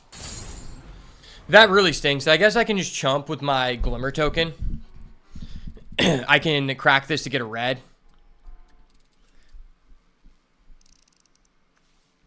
I'm still only dealing 3 damage, so I need to draw a card somehow. I guess I can do this. I'll deal 4 damage, kill his Flytrap.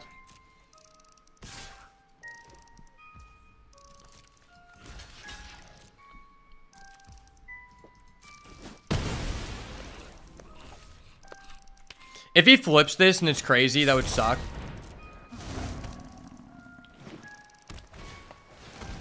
Oh my gosh, he has so many beefy boys. Beefcake McGee, man.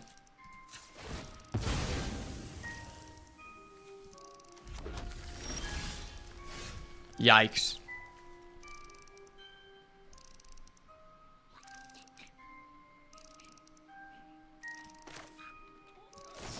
I have to do this.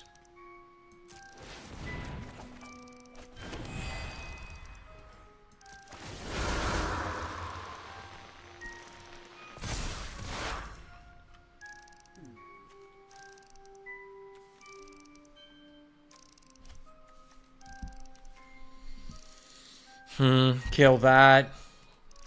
Or kill that. If this can flip, though, it's just insane. I'm going to return that, probably.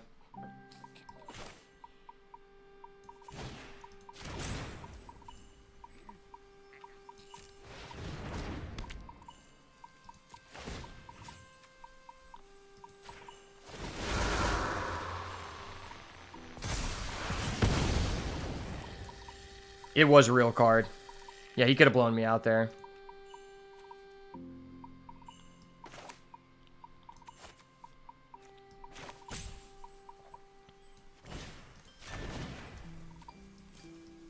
So we do this.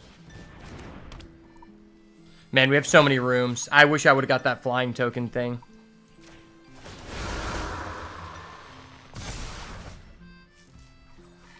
Ooh, okay. Yeah, I'm so glad I bounced that. It was actually huge.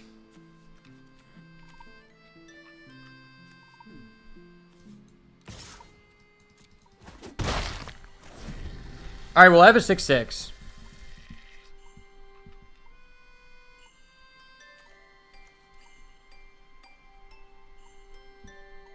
If he can't remove my defender, this is a good game state for us. The body earns for the Battle Royale. Okay, I got you.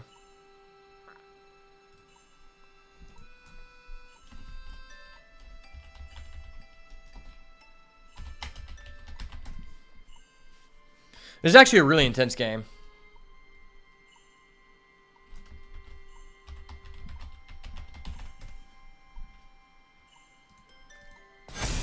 Oh, wow. How did he do that?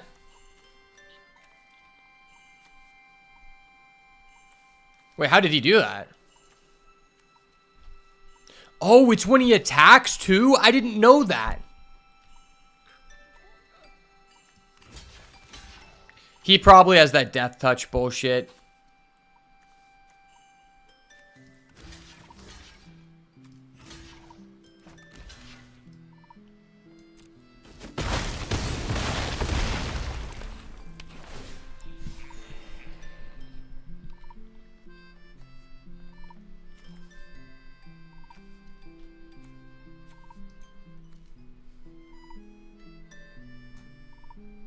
I can make my creature bigger than his. Bro, what? Hold up. Wait a minute. Something ain't right. This guy's top deck was disgusting. Are you shitting me?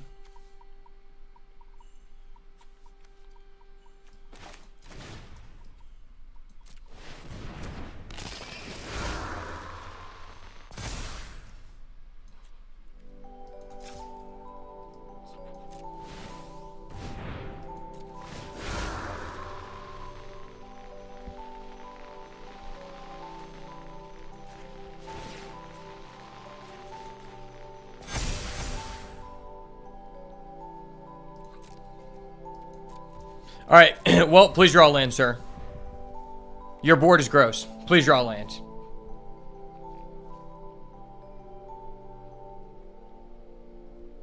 Sir, I'm going to ask you nicely. Please draw a land. Okay. Please draw a land, buddy. Buddy, please draw a land.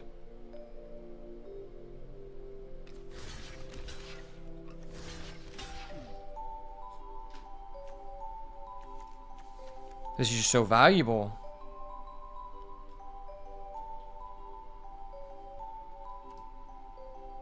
I mean, if he has a combat trick, he wins regardless.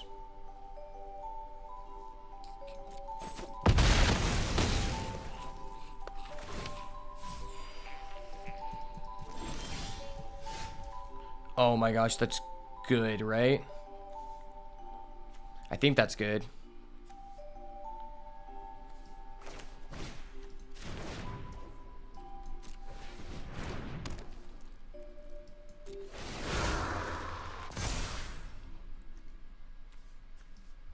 Surveil too? That's actually huge. Holy shit, that's huge.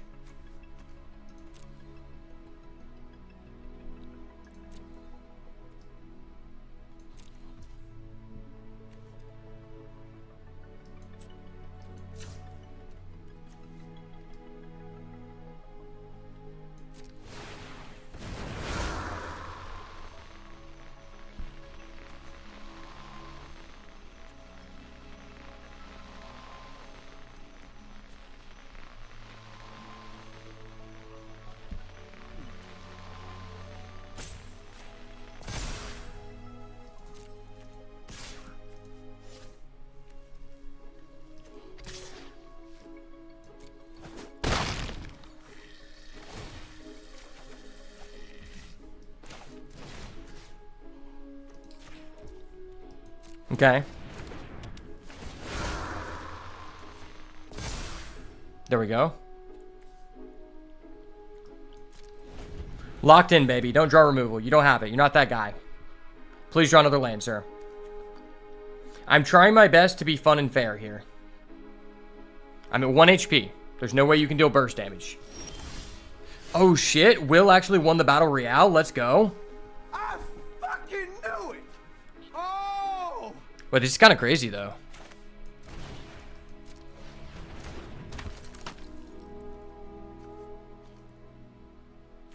I can go for a 9 here. A little 9 bomber.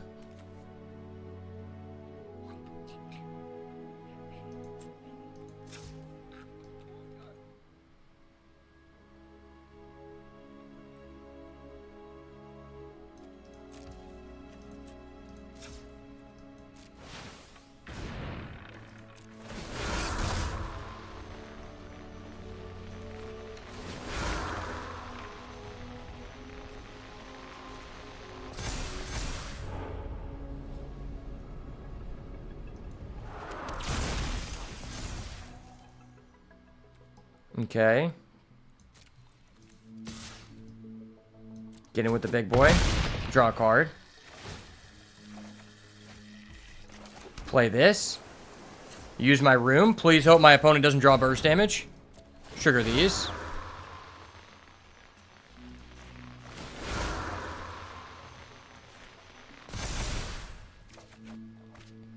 Okay, nice. I have 2 creatures that can defend against the cautious survivor.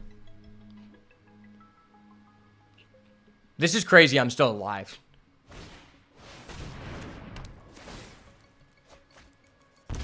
Did he draw an out?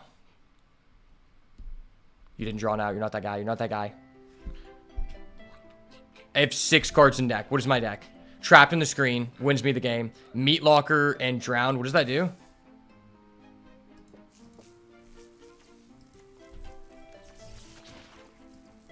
Oh, yeah. Meat Locker taps. That's what it is.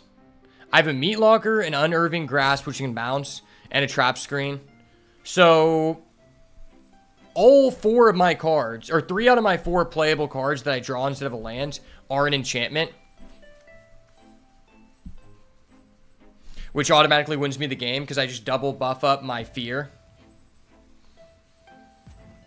If I swing with everybody, though, I make someone else unblockable. Make my 6/6 unblockable, it's also confirmed. What did he just pay that for? +1 own Death Touch.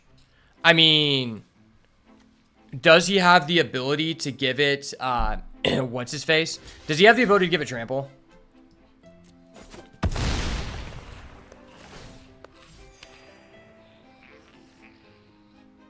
He might not have it. He might not have it. You're not that guy. It's okay. You're not that guy. It's fine. Some people just aren't that guy, and you just don't happen to be Himothy. It's fine. 6 times I bet black, 6 times I landed red. I'm so glad I don't go to casinos or I'd get depressed as fuck. See, that's your issue. You need to be drinking while gambling. Open up a casual Pabst Blue Ribbon, and you'll feel better. All right, well, that just showed me I have game.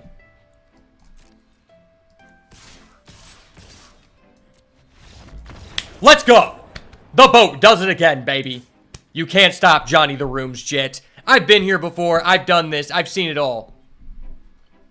We literally went down to 4 cards in deck and slapped that guy. 1 HP. That is some high elo plays, bro. Those are some high elo plays that you can expect when you're thinking about where you want to spend your sub during September, where subs are 30% off on Twitch.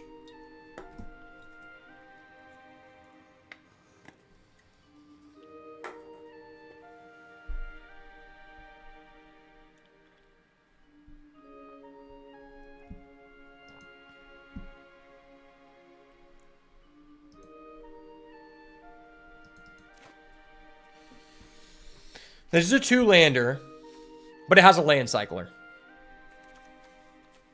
I think I'm going to keep.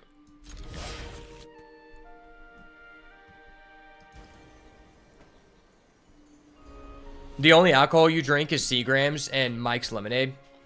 Are you a White Claw guy? I don't know if you know this, but there's no laws when you're drinking claws. That's just a fact.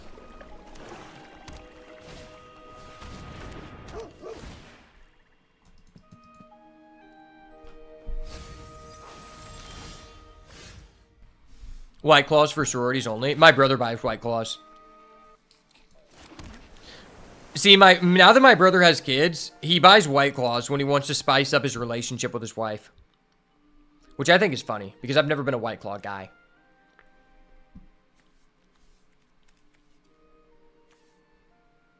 I could lock that down. I feel like there are just better things to lock down. I feel like guaranteeing this land is somewhat important. The Surveil could guarantee it too, but...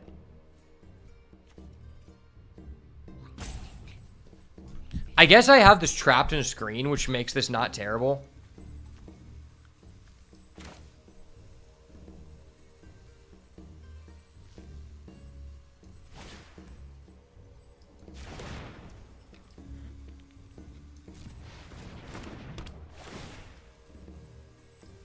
Damn, those cards are good, but I need to get a land.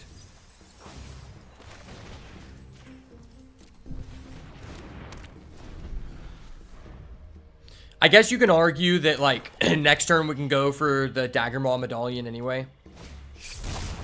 I hate this card. This card is so irritating. And I don't draw a land. Why? Why? Why do we not draw a land? Why the fuck am I not drawing a land?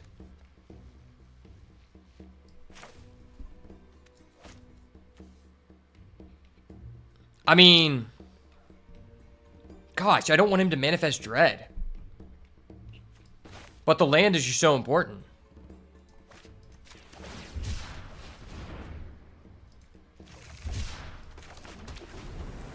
I mean, if we lose, we can go to game 3.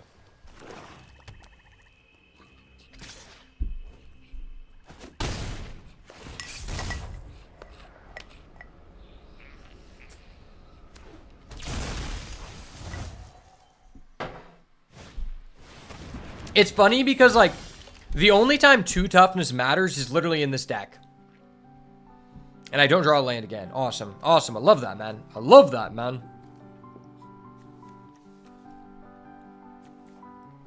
Am I willing to just screen that? That could be okay. But I could also just bounce this and then play this.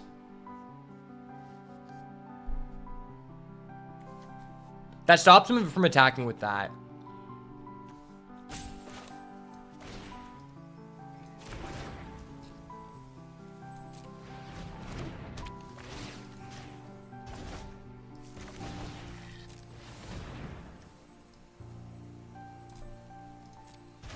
This card is so good.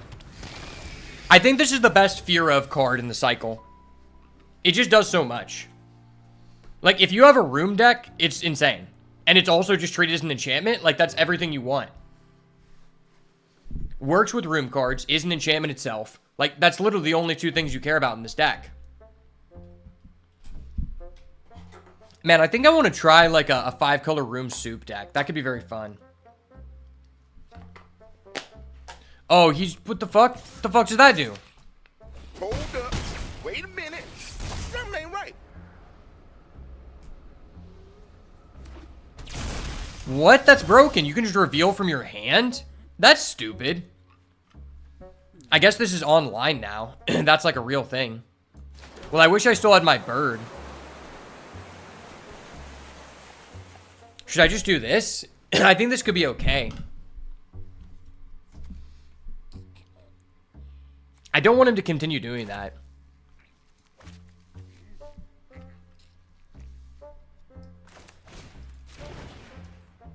Oh, no, that's not the deal damage one.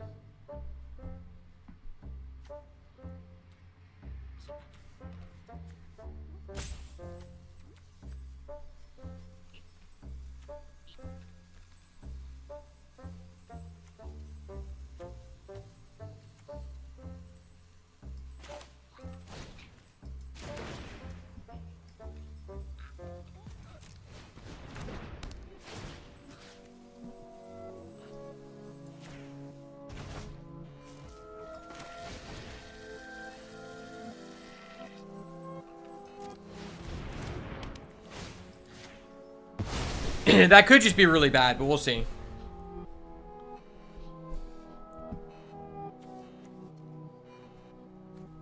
I really like the bottomless pool. That's a good card. Good card, good. Man, I don't know what to say. Good cards are just good in this set. Yo, what's up, Frenzy? Thoughts on the commander bans? So I don't know actually what all the commander bans are. I did see that Mana Crypt is banned. And I saw this guy crying about how his wife bought him a Mana Crypt for his birthday. And, like, they took all of her money to purchase it. And he's, like, pissed that, like, the best gift his wife has ever given him is just banned.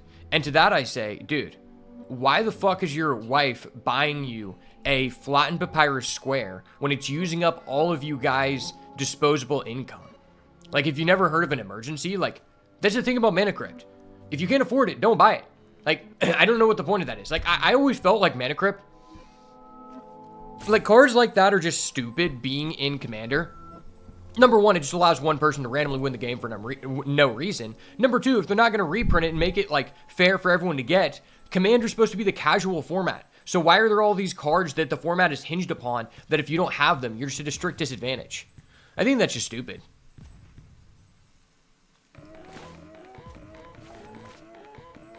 Man, this sucks.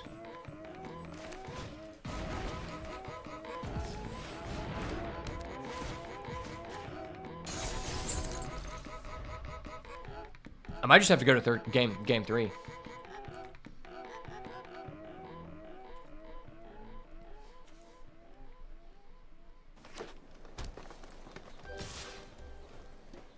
Your dockside got banned?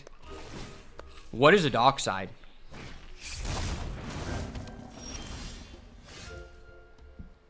Alright, we're going game 3.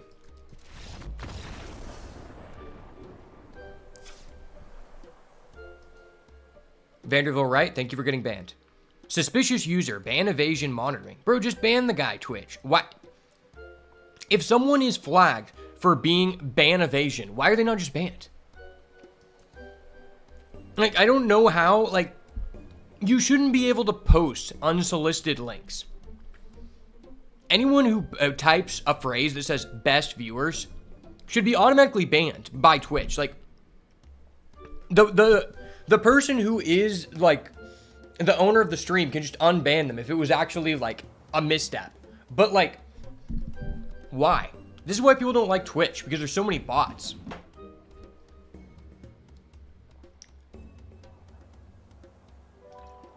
But it's not even just bots. There's also just, like, an equal amount of scammers on Twitch, in like, compared to the bots.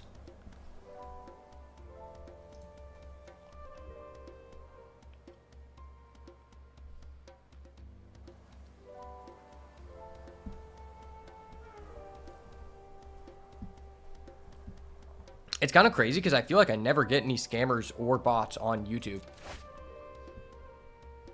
But YouTube has a lot of bots. Like, there are AI bots who are posting videos, which is crazy. Okay, so this is a 2-land hand.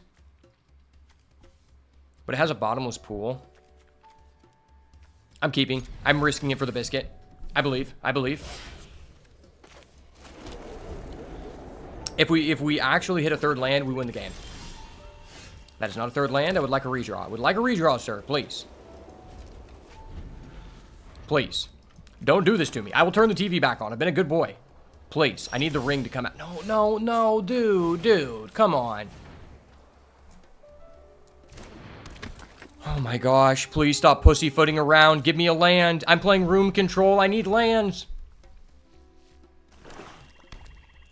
Like, the thing is, I'm playing room control. I can't put my rooms out, but I have enough bricks to build a house. How the fuck does that make any sense? Okay, I wish I had that card. Okay, I finally hit. Okay, nice. Nice. I can feel decent about this.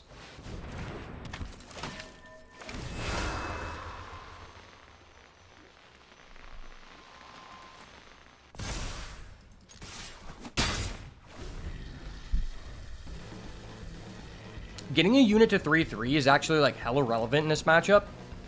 Because it means that I can destroy all of his Manifest Dread tokens. That's not great.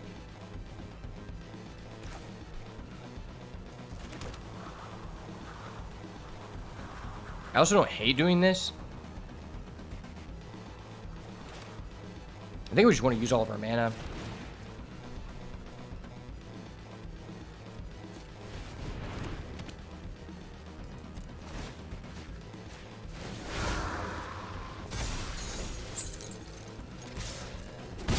He's healing too, but I'm pushing through 6.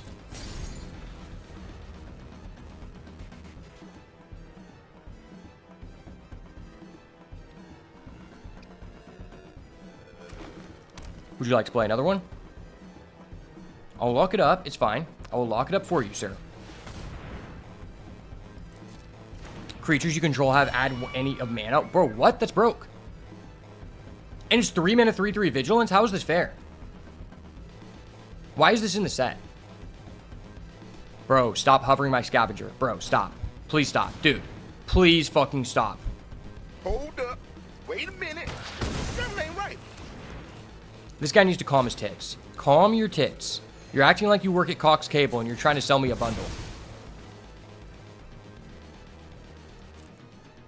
I already have double blue, double white. Do I go get... I think I'm going to get a red. Because if we draw the deal damage one, I'm going to be more happy to have gotten a red. Okay, get a red anyway.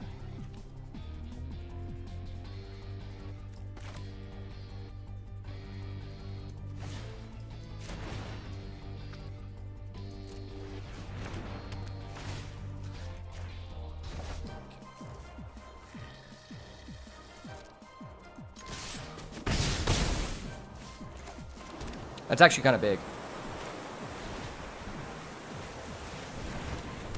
Because I got the untapped land. And now I'm just pressuring for a lot of damage. With another threat of a meat locker.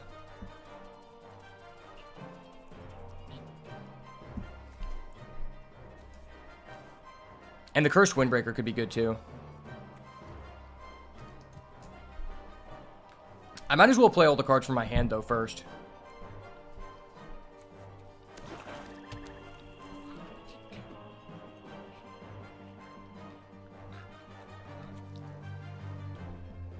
This card is randomly insane in the survival deck.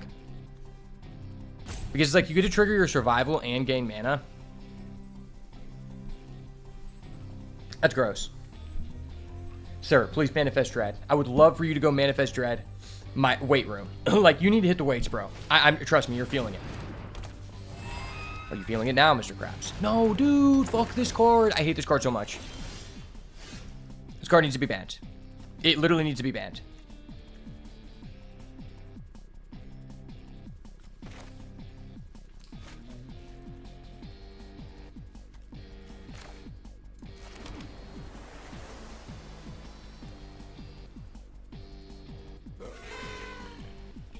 I mean, I need to draw cards, kind of. But him gaining mana is just so busted.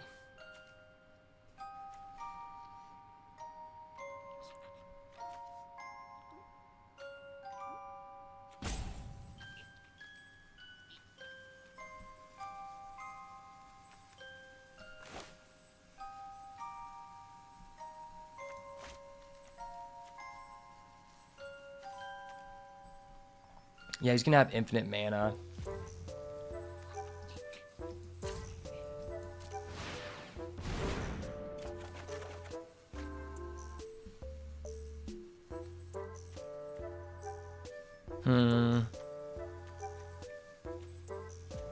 That'd be really good.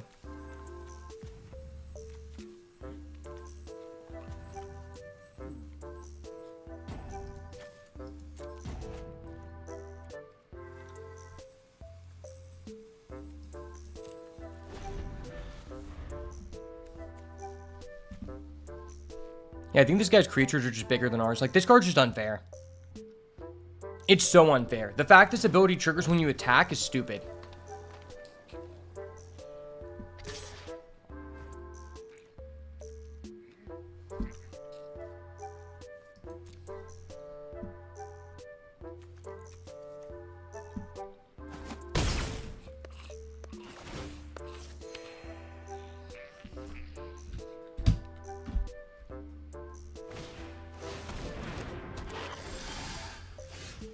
What the fuck is this?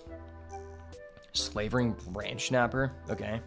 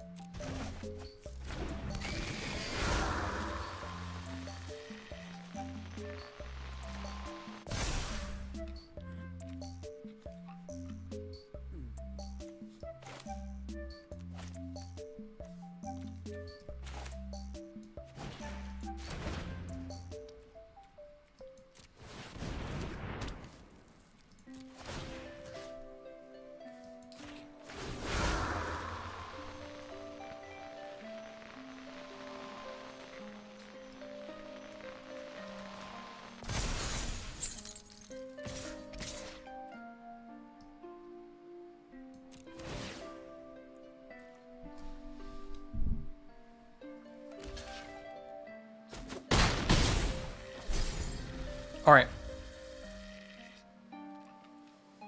I've got the Bottomless Pool and the Unnerving Grasp. This could be good. He currently does not have Delirium.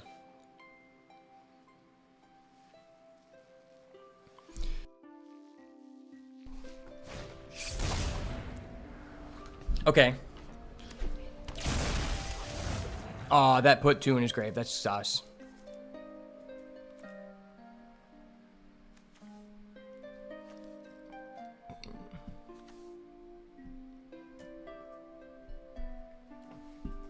I actually hate it when the opponent has a double rare wombo combo.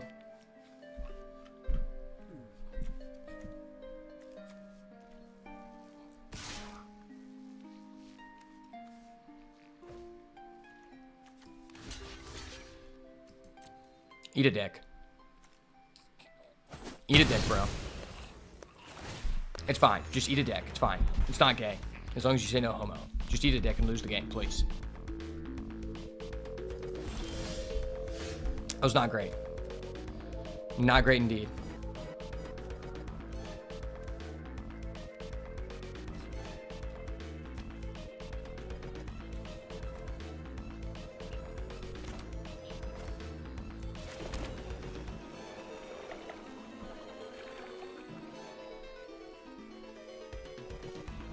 If he flips that, that could be kind of bad.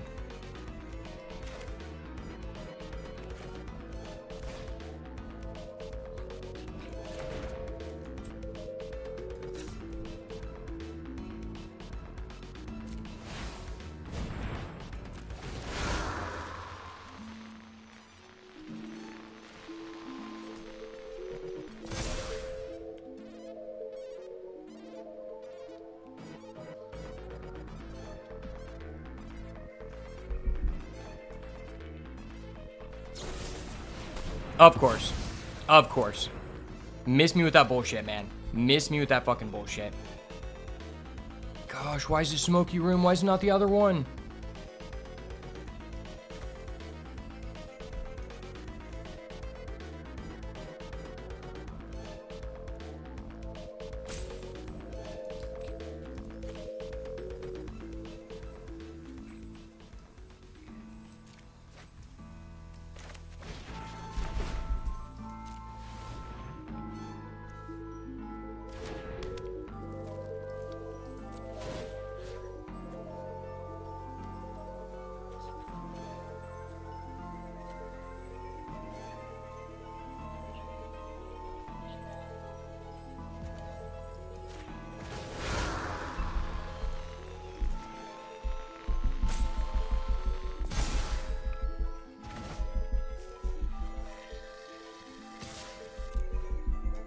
Sir, I'm going to have to ask you politely to suck a dick. I just need this W more than you, sir. It's fine. Oh, the card's kind of pushed. Don't do that. Sir, that's your one flip this game. You can't get any more lucky. If this guy actually gets this to 4 counters, I'm going to cry.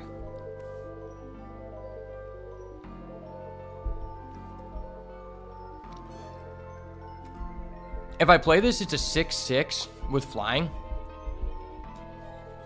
7-7 if I scavenger.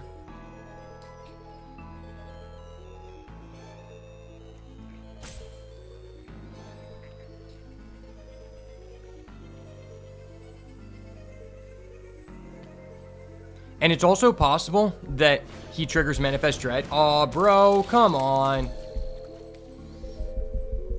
Why do you have this in your deck, bro? This is just some hate shit, bro. Come on.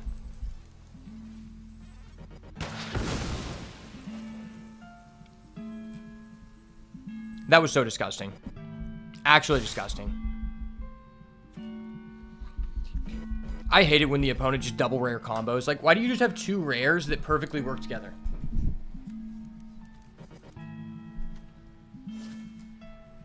It's day 1. Can we not just limit each person to 1 rare? I have to say, I think the Manifest Dread deck is the most unfun to play against. Because the game is just very slow, and the person just does nothing. At least with the Rooms deck, you're like, okay, I understand what he can do. With this deck, it's like, you don't know how he can win. he basically just has to randomly hit off Manifest Dread, or he just loses the game. And the game can just go on so long because he's just like looking for Manifest Dread.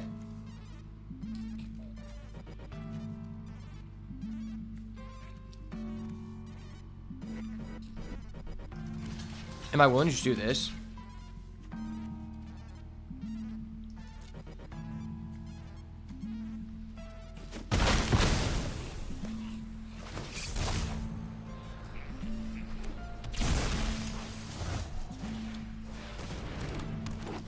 Nice, man. You're so skilled, man.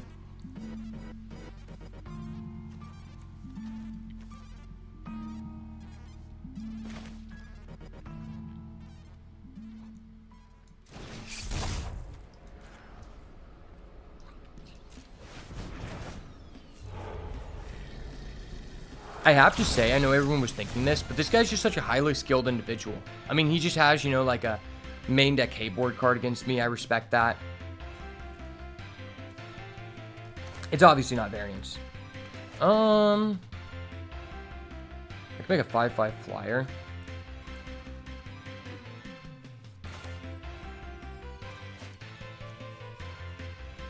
I don't hate that.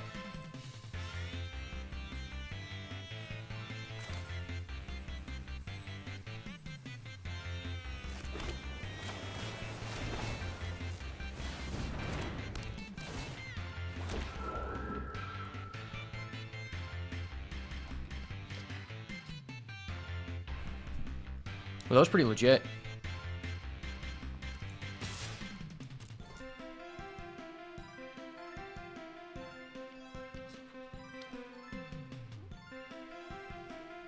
Does he take?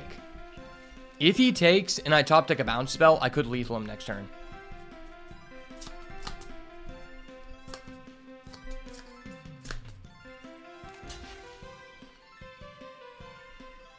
Okay, he's not greedy. We'll simplify the game state. That works with me. That was the person I would most like to get rid of, so I'm cool with that.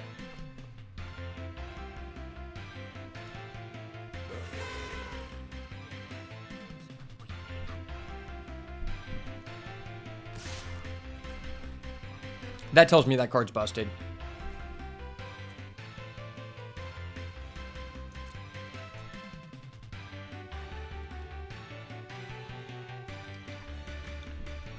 If that's like a 7-mana creature, that'd be so irritating.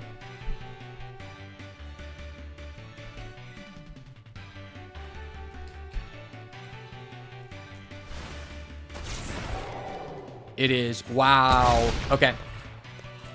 Do I top deck a bounce spell for game? Bounce spell for game. I believe.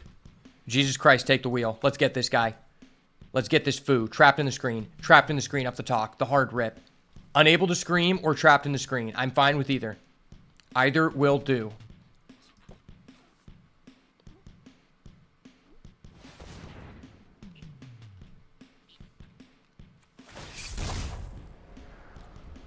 I believe in the trapped in the screen, boys. I believe.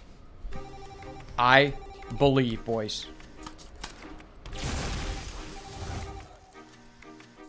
Oh, wait. Did he gain life somehow? I swear I thought I had lethal. Oh, because he tapped that, I think.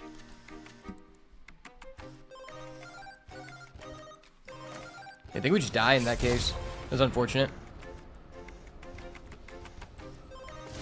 Oh, well.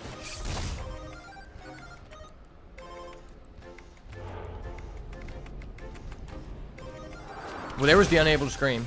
That's unfortunate. GG's.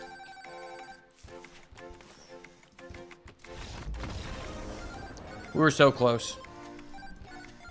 I did not have fun. I'm not saying that because I lost. I legitimately did not have fun. I don't think Manifest Dread is fun to play against. I don't think it's very interesting. It's just like a stally strategy where there's like no clear win con. And then eventually you flip something that's big because you high rolled and maybe you win that way. That's really how it feels. Like, I legitimately don't think that Manifest Dread is fun. I don't even think it's fun to play with. Like, I wasn't having fun with it. There are plenty of fun things to do in this format. But honestly, I'm not a big fan of Manifest Dread. I wasn't a big fan of Morph in Con Stark here. I don't think it's like an original mechanic. It's literally just a better version of Morph, which I already just didn't like.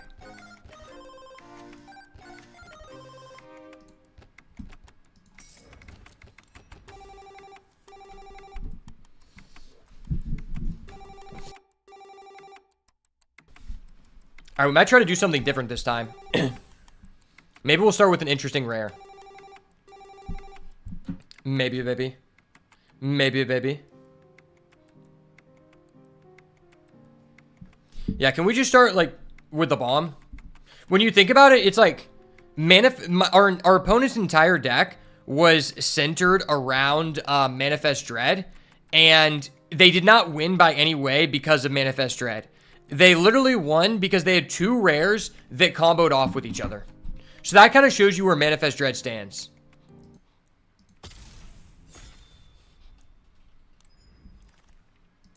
Alright, welcome back to another Duskmourn draft on the channel. This is our 3rd draft. So far, things have not been doing exceptional, but I'm definitely getting my bearings on this format, and I think there's a lot of fun things to do. So our rare is Marina Vendrell, which is a very interesting card, but I think it's just a pipe dream that you're actually going to get this off. 5-color rooms is like a real thing, but I don't think that's a reason for you to be doing it. Especially like, I just feel like you shouldn't be doing that unless you're already in it. At uncommon, we have Killer's Mask, Manifest Dread, and then attached this, it has Menace. That's kind of bad. Trial of Agony, choose 2 creatures controlled by the same opponent. That opponent chooses one of them and deals 5 damage to that creature, and the other can't block. Interesting. Gremlin Tamer just seems like a good card. Yeah, I think Gremlin Tamer is just a good card. Trial of Agony seems fine as well. Man, we just keep starting off with these blue-white starts, man. Enter the Enigma's not great. That's not great. This card's been okay. Not a good first pick. Grab the Prize isn't great. Yeah, I think this is legitimately the best card in the pack. Okay, pick number 2. We get a Cursed Windbreaker, which has actually been pretty good. I don't think it's like best in the blue-white deck, but it's okay. There is a Piggy Bank. Really good card, honestly. This card's insane in the this is insane in the red-white deck. It's just a really good aggro card. You get a lot of bang for your buck. Greenhouse is also okay. I think Piggy Bank might be the best card in this pack. There's also like Cursed Windbreaker, which is good. Yeah, I think that probably Piggy Bank is slightly better than Cursed Windbreaker. There's also a Murder, which Murder is fine, but I think is less good in this set than it has been previously. The game just starts so early. Balmec Leech, when enchantment enters, each opponent loses 1 life. Interesting. This card has been good, honestly. It is not synergistic with this, but it is a fine card. You know what? I'm going to go Piggy Bank. I'm not hard sold. I don't think these cards work that great together. Okay, Ley Line of Hope. That card is definitely made for Standard, I'll tell you that. Defiant Survivor has been irritating to play against. Really irritating, if I do say so. Intruding Soul Rager is fine, but I don't think it's a reason to go into it. Moldering Gym is also okay. Conductive Machete is terrible. This card is mid. It's okay, honestly.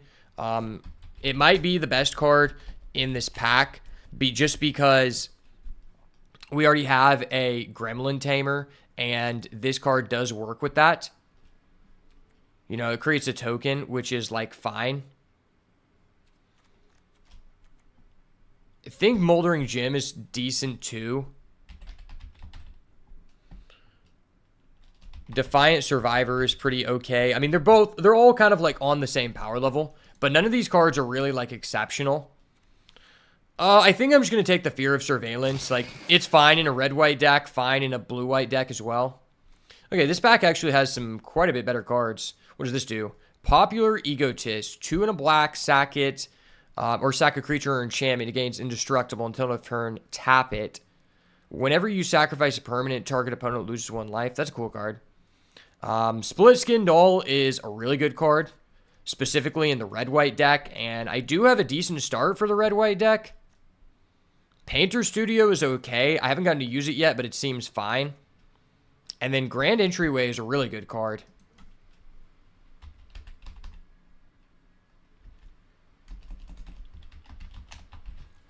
Yeah, I think I'm most interested in this split skin doll here.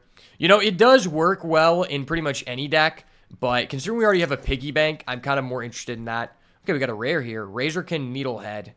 That's cool. That's a play from that one movie. I forget what it is. Someone let me know in the comments. Has first strike during your turn. When an opponent draws a card, deals 1 damage to them. That card seems really good. There's also a grand entryway. If we want to commit to this, this could be fine. Razorkin Horde Caller is just a good card. I mean, if we want to commit to that. There's also a Glassworks. Just double red is just such a big cost. But when you get this down, it's just good.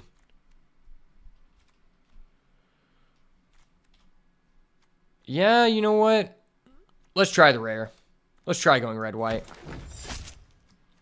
Oh, we get past another red rare. Chainsaw. Deals 3 damage to 1 target creature. When 1 or more creatures die, put a rev counter on it. Equipped creature gets +X+O, equal to the number of rev counters. That seems really good. Yeah, Chainsaw seems like a really good card. There's also a Trial of Agony, which we already talked about, and I think it's like a fine card. Nothing too hype about it. Trapped in the Screen is also pretty good.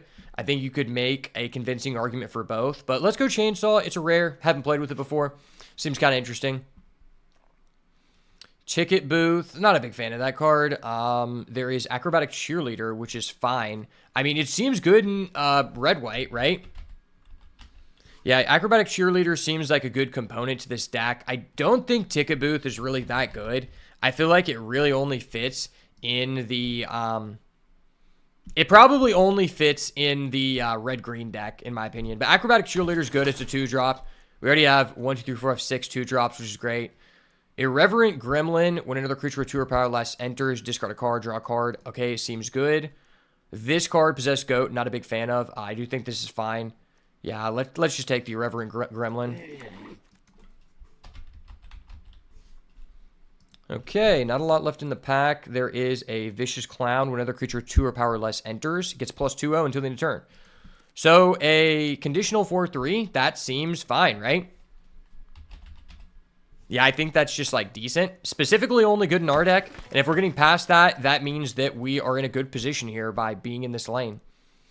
Nothing really too interesting here. I guess if I need to pivot to blue, I'll take the Clammy Prowler. That's probably like the most likely card to play in this pack, although none of these are very appealing. And I'm kind of solidified into red-white.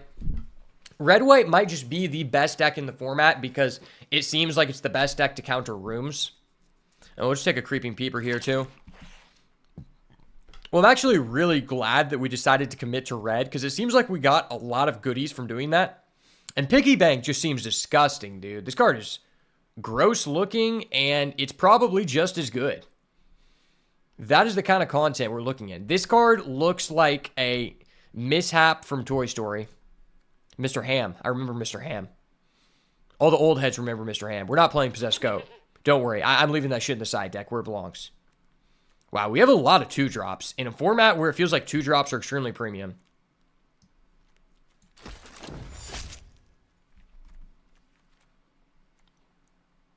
Yeah, Chainsaw seems gross. Especially in a red-black deck where you can sack, Chainsaw seems insane. Pack number 2, Overlord of the Balmerk, Impending 5. So it has time counters. Whenever it enters or attacks, mill 4 cards, you may return a non-avatar creature or a card or planeswalker from graveyard to hand. Seems okay, right? I think that's a really good card, but just not in our deck. There is a Veteran Survivor. Exile 1 target card from the graveyard as long as there are 3 or more cards. I mean, it's a 1-drop, right? Creature spells have Convoke. Is that a good card? It is not a good card. What about this Surgical Suite? Surgical Suite could be okay in a room's deck. I mean, in our deck. Yeah, maybe Surgical Suite is better. Oh, wow, this seems insane because we can just return one of our 2-drops, and then whenever we attack, we put a 1/1 counter. Yeah, that card seems great in our deck. Okay, we got a rare land, Valgoth's Lair, Hexproof, enters taps. As it enters, choose a color. Wow, that is just a more premium version of other cards in the past. Norin, Swift Survivalist. can't block. When a creature you control becomes blocked, you may exile it. You may play that card from exile this turn. Wow, that seems really good, right? I think Norin might be one of the better one-drops in the format. There's also Ragged Playmate. Ragged Playmate just seems good. But we already have a Ragged Playmate, so I might as well go for the Norin. Like, we already have a lot of 2-drops. Fear Mortality doesn't seem like it's great in our deck. Yeah, let's just go with Norin here. 1-drops are good. Oh, another Surgical Suite? Don't mind if I do. That is great. Is that better than Trapped in the Screen or Glassworks? Maybe.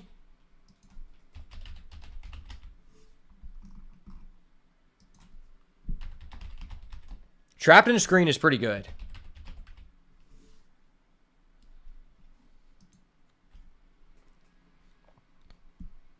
I mean, this just allows us to keep attacking. And this is like 3 mana removal, which doesn't seem great in our deck. Glassworks does seem like a good card, but I feel like this is like a little bit too early to pick it. I think you can convince me that we should go Surgical Suite or Trapped in a Room, but I'm going to go Surgical Suite. Cost 1 less mana. Ooh, there's a split up. Could be really abusive in our deck. Midnight Mayhem. Create 3 1/1 Gremlin tokens. Gremlins gain Menace, Lifelink, and Haste. How many Gremlins do I have? 1. Okay. Is this card good? Seems really good. You know, this is a really strong card, but I think in our deck, like, we could actually take advantage of it. I'm not saying that we can't, because we can just tap all our guys and then they can't tap theirs. But I feel like it's kind of situational. I feel like it's better in a different deck. Like, I don't really want to be getting rid of the board. And this card just seems like a good finisher. Like, I already have a lot of 2-drops. Removal doesn't seem like it's an issue. Let's go Midnight Mayhem. Exercise. Exile target artifact, enchantment, or creature with 4 power or greater. Seems like a good one of in this stack. Or Hardened Escort. Another creature gets +1/0 and indestructible. Okay, that's a fine card.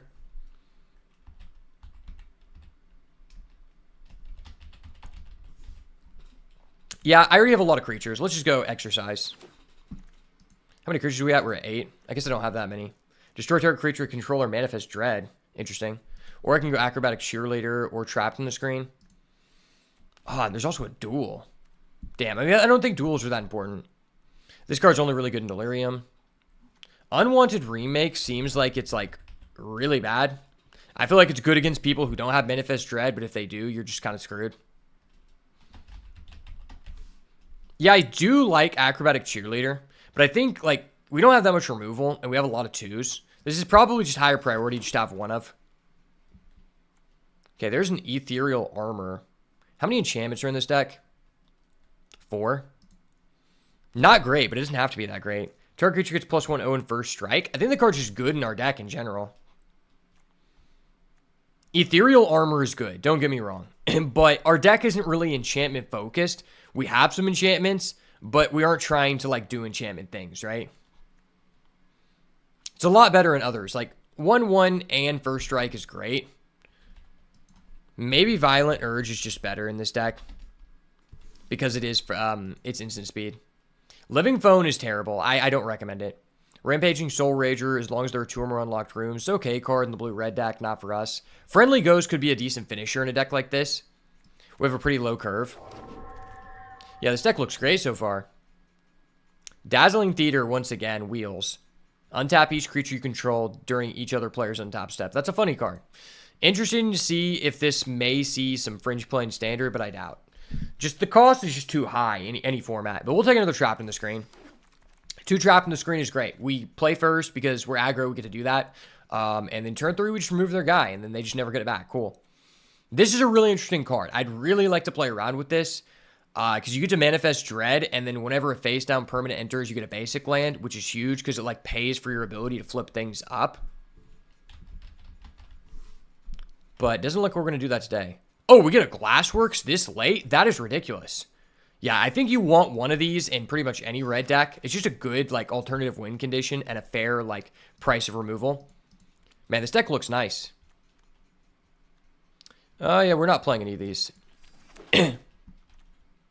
Last couple cards here. Oh, we just get a red-white duel last pick? Okay, don't mind if I do. This is actually better than a normal tap duel in any set just because you can get the other person to 13. You don't have to be at 13, which is something I initially overlooked. Razorkin Horde Caller. Whenever you attack, get a 1/1 gremlin. Is that good? I think that's pretty good. Growing Dread, 2x in this pack. Wow, whoever's getting this is super happy. Turn Inside Out also just seems insane, right? Like, you can just burst damage someone so quickly. But I think this is just a solid top-end card for us to get. And with the signals we've been being sent, I think it's possible we get this card back. But just a good top-end card for our deck. Okay, there's another Irreverent Gremlin, which is a great card. Our rare is the Swarm Weaver, which was a beating when we played against it. This card is not fair. I actually hate this card. And then there's also a Clockwork Percussionist, which was really good against us. I think that card is like really irritating to play against, but I think the Irreverent Gremlin is just too good. Yeah, it's just too good of a card in this deck. There's also another Trap on the screen, but we just want more 2-drops. This is looking like a 16-land deck, I'm telling you that. Oh, there's another Marina. This reminds me of that that Wooburg person from, was it New Capenna? I think it's New Capenna. Is there anything for us in this pack? Seized, Most Valuable Slayer. That seems pretty good. Because Most Valuable Slayer, he gets value immediately. Versus this Seized from Slumber. I don't think Seized from Slumber is good in an aggro deck, if I'm being honest. I think it's actually quite bad. But this card is a good 3-drop. Or it's a 4-drop. Okay.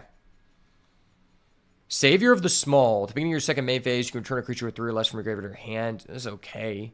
There's also Ragged Playmate. I'm down with that. Target creature with 2 power or less cannot be blocked. That's exactly what I'm in the market for. Savior of the Small is an interesting card. I just don't really see us getting the most value from this. Like, adding back to the hand just seems like not great.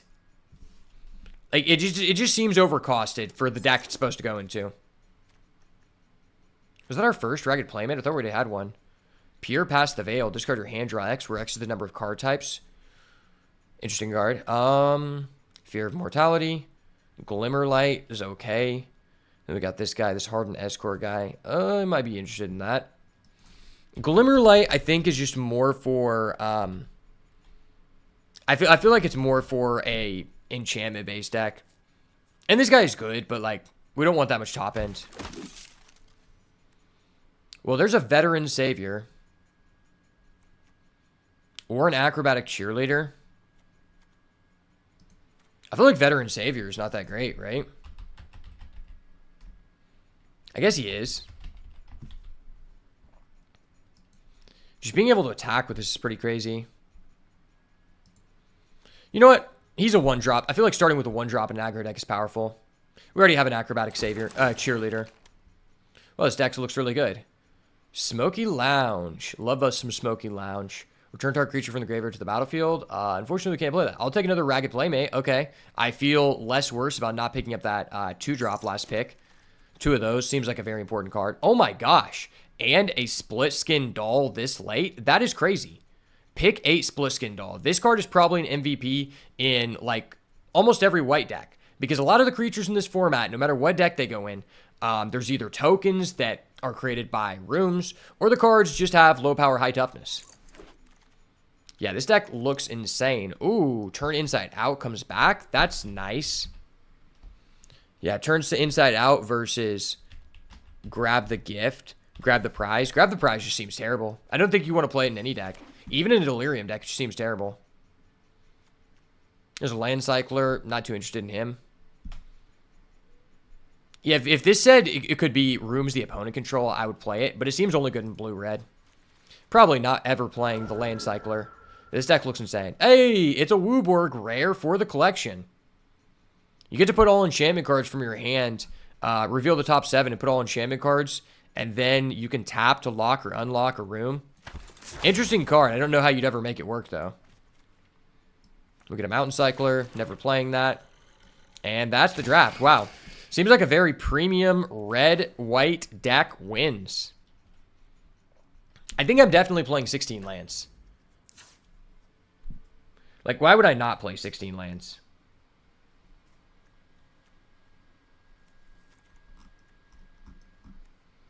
I guess because this is double red.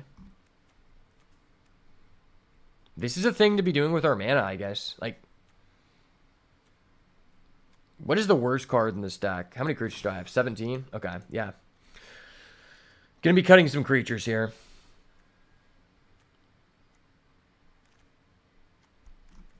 This deck looks premium.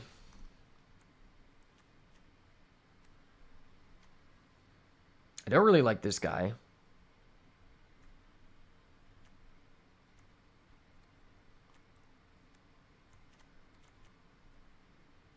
It's okay. But he has to attack.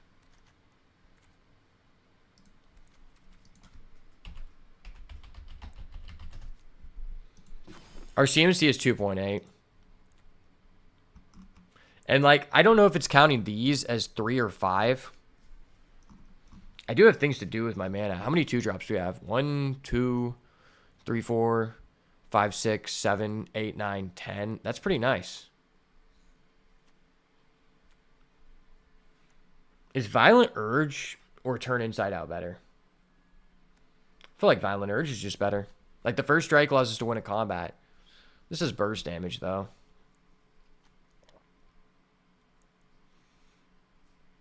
Could be down to cut a Friendly Ghost. Like, these two things do give us things to do with our mana in the late game.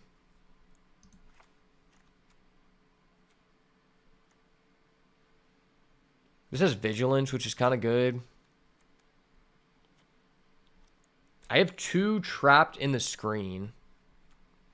And a Chainsaw. That's 3 pieces of removal. 4 pieces of removal. I think this card is too good because it can target enchantments. I can't cut that.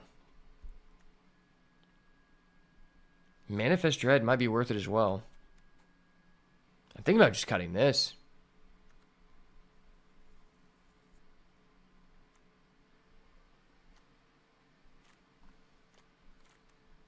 These are tough times, tough times. I could cut this guy. I doubt that you're going to get this guy off very much. This is just a real card.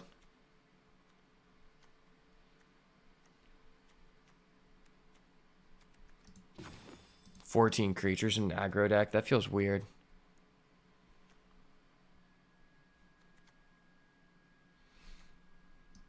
Is Violent Urge a better card? I think it is just a better card. I'm going to take out Turn Inside Out. Just think creating a 2/2 isn't the best. Our average CMC is 3. How's that possible? I guess they're counting these cards.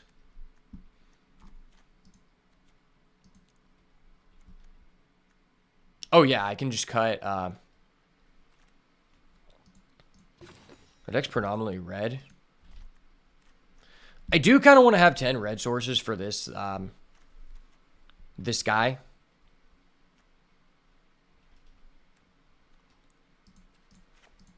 Let's just cut that. 9 red sources. Fuck it. All right, well, we ended up with what looks like to be one of the best aggressive strategies in the entire format. Potentially the best deck in the format. A red-white, run at your face, kill you because red deck always wins. Surprise, surprise, I have joined the dark side. And we've picked up a Razorkin Needlehead. I remember this guy from the movie. Eraserhead. That's what his name is, I think. Right? Maybe. Somebody let me know down below. 2 Ragged Playmate. This card seems really good in this deck. It gives you something to spend your mana on, which is something that I'm always worried about in these aggro decks. Because like I do want to go down to 16 lands, but we have things we can be using our mana on in the late game. Like we have this Split Skin Doll to be able to draw cards, to draw more things to do with our mana. And then we also have the Gremlin, which can get rid of dead lands. And then we also just have like these Surgical Suite Hospital Room, which reminds me a lot of that one card wedding announcement. This is kind of a budget version of a wedding announcement. And it's kind of funny because I feel like the left side of the picture, I don't know why, but it reminds me of a scene from Star Wars. Like it feels like when they're on the battleship and they're playing each other in holo chess. I don't know, it gives me those vibes. Let me know if you think the same thing. And I'm talking about old Star Wars where it was cool, not new woke ass Star Wars. Fuck that Star Wars. Okay, but we also got this Midnight Mayhem, which seems pretty interesting. It can buff up all of our gremlins, and, you know, we have 2 Irreverent Gremlin. I think that's our only gremlin, right? Do we have another card that makes gremlins? I'm not too sure. Yeah, we have this guy. So we technically have 3 cards that create as gremlins, which could be very, very cool. And it's kind of funny. This guy has Coward type. Is this the first time we have ever gotten a Coward type in MTG? That would be hilarious. But nonetheless, this deck looks exceptional, and I'm excited to see if we can get our first trophy in Duskmourn Draft. So let's hop right into it.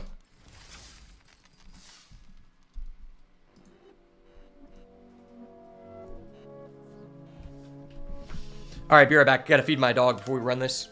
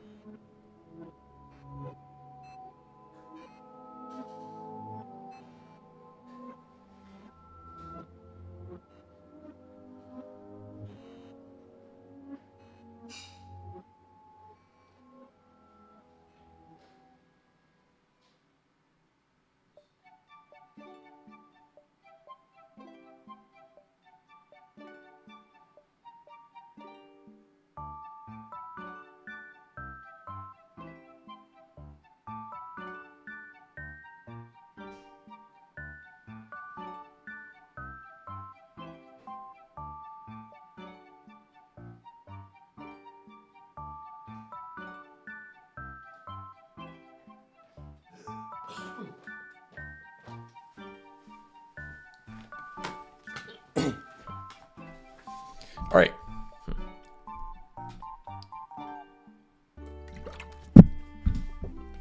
All right, ladies and gentlemen, boys and girls, now is the moment we have all been waiting for. It is time for us to get our first trophy in Duskmourn Draft. Let's go.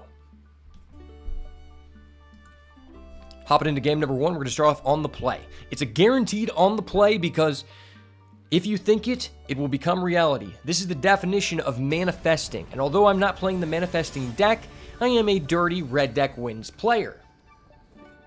And in fact, studies show that the red deck wins player gets to go first about 90% of the time. This is an exception to that. Why the fuck do I have 1 land? I am not gay. I have relationships with women and sex with men. And I got news for you. That means you're gay. I have news for you. This hand is not it, Chief. Fuck, this hand is also not it. Okay. Okay, I can deal with this. We're going to get out of this hand. We have a split skin doll. Our opponent's going to have no 2-drop. Trust, I believe. I believe, boys. It's our time. Okay. Okay. No 2-drop, buddy. You don't have it. You're not that guy. I'm going to turn the TV off for good luck. TV off for good luck. He has no 2-drop. I fucking knew it! Oh! And of course, we draw another land. After I put back a land. You would love to see it. Sir, please do not remove my doll. I have nothing else to do, sir. I have to go double doll. I have to go fucking raggedy windy control here. Yes, yes, no removal. I love this, man. I love you, man.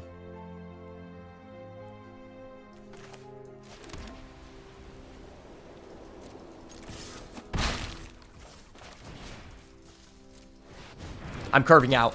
I'm curving out. I have the insurance. I have the insurance policy. The split skin doll will achieve peak perfection. Wait, I just have triple doll control. Oh, no, this is not a doll. It looks like a doll, though. I'll count it. We're going to count one up for the boys, okay? And, of course, we draw another land in our aggro deck. You love to see it. I mean, I think, like, it's better just not do this because I can tap this, and that's going to be guaranteed 4 damage. Well, no, it's going to be guaranteed 4 damage anyway because this becomes 4. He's not blocking.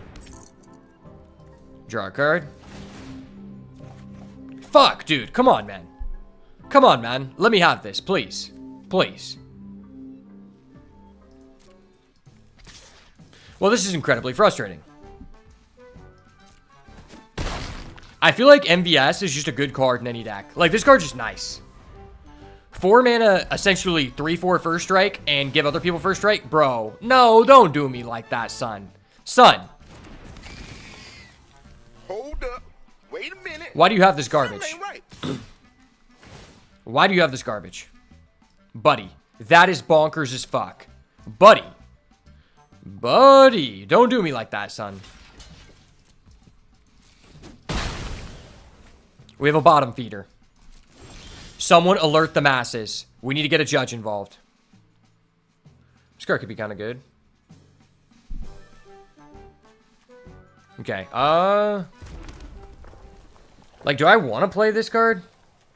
I wish this had haste. That'd be too unfair, but I wish it had haste. I'm just going to say it. If I remove his MVS, is that better? What if I just remove this guy? Then I don't have to block with this.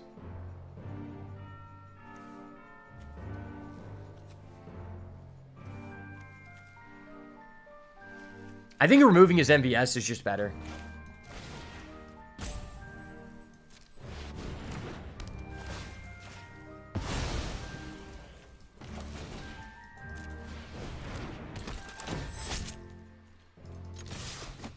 Like, so what? I have to block with this. I mean, we're trading game pieces. He's taking a damage. I'm literally mini shouldering this guy. The red shouldered has emerged. I like how this guy is assassin type. A little throwback to Royal Assassin, the days. I remember. I'm not old. I just started young, guys. I know you want to trade with my mini shouldered.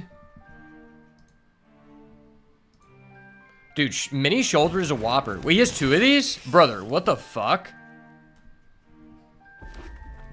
That shit's crazy. Okay. I traded a 2-mana card for a 3-mana card. We love to see it. Oh, hey, it's a real card. Nice. Are you kidding me? I have a real card? Piggy bank? On my Toy Story arc? Okay. Oh, it doesn't trigger my doll. No. Okay, he doesn't have it. He doesn't have it. He's not that guy. He is not Himothy. He is not Himothy confirmed. The better red deck wins, brother. You want to trade? I'll get a treasure token. Treasure tokens are great in a deck like this. Psych their ass. They're completely ass. Please don't give him a creature. He can't contest. I won't allow it. If I get a 2-drop here, though, my Vicious Clown just is kind of poggers. Or we could get our wedding announcement. If we get this surgical suite, oh, that'd be so gross here, boys. That would be so gross. Because I could play both sides. I'm a double agent. On my double agent things, you know? I'm honestly not sure if it's correct for us to play 17 or 16 lands. But I guess we'll find out after this. This deck does feel insane, though. Feels like I got a very premium version of it.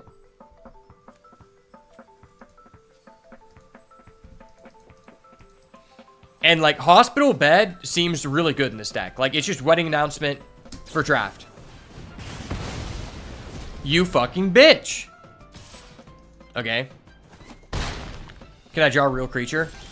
No, it would have been lethal. I had lethal, brother.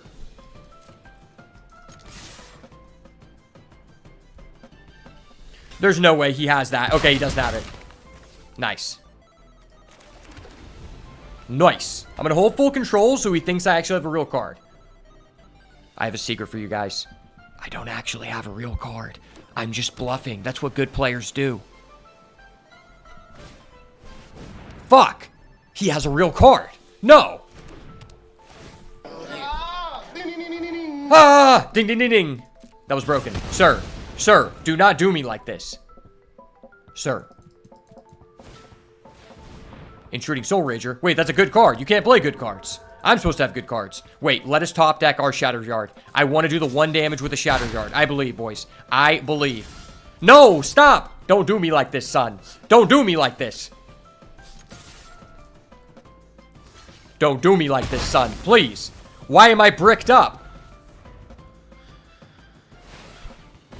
I don't think I've ever been more bricked up in my life. If this guy actually just has lethal, I'd be so irritated. Okay, he doesn't. Gas, gas. Dude, what the fuck? Are you kidding me? I am not gay. I have relationships with women and sex with men. And I got news for you. That means you're gay. Are you kidding me? All right. I'm going to 16 lands. Executive order. Call me Donald Trump because I'm initiating an executive order. You know what? Call me Vladimir Putin because I'm a villain and I'm initiating an executive order. Fuck it. I don't give a shit. I don't give a shit anymore. I'm initiating an executive order. It's all over. It's all ogre now, boys. It's all ogre now. Go ahead and call Shrek right now. I'll wait. Call fucking Shrek, bro. I will wait. I don't even care anymore. I'm popping off. I have lost to mono red so many times. I deserve the W 1 time. For the boys, please. For the boys.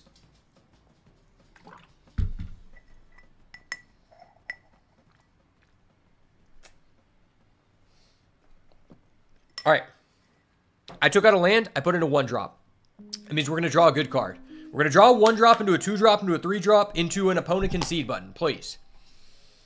Dear Lord, in your holy name, all I pray is that our opponent concedes on turn 3 because red deck wins. Red deck go burr. Remember, when in doubt, red deck go burr. If that deck don't go burr, it's not red. Trust. I'm a red enjoyer for this one moment in time. I actually despise red. Honestly, my favorite color in Magic is black. Black decks are based. Specifically, Golgari, aka black-green. No, actually, green is my favorite color. Because green is ramp. Green is the best color. Without a doubt, green is the best color. There's no one who can deny that. Anyone who denies that is probably a person who believes in climate change. Which I don't believe in.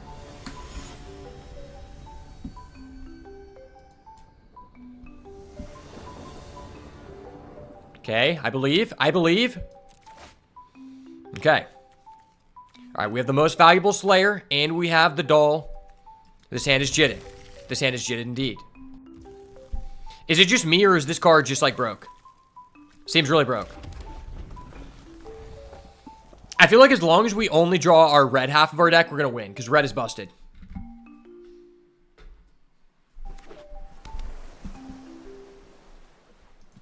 White is also kind of busted. Underwater tunnel, okay. He's surveilling. He's going to need that knowledge because he's not going to know what hit him. Dude, the artwork on these rooms is just so goated. Like, imagine a foil version of Glassworks where this, like, stone statue is popping out. I don't think they've ever done double-faced cards or whatever you call these, like double cards. Better artwork ever. I'd be interested to see, like, what the alt arts are. Okay, another land. I didn't ask for that. That's fine. Thank the Lord I didn't accidentally play the wrong land source. Do we need another white? I don't know. Maybe we actually want this land so we can play MVS. Like, because if I need removal, I can just, like, Glassworks. I really hope I don't regret discarding a land. I'm playing 16 lands, so I think that's correct.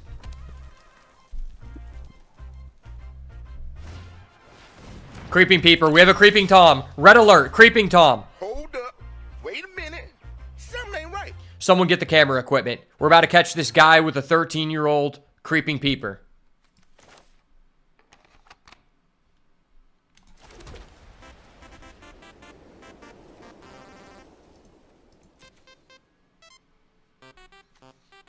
Maybe I trade and then I go surgical sweep. Because, like, I don't think killing that is that great. Even though it doesn't use all of our mana. Okay, he's not going to do that. Okay. Now I'm just going to do this. Glass works. Somebody hold my bong. I'm making more glass. JK, I'm sober. I have to stay sober and vigilant like the Bible says so that I can trophy for the first time in Duskmourn draft.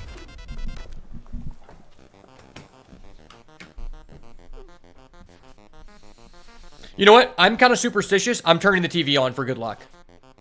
I'm turning the TV on. The masses need to see what's happening here. Okay, is this like a Super Nintendo? If it's a Super Nintendo, it's hella based. Whoa, I like the way that, like, our locks are lined up. I've been thinking this about the locks, and the locks remind me so much of Kingdom Hearts when you unlock the heart of a world. I don't know if anybody else thinks that. Let me know down below in the comments.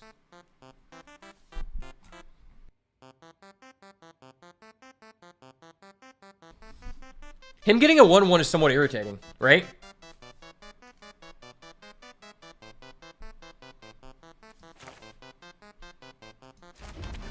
How do we feel about just playing an MVS?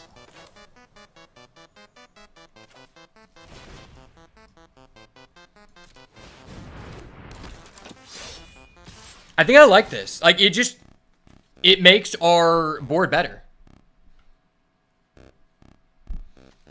Like, that's why I like about this card is it gives you immediate value, and it's also a good blocker. These are the kind of cards that make for a good Magic card, or good effects. We also have a veteran. The veteran is on deck. Wait, why does this guy look so modern? Like, what's weird about this is there's, like, some people, like, this guy looks like he's just leaving Avengers Mansion, and then there's just some people who are from, like, the 1800s. Like, it's weird. Like, there's a weird contrast in this set of, like, really old shit and then, like, really new shit.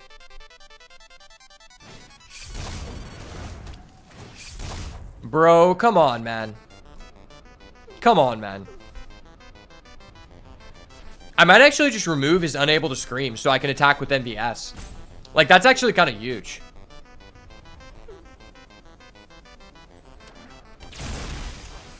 Oh, if he got rid of a creature, you know this is a banger. It's probably another one of these.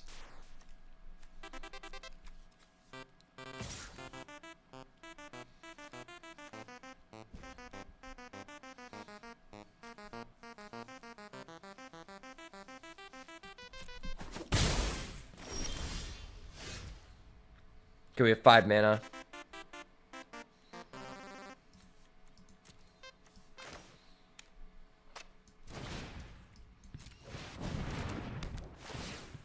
I think this is fine.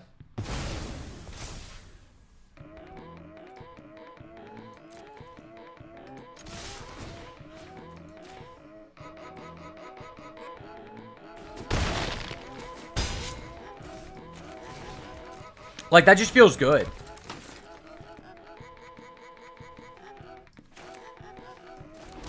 I'm going to play this because next turn, if we top deck a land, I could technically play both sides of this room.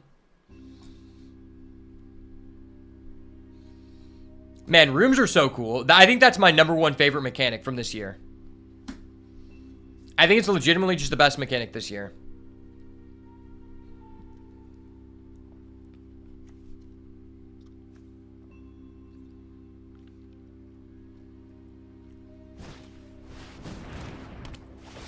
Of course. Of course. Buster Douglas coming in with the artillery.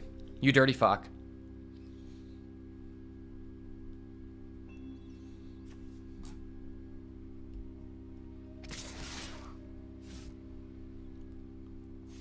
Okay. That was hella weird.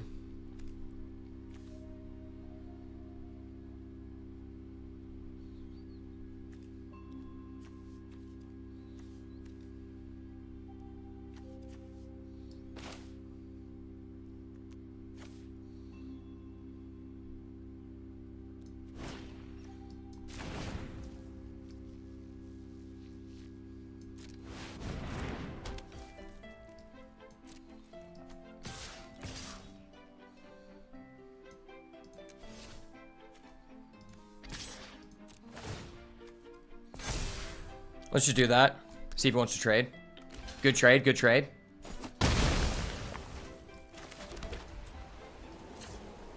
Unlock the room. Draw one. Okay, great. That was insane. That was literally insane. Holy crap. Gotcha, bitch. That actually just goes burr. No, why is that the best card against us? No. Okay, I need another Trapped in the Screen. I'll take another Trapped in the Screen. $5 for the Trapped in the Screen. Going once, going twice. Sold to me, please. No, what is this? Fuck, this is actually so good.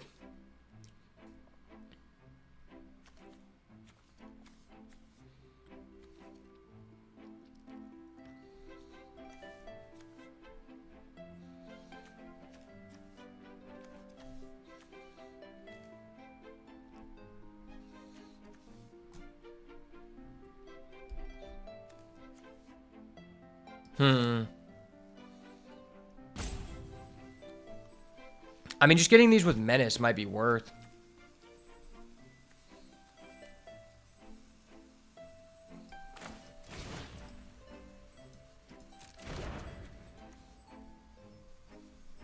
Maybe I should just turn this online. See if he'll attack with that guy.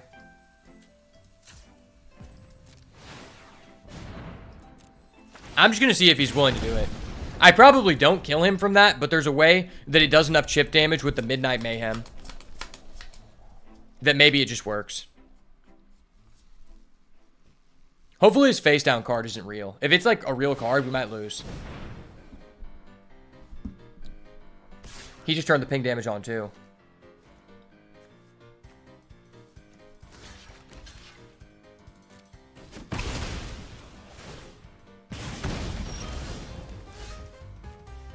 That's a fine card.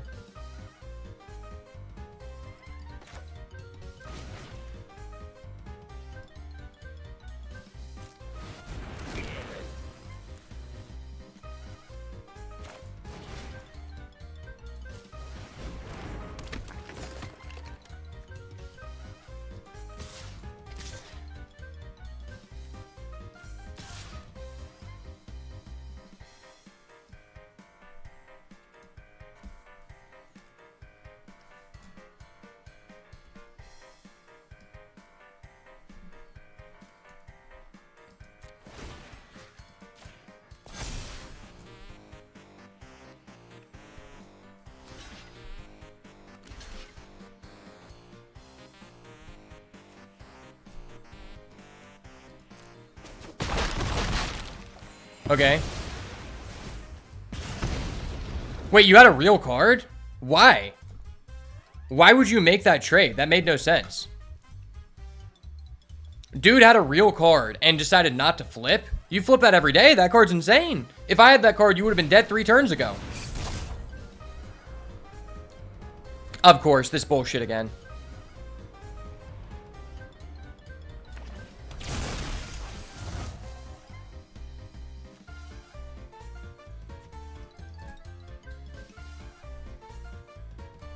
Of course, it's this bullshit again. Why is this card randomly beating us down?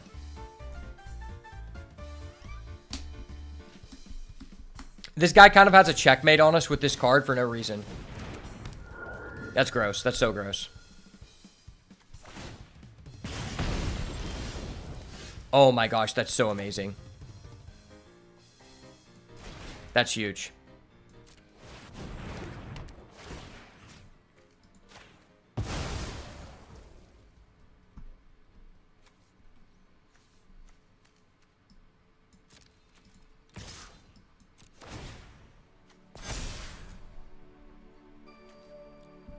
Wedding announcement, go burr. Wedding announcement, go burr. Going once, going twice. 3 to the face for the veteran. Shout out to our veterans. Support the troops, and the red deck will win.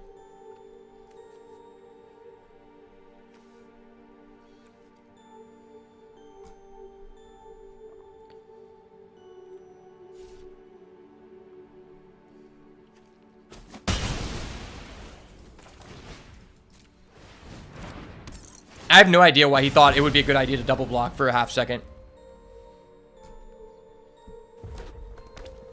Okay, drew nothing. Great. We love that. Awesome. We love it when our opponent draws nothing. Manifest Dread, aka Draw Dead.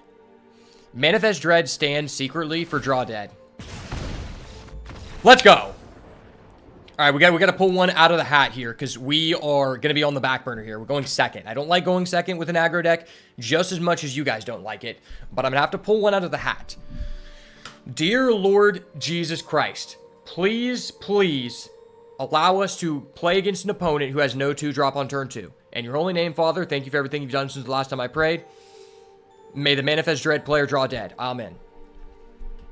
I believe.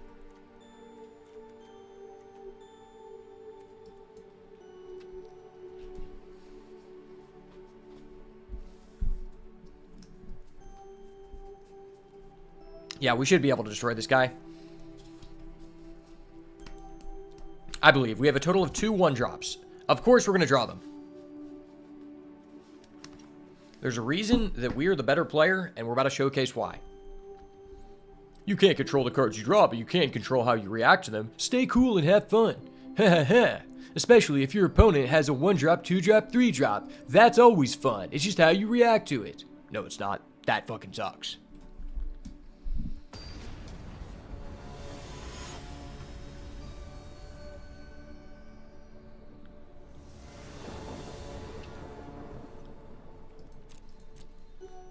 POV.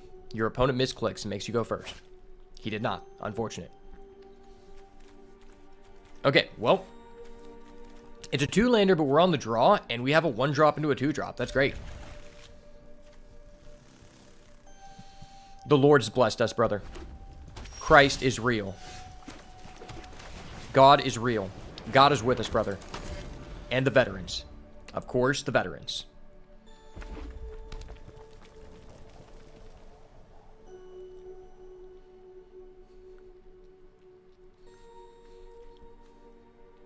He has no 2-drop. Thank you. Thank you, my Lord and Savior, Jesus Christ. I appreciate it. Could not get through this without you.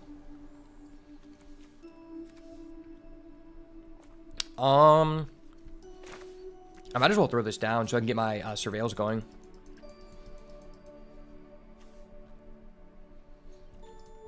Now, this is from a graveyard, so it does synergize with the fear.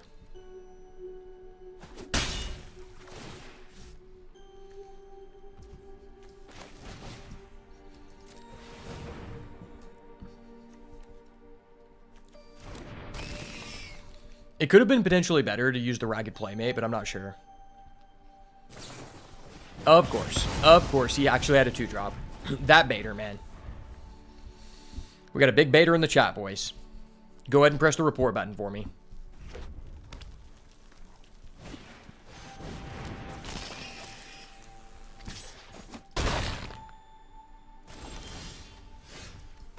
All right, well, I know what we have to do here.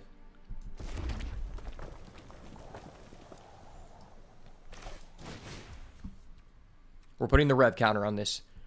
I'm gay, queer. Or do we do this? This might be better.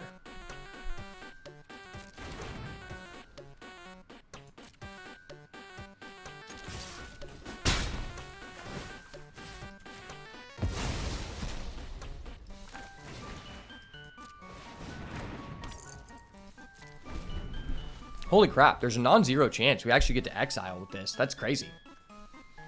If we actually get this to 3 exiled cards, I'm going to be way up on this card. Because anecdotal evidence is always the best evidence. Trust. It's anecdotal. If you don't know what that means, don't worry. It means it's always true.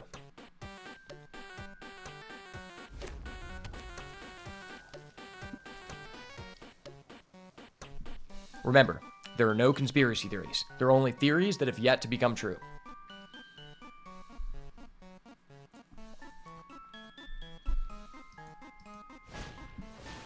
Smoky Lounge. That seems like a terrible time to be doing this, but okay.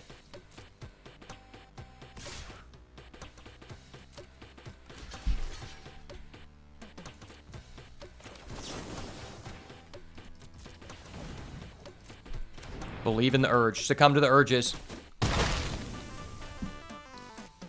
Nice. That was disgusting.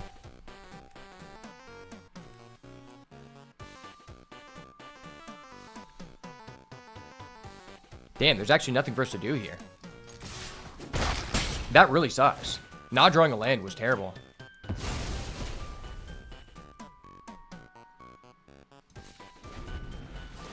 Yeah, the fact he's getting 2, he's probably going to deal 4 damage to our veteran. This guy doesn't support the veterans. I wouldn't vote for him in an election any day.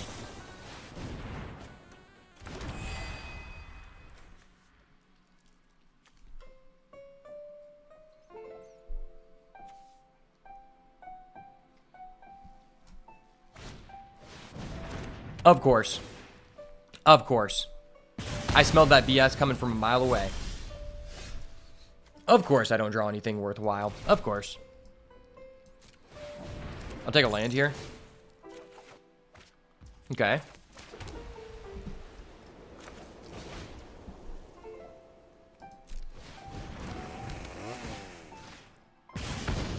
Why not? I love some Chainsaw Man. He is at 10. He has a lot of mana, but he is at 10.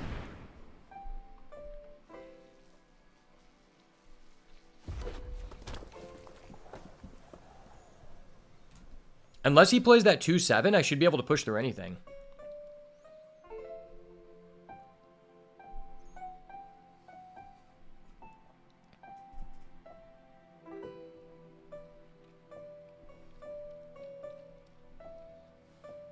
All right, I'm going to turn the TV off for good luck.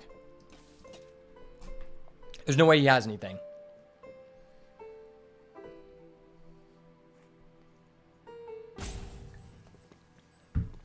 I think he believes that I believe Misty Salon is actually good here. In fact, it is not very good.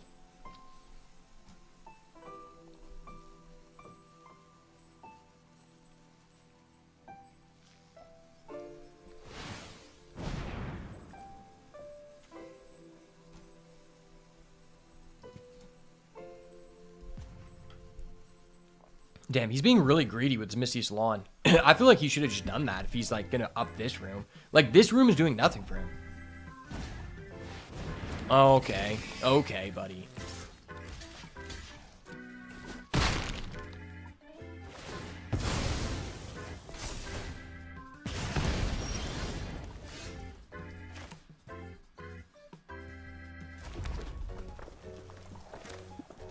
I mean, well, why would I not just do this?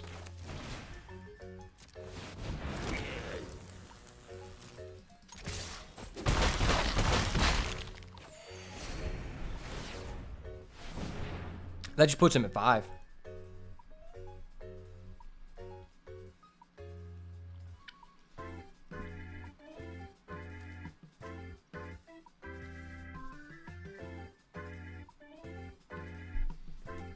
What is cool is that I could use Ragged Playmate, then put the Chainsaw, and confirm 3 damage.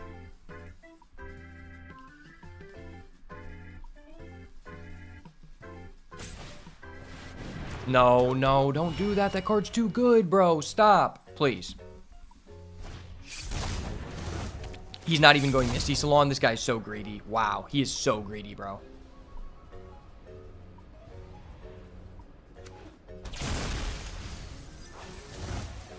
If greed was a card, it would be this guy.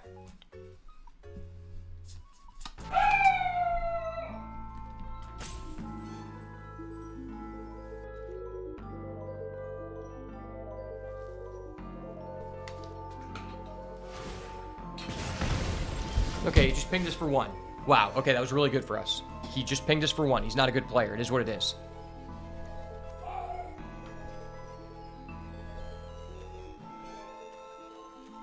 I just have to punish this guy for being a dirty bread baker. He is indeed a dirty bread baker, and he shall be punished.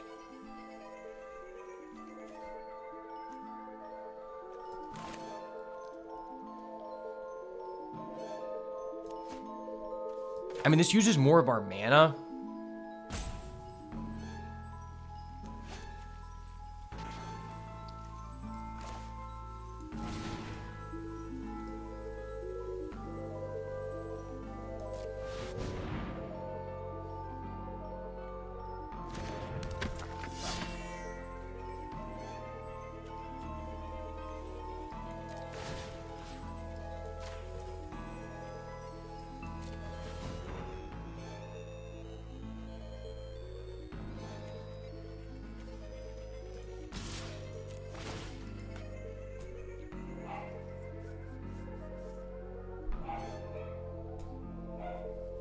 Okay, now that I have the MVS, if he does not remove it, I can just go Chainsaw, and then I can use Ragged Playmate, and that's GG.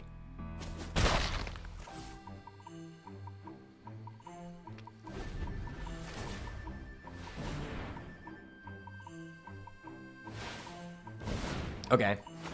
Sure.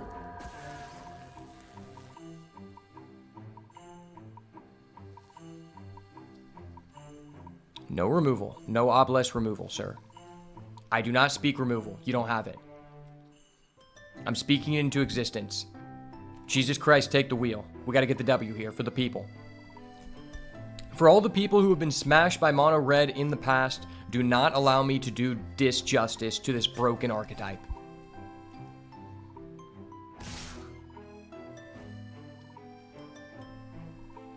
Wait, that's 12?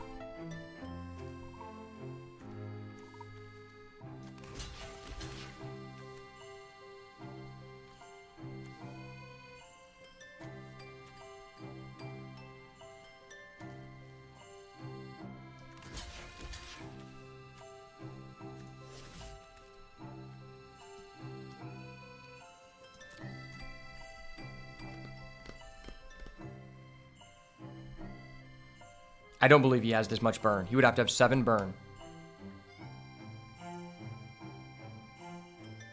There's no way both of his cards are combat tricks.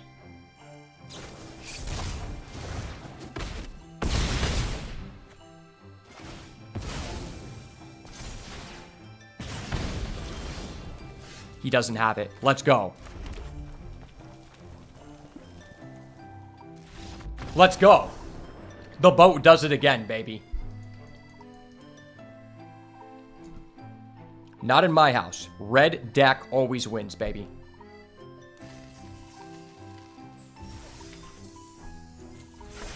Guess who's back? Back again. Red deck wins. Tell a friend. Tell that to Mr. Piggybank.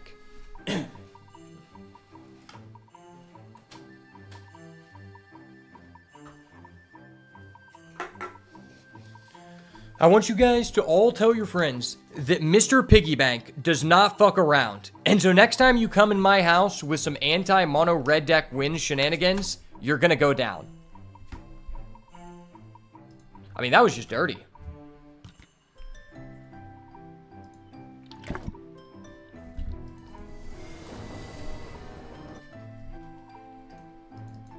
Oh my gosh, we get to go first with red deck wins. Yay! Okay, I can keep this. Wow. I actually get a playable hand. That's crazy. I didn't know I was allowed to do that. I would like to have a 1-drop, but that's fine. Oh, my deck still has 17 lands. I'm sus. This is hella sus. Ooh, if we draw a 2-drop, though, and get to discard it. Man. Okay. I can fuck with this.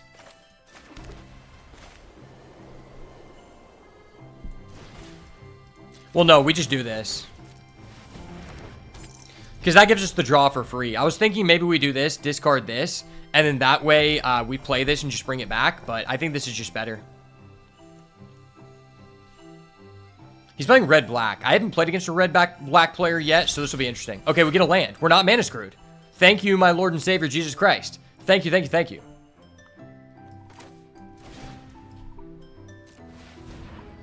Alright, don't use a removal here. It's okay. You don't need to use a removal. I'm just going to draw a card for free. It's just a 2-1. Doesn't matter, man. 2-1s are not real unless they draw a card, and I am drawing a card. Hey, nice. It's a good card.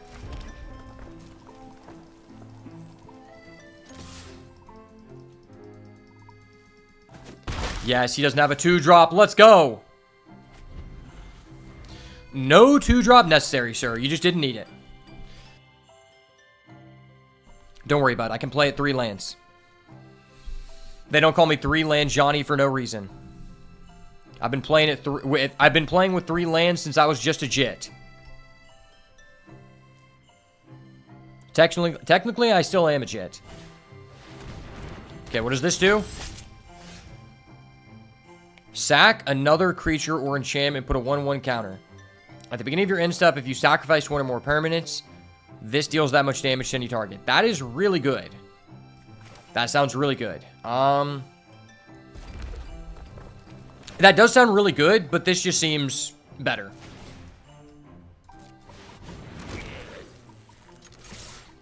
I mean, you only have one creature. I might as well just pound it. Pound it, brother. You want to keep that? It's a good card. I recommend keeping it.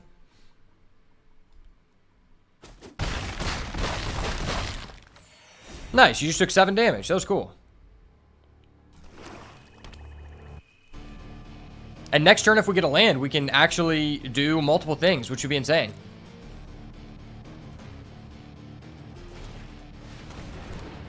Okay. Can I have a land? I'm playing a 17 land deck.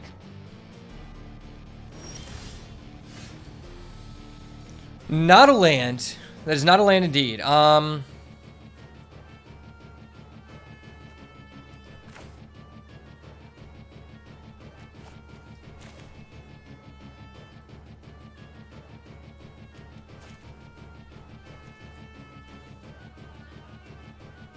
Maybe I just play both of these.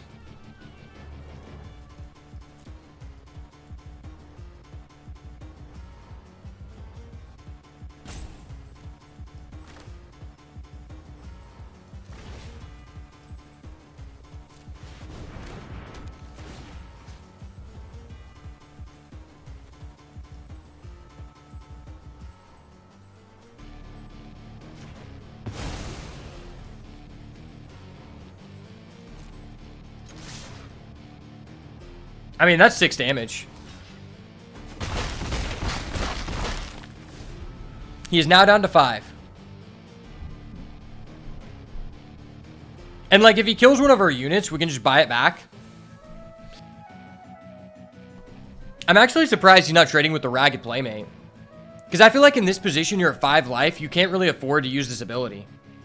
Like, you could, but it just doesn't seem that great. Because then you're losing a game piece when I already have lethal on board.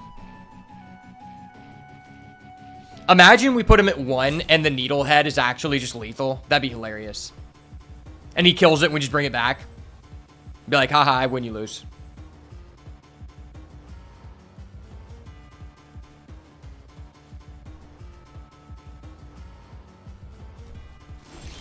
What is this guy doing? What the hell?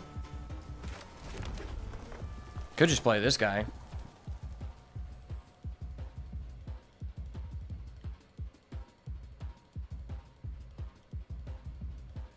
I mean, this just uses all my mana.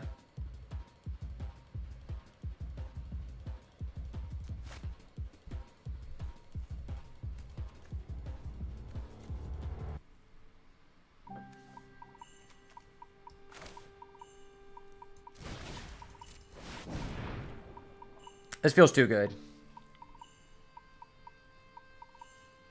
This is too good to be true. If this doesn't kill him, Needlehead kills him next turn.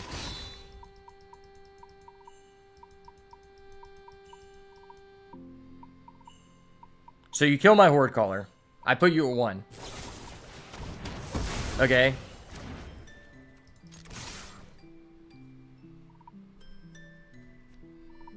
You lose your creature. And then I just Needlehead you. I mean, this is lethal on board next turn anyway. Yes, this is whenever you attack. You don't even have to attack with him. Which is really good, but you're probably always attacking with him.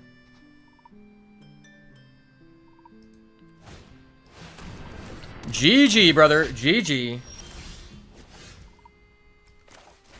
I'm going to do it to him.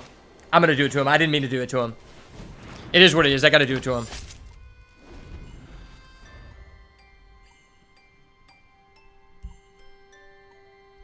There's no way you have a way to gain life. Yeah.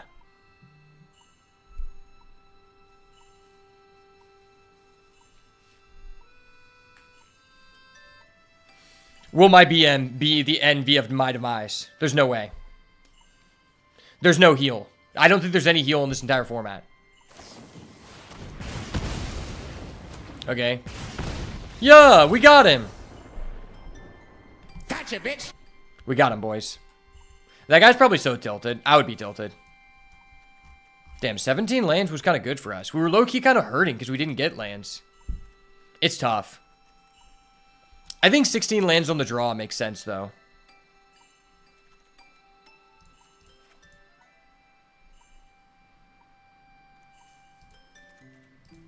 On the draw, I think it's better to go 16.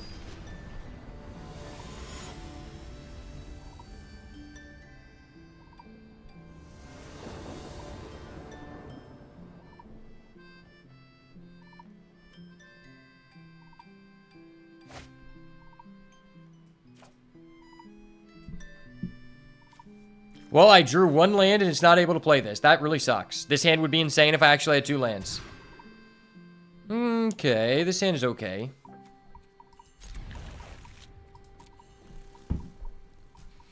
It's probably sufficient. We get a land. Okay, cool. No 2-drop is great for us. Man, if we would have played the red last turn, I'm such a bad boy. If I would have played the red, it would have been so good. Why did I not do that? I didn't think it was possible for us to draw this guy because we mulled him. If I lose because of that, that is going to be so invigorating. But I'm not going to lose because red deck wins. Red deck wins, sir. It's okay. I'm just going to go Needlehead on you because you're a bitch-ass boy. Maybe I should just do this. We're going to get him for 2 either way. There's no way you block it. No balls. You won't block. No balls. You don't block. Needlehead. I love Needlehead. It feels like I'm playing Shouldered for 2 mana, which is cool. I wish Needlehead had Flash. That'd be so funny. It'd be so broken, but it'd be so funny. Imagine he kills it. We just revive it. You go Glassworks. All right, we'll just buy back. Take another one. And another one.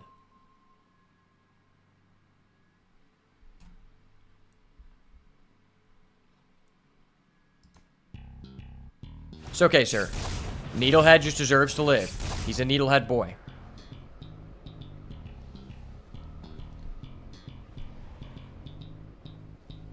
Oh, nice. You spent 3 mana to Manifest Dread. I don't even think Manifest Dread is worth 2 mana. I think Manifest Dread is legitimately worth 1 mana. Like 1.5. He milled a land, so that doesn't tell me that he hit a creature.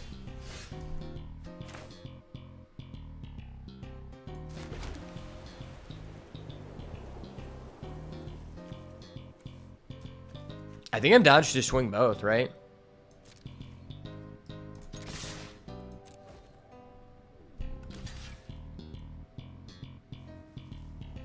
Okay. Sure. You want to trade with my Ragged Playmate? It'd be really cool, bro. I'd appreciate that. Please. Please, sir.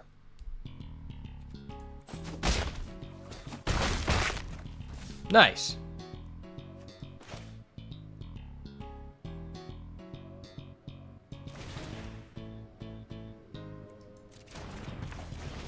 Ah, it feels so bad not using all my mana, though.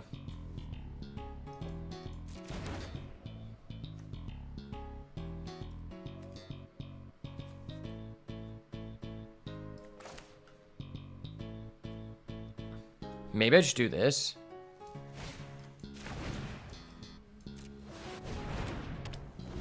Why not? I can remove this next turn. I can just go Trapped in the Screen.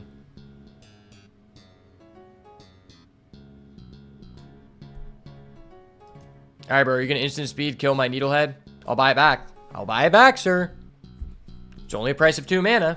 I would appreciate it. I need something to do with my room. Needlehead is actually really good with this card. Because, like, Wedding Announcement on a guy who has first strike on your turn is pretty good. If we get a land here, it'd be huge. But I can't really ask for that because I did take out a land on the draw.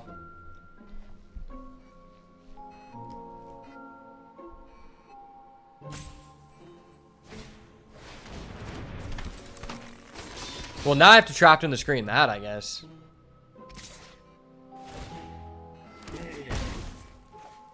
Land? It's a land. I fuck It's a land.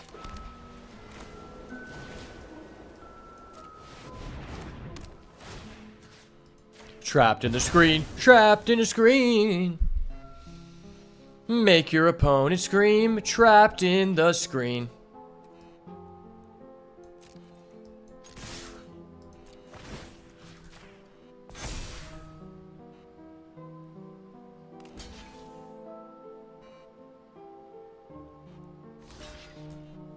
Okay.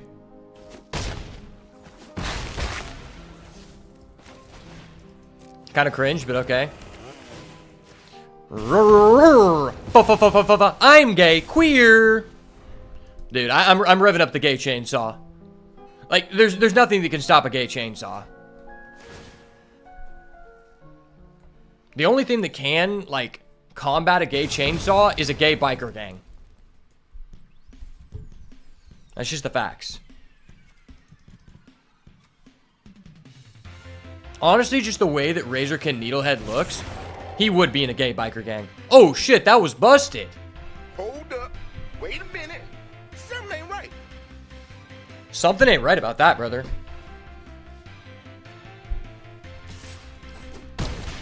Why are you attacking with that? That's weird. Well, this feels insane.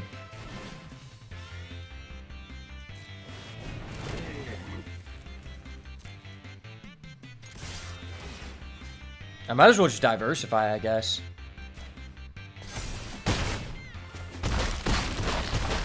Yeah, this feels so much like Scurry of Gremlins. It feels like fair Scurry of Gremlins. I mean, this guy's just dead. Let's be real.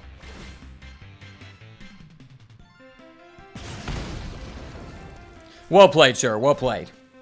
The gay biker gang takes another victim. I'll start revving up the chainsaw. It's funny because him killing one of my units actually just makes my board better, because then I get to rev up the chainsaw and just put it on someone. I wish you got one trigger per character that died, though. It might be a little bit pushed, but it might actually make it playable in standard. Otherwise, this card's just not playable. But I think if you got it, like, per creature that died, even if they die instantaneously, it might be worth it. Oh, he's going for that. Okay.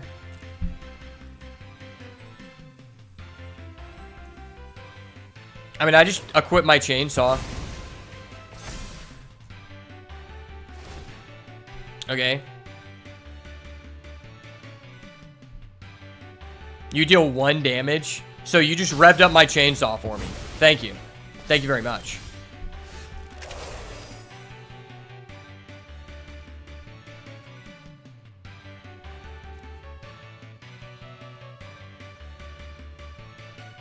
Wait, that's just game.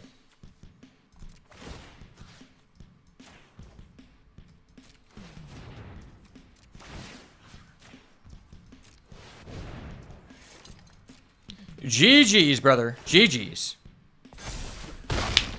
We got him again, boys. We're headed to the trophy match. Let's go. Red deck must win, brother. Red deck must win. I still can't decide if this is a 17 or 16 land deck. Because, like, high key, you do kind of want to hit 4 lands. It's really difficult to say. Okay, 1 game remaining. Opening these Duskmourn packs. Mythic. The Roller Crusher Ride. Oh, that makes me think of Nothing But Trouble. If you've ever seen the movie Nothing But Trouble, this seems like such a reference to it. If you would deal non-combat damage while there are 4 more types, double that damage instead. Whew. It deals X damage up to X creatures. Oh my gosh, that's crazy. Wow, okay, so if you pay 3, that's 6 mana to deal 3 damage to 3 creatures. That's insane. And if you have Delirium, it deals double? That card seems good. Hey, there's another Razorkin. I don't think he's good enough, like, it's sad, because this card is, like, not good enough to be played in standard. It's actually just, like, he's too red. He could be 3-2. Let's be real. I would not feel that it was unfair if he was 3-2. Like, just to make him playable in Standard. Okay, it might be kind of broken in Draft, but not that broken. He's just a 3-2. Like, you have to have double red on turn 2. That is such a restriction to your deck. And, like, if you don't play it then, it's not as good. All right, I'll be right back. I'm going to go to the bathroom before this match.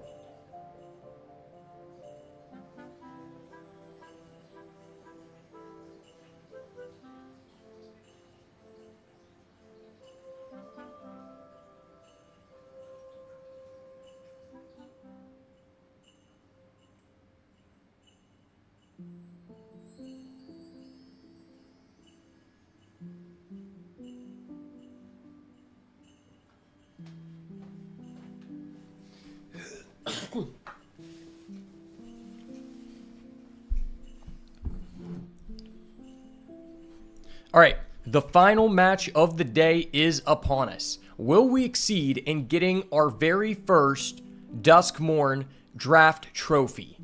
Stay tuned to find out why they call me the best of all time. I'm locked in, baby. This is for all the people who have been destroyed unjustably by mono red. I'm about to be that guy. I've went to the dark side. We win the die roll. The most important aspect in playing mono red, I believe. Let's see it. Okay, it works. It works. It clicked, boys. It clicked. Big brain plays here. We got this. This is for my people. Starting off with a dual land, asserting my dominance. Turning off the TV for good luck. All of the rituals are in place. Okay, never mind. He is an optimistic scavenger. That is one of the most unfair cards in the format. I cannot deny that. Let's start off with our double red here, and let's go with the Fear of Surveillance. All of these Fear of cards I am very fond of. I think they all just have very cool art and depict very different things. I have to say that Wizards did a really good job on the artwork for this set. Man, that is frustrating. Yeah, turn 1, turn 2, that is disgusting versus my aggro deck. I'm not even going to lie, bro. That's literally disgusting. He makes that 2/2/2. Okay, I hate you. I already hate you, dude. I hate to say it, but I already dislike this guy so much. Do I want to bet on this guy not being able to do that next turn? I don't think he can. Yeah, we can just go in with this, right? The issue is if he doesn't block. Yeah, gosh. This is frustrating. I think I just have to do this.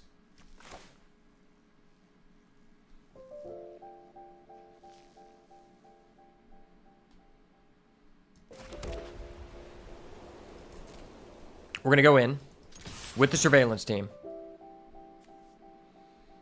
Yeah, no, let's get that out of here. It was already well worth it. On the way to Delirium. He's going to block.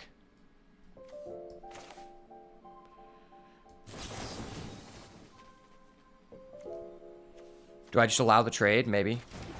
Maybe, baby. Maybe, baby. I think I do allow the trade, right?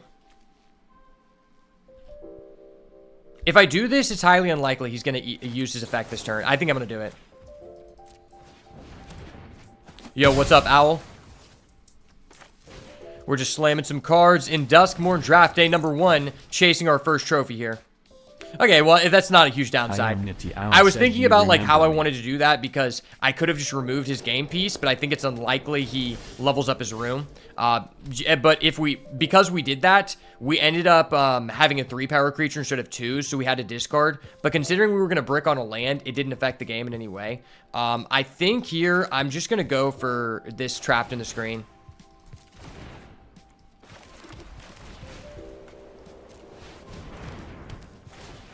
Yeah, that card's just too insane. Okay. I'm down with that, because he's probably going to remove one of our guys. That's a good top deck. Very good top deck in the late game. Ideally, he doesn't remove anything, so that we can just go wedding announcement here. Yeah, bro, I remember you. I mean, it was only a couple months ago since the last time you joined the chat. Like 2 months, probably. Ghostly Keybearer. Interesting. When this deals combat, choose a player and lock a locked room of up to 1 target room control. That's really good. Okay, that is really good. Well, okay, so there's 2 options to this. I think it's just always better to wedding announcement.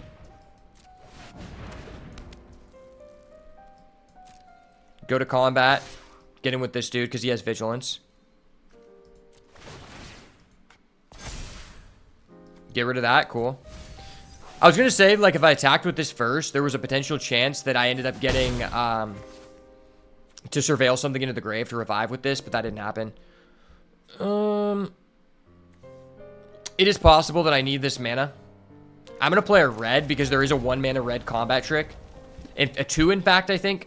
Yeah, there's the Violent Urge and there's the other one, so I might be baiting that. Yeah, bro, it's good to see you. A second Ghostly Keybearer. That is disgusting, because now this guy gets in. He gets to put 2/1/1 counters on his guys, and that's freaking disgusting. Wow. Yeah, this card is insane, dude. I understand why this is uncommon. This card is unfair. He just got to play a 3-mana spell for 0. Are you kidding me, dog? Like, what?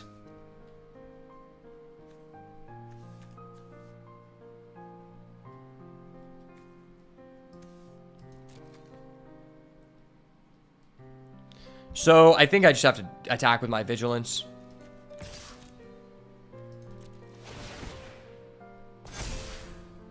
Gosh, okay. I mean, that's not even gonna help us. I can revive it though. Oh, that's actually good because I can revive it. Does he trade? Tradesies, okay. Kind of a big deal, the tradesies. For real, for real. Okay, I could bring back the Gremlin or the Surveiller. I think it's just better to get the Gremlin.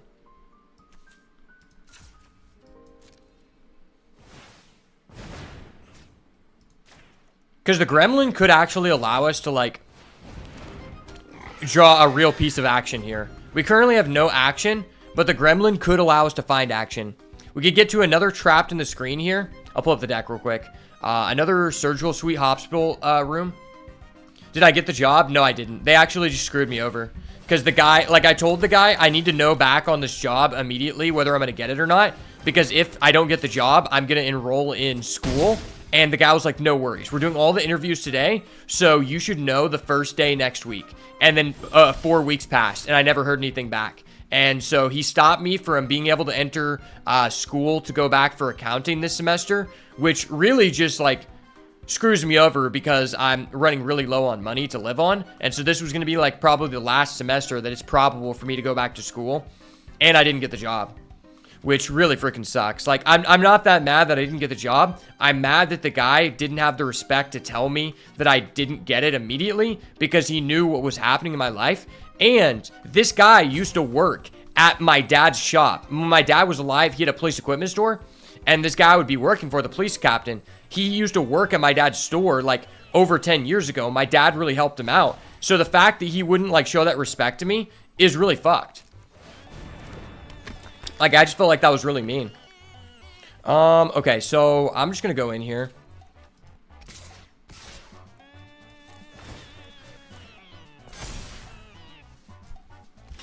It's all good, bro. We're popping off in some Duskmourn draft.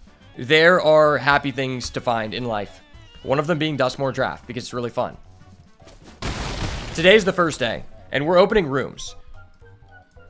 If I can recommend trying out one deck in Duskmourn from day one, it would be rooms. Rooms are just so cool, man. Like, it's a double-sided card that you get to choose one side to enter play immediately, then the other side you can unlock later, which I think is just a cool mechanic. And look at the artwork. These are the best double-sided cards I've ever seen. Imagine this in foil, where there's that, like, creepy assassin guy preeking out. That's so cool. This guy might actually race this out. That's crazy.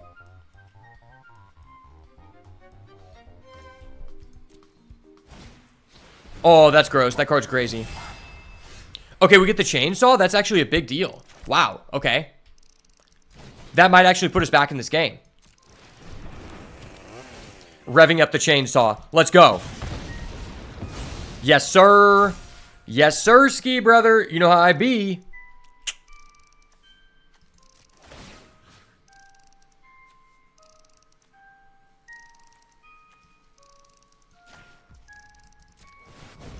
This guy doesn't know about the power of the chainsaw. He doesn't know, brother.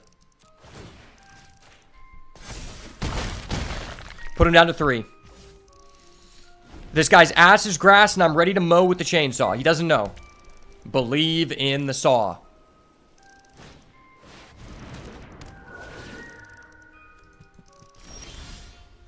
Okay, we get a doll. That's a good start. Thank you for making my guy 0-2, so I get to trigger a draw. And then I'll trigger a +2. Okay. Based. Hella based. Is this once per turn? No, it's not once per turn. That's ridiculous. What? Oh my gosh, that's insane. Whenever a creature you control becomes blocks, you can exile it, play that card from exile this turn. That's literally crazy. And this guy's tapped out? No way. No way, bro. What?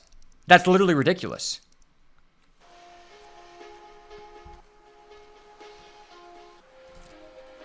Okay, I mean, you have to block that.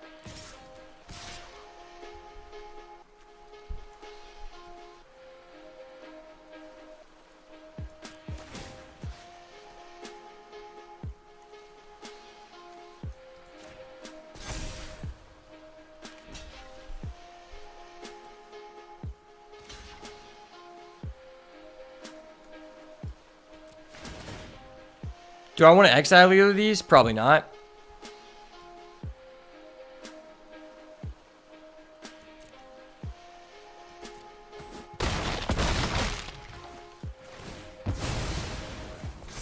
Oh shit, the chainsaw's revving up. The chainsaw is beasting and feasting, boys.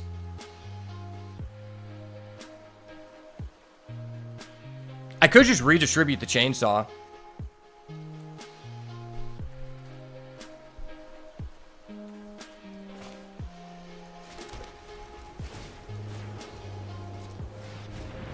I will actually redistribute it to that guy, so I have 2 4s. Because if he kills this or blocks it, I am willing to go Norin. Let's go! Game number 1 in the books. By the way, it looks like you start earning from Twitch. I mean, I've been affiliate for a long time, but I mean, I'm not really getting enough money to be able to, like, pay out from Twitch. On YouTube, I'll earn, like, $100, like, pretty much once every, like, 6 months. But on Twitch, I have been doing Twitch for, like, over 3 years and have never received any payout. Like, I have, like, 2 Twitch Prime subs or something that are, like, active, but that accounts for, like, $1, which you need $100 to pull out. But, I mean, that's okay. I'm not really worried about that. I mean, that'd be really cool and beneficial to me, but, I mean, I'm not counting on it.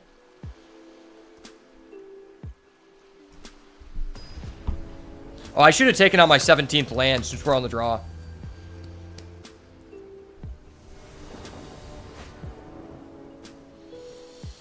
Never mind. I think I'll keep that land in. This is not a playable hand. I don't have any lands. Okay, this might be good, though. 3 lander with a piggy bank? That seems good. I mean, piggy bank is the best 2-drop at uncommon in the set, in my opinion.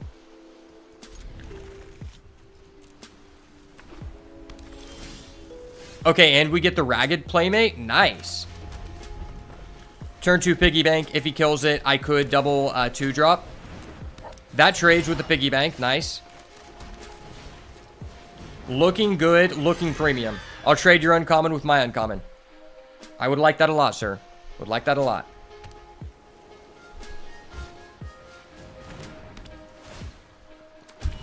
Screw this card. This card's busted. Bro, what the hell? That was disgusting, man. That was so disgusting.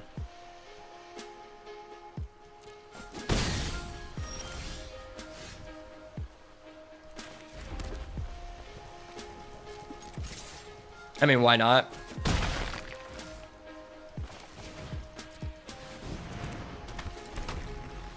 Why not?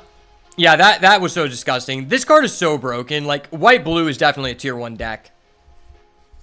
You could argue that, like, for me, white-blue has been the deck I've been most likely to end up in this format. And, like, because all the cards are just good cards. Like, red-blue seems really good, too, but I just feel like blue is just insane. Blue might be the best color. Because, like, blue has, like, 5 good rooms. And rooms are just good in every deck, even if it's not a dedicated room deck. Well, that really sucks that I don't have, a 4th land.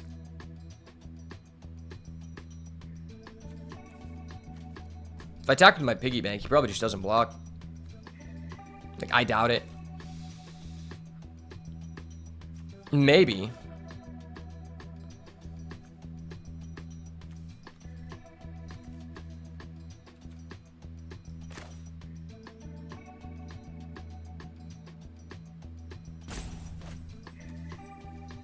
I feel like he's just not going to.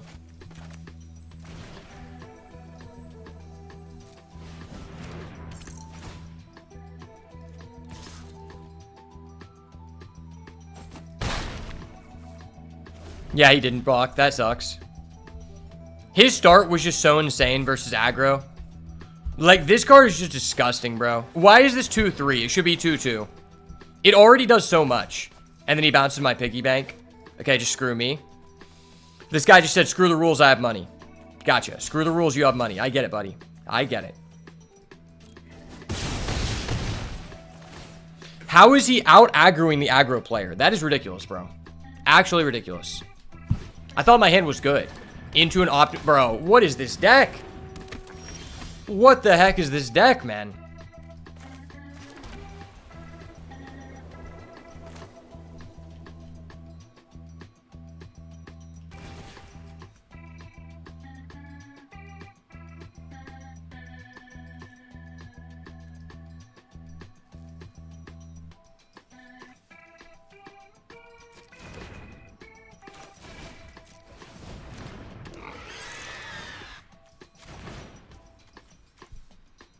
Is it better to revive that or this?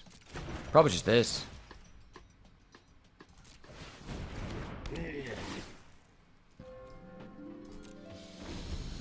Yeah, I think that's just a strictly better card.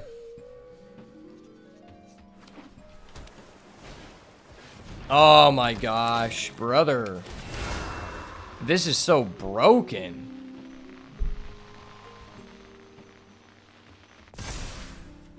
Orphans of the Weed is so busted.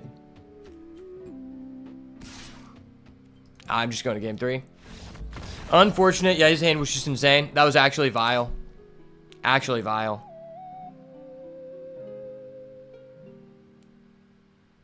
I kind of just want to put in the 1-drop. Because nah, that's good, bad because he has glimmers. It's probably better just to keep it as is. Yeah, that deck's fine. We just need this guy not to curve out.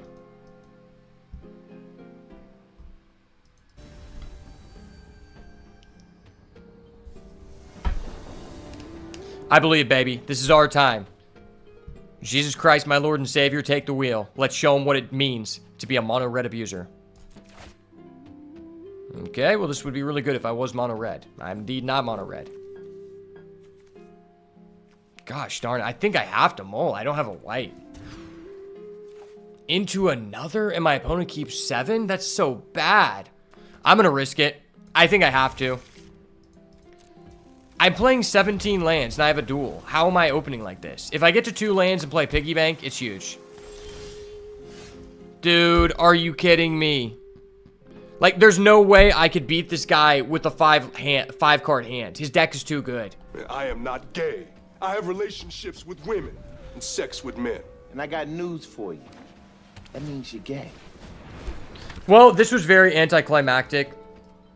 I would have rather just went 0-2 from the beginning, but losing like this is so insufferable. Like, gosh darn it. This would have been such a good video. And it all comes to an end because... Thank you to the hand smoother. Shout out to the hand smoother. Still grabbing us by the balls in 2024. Huge shout outs to my friends behind the hand smoother. I really appreciate you guys. Thank you for continuing on the legacy with Duskmourn Draft as we get dick down.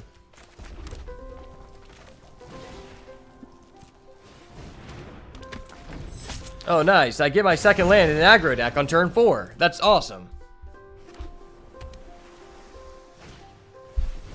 And this guy's double Gremlin Tutor. I think I lose. Oh, no way.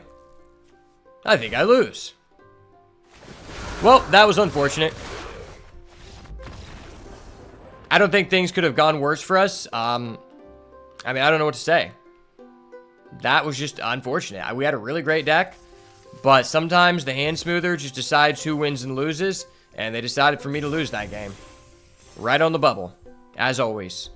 The bubble has burst, and we did lose. But I have to say, this is a really strong deck, and I think it's going to be one of the better decks in this format. Quick little review here. I mean, we had 2 Split Skin Doll, which is amazing in this deck. Violent Urge was amazing. This guy was just good. I think 1 mana 2/1s are fine as long as you're not going against Eerie and they're making Glimmers. That guy's deck was just absurd. So even if we actually drew our lands, I don't know if we could win because he hit double gold card in a row. And his hand was just insane. His deck was insane. Way better than any of the blue-white decks I got to draft so far. We had 2 Ragged Playmates. Seems like an MVP. Piggy Bank, super premium in this deck. A reason to want to go red. But pretty much just good in any red deck in general. I mean, a 2-mana 3/2, make a treasure. Good card. Razorkin Needlehead was actually pretty good. I think I would probably rate him a little bit lower just because not getting to play this on turn 2 feels bad. But I think he is good. Specifically in this format because of the 2 Power Matters theme in this deck. Trapped in the Scream was okay in this deck. I think the real MVP was Surgical Suite. This is a really good card in this deck. I think this is probably the best home for this card. And then Midnight Mayhem was actually pretty crazy too. You just got to set up for it and, you know, play for it.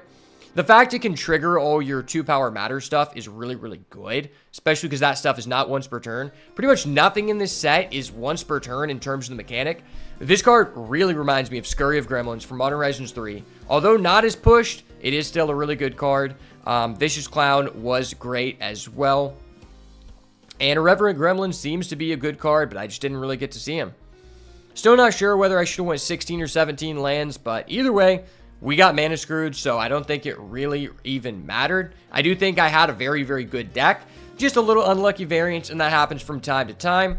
But regardless, this was a fun one, and, you know, we went 2-1. We're going to go 3-0 next time. So I hope you guys enjoyed the draft, and So I hope you guys enjoyed the draft, and if you want to see more Duskmourn draft content, make sure to subscribe to the channel. Make sure to like the video, subscribe to the channel, and turn post notifications on so you never miss another banger. And as always, if it's not the goo, it's got to go. Peace.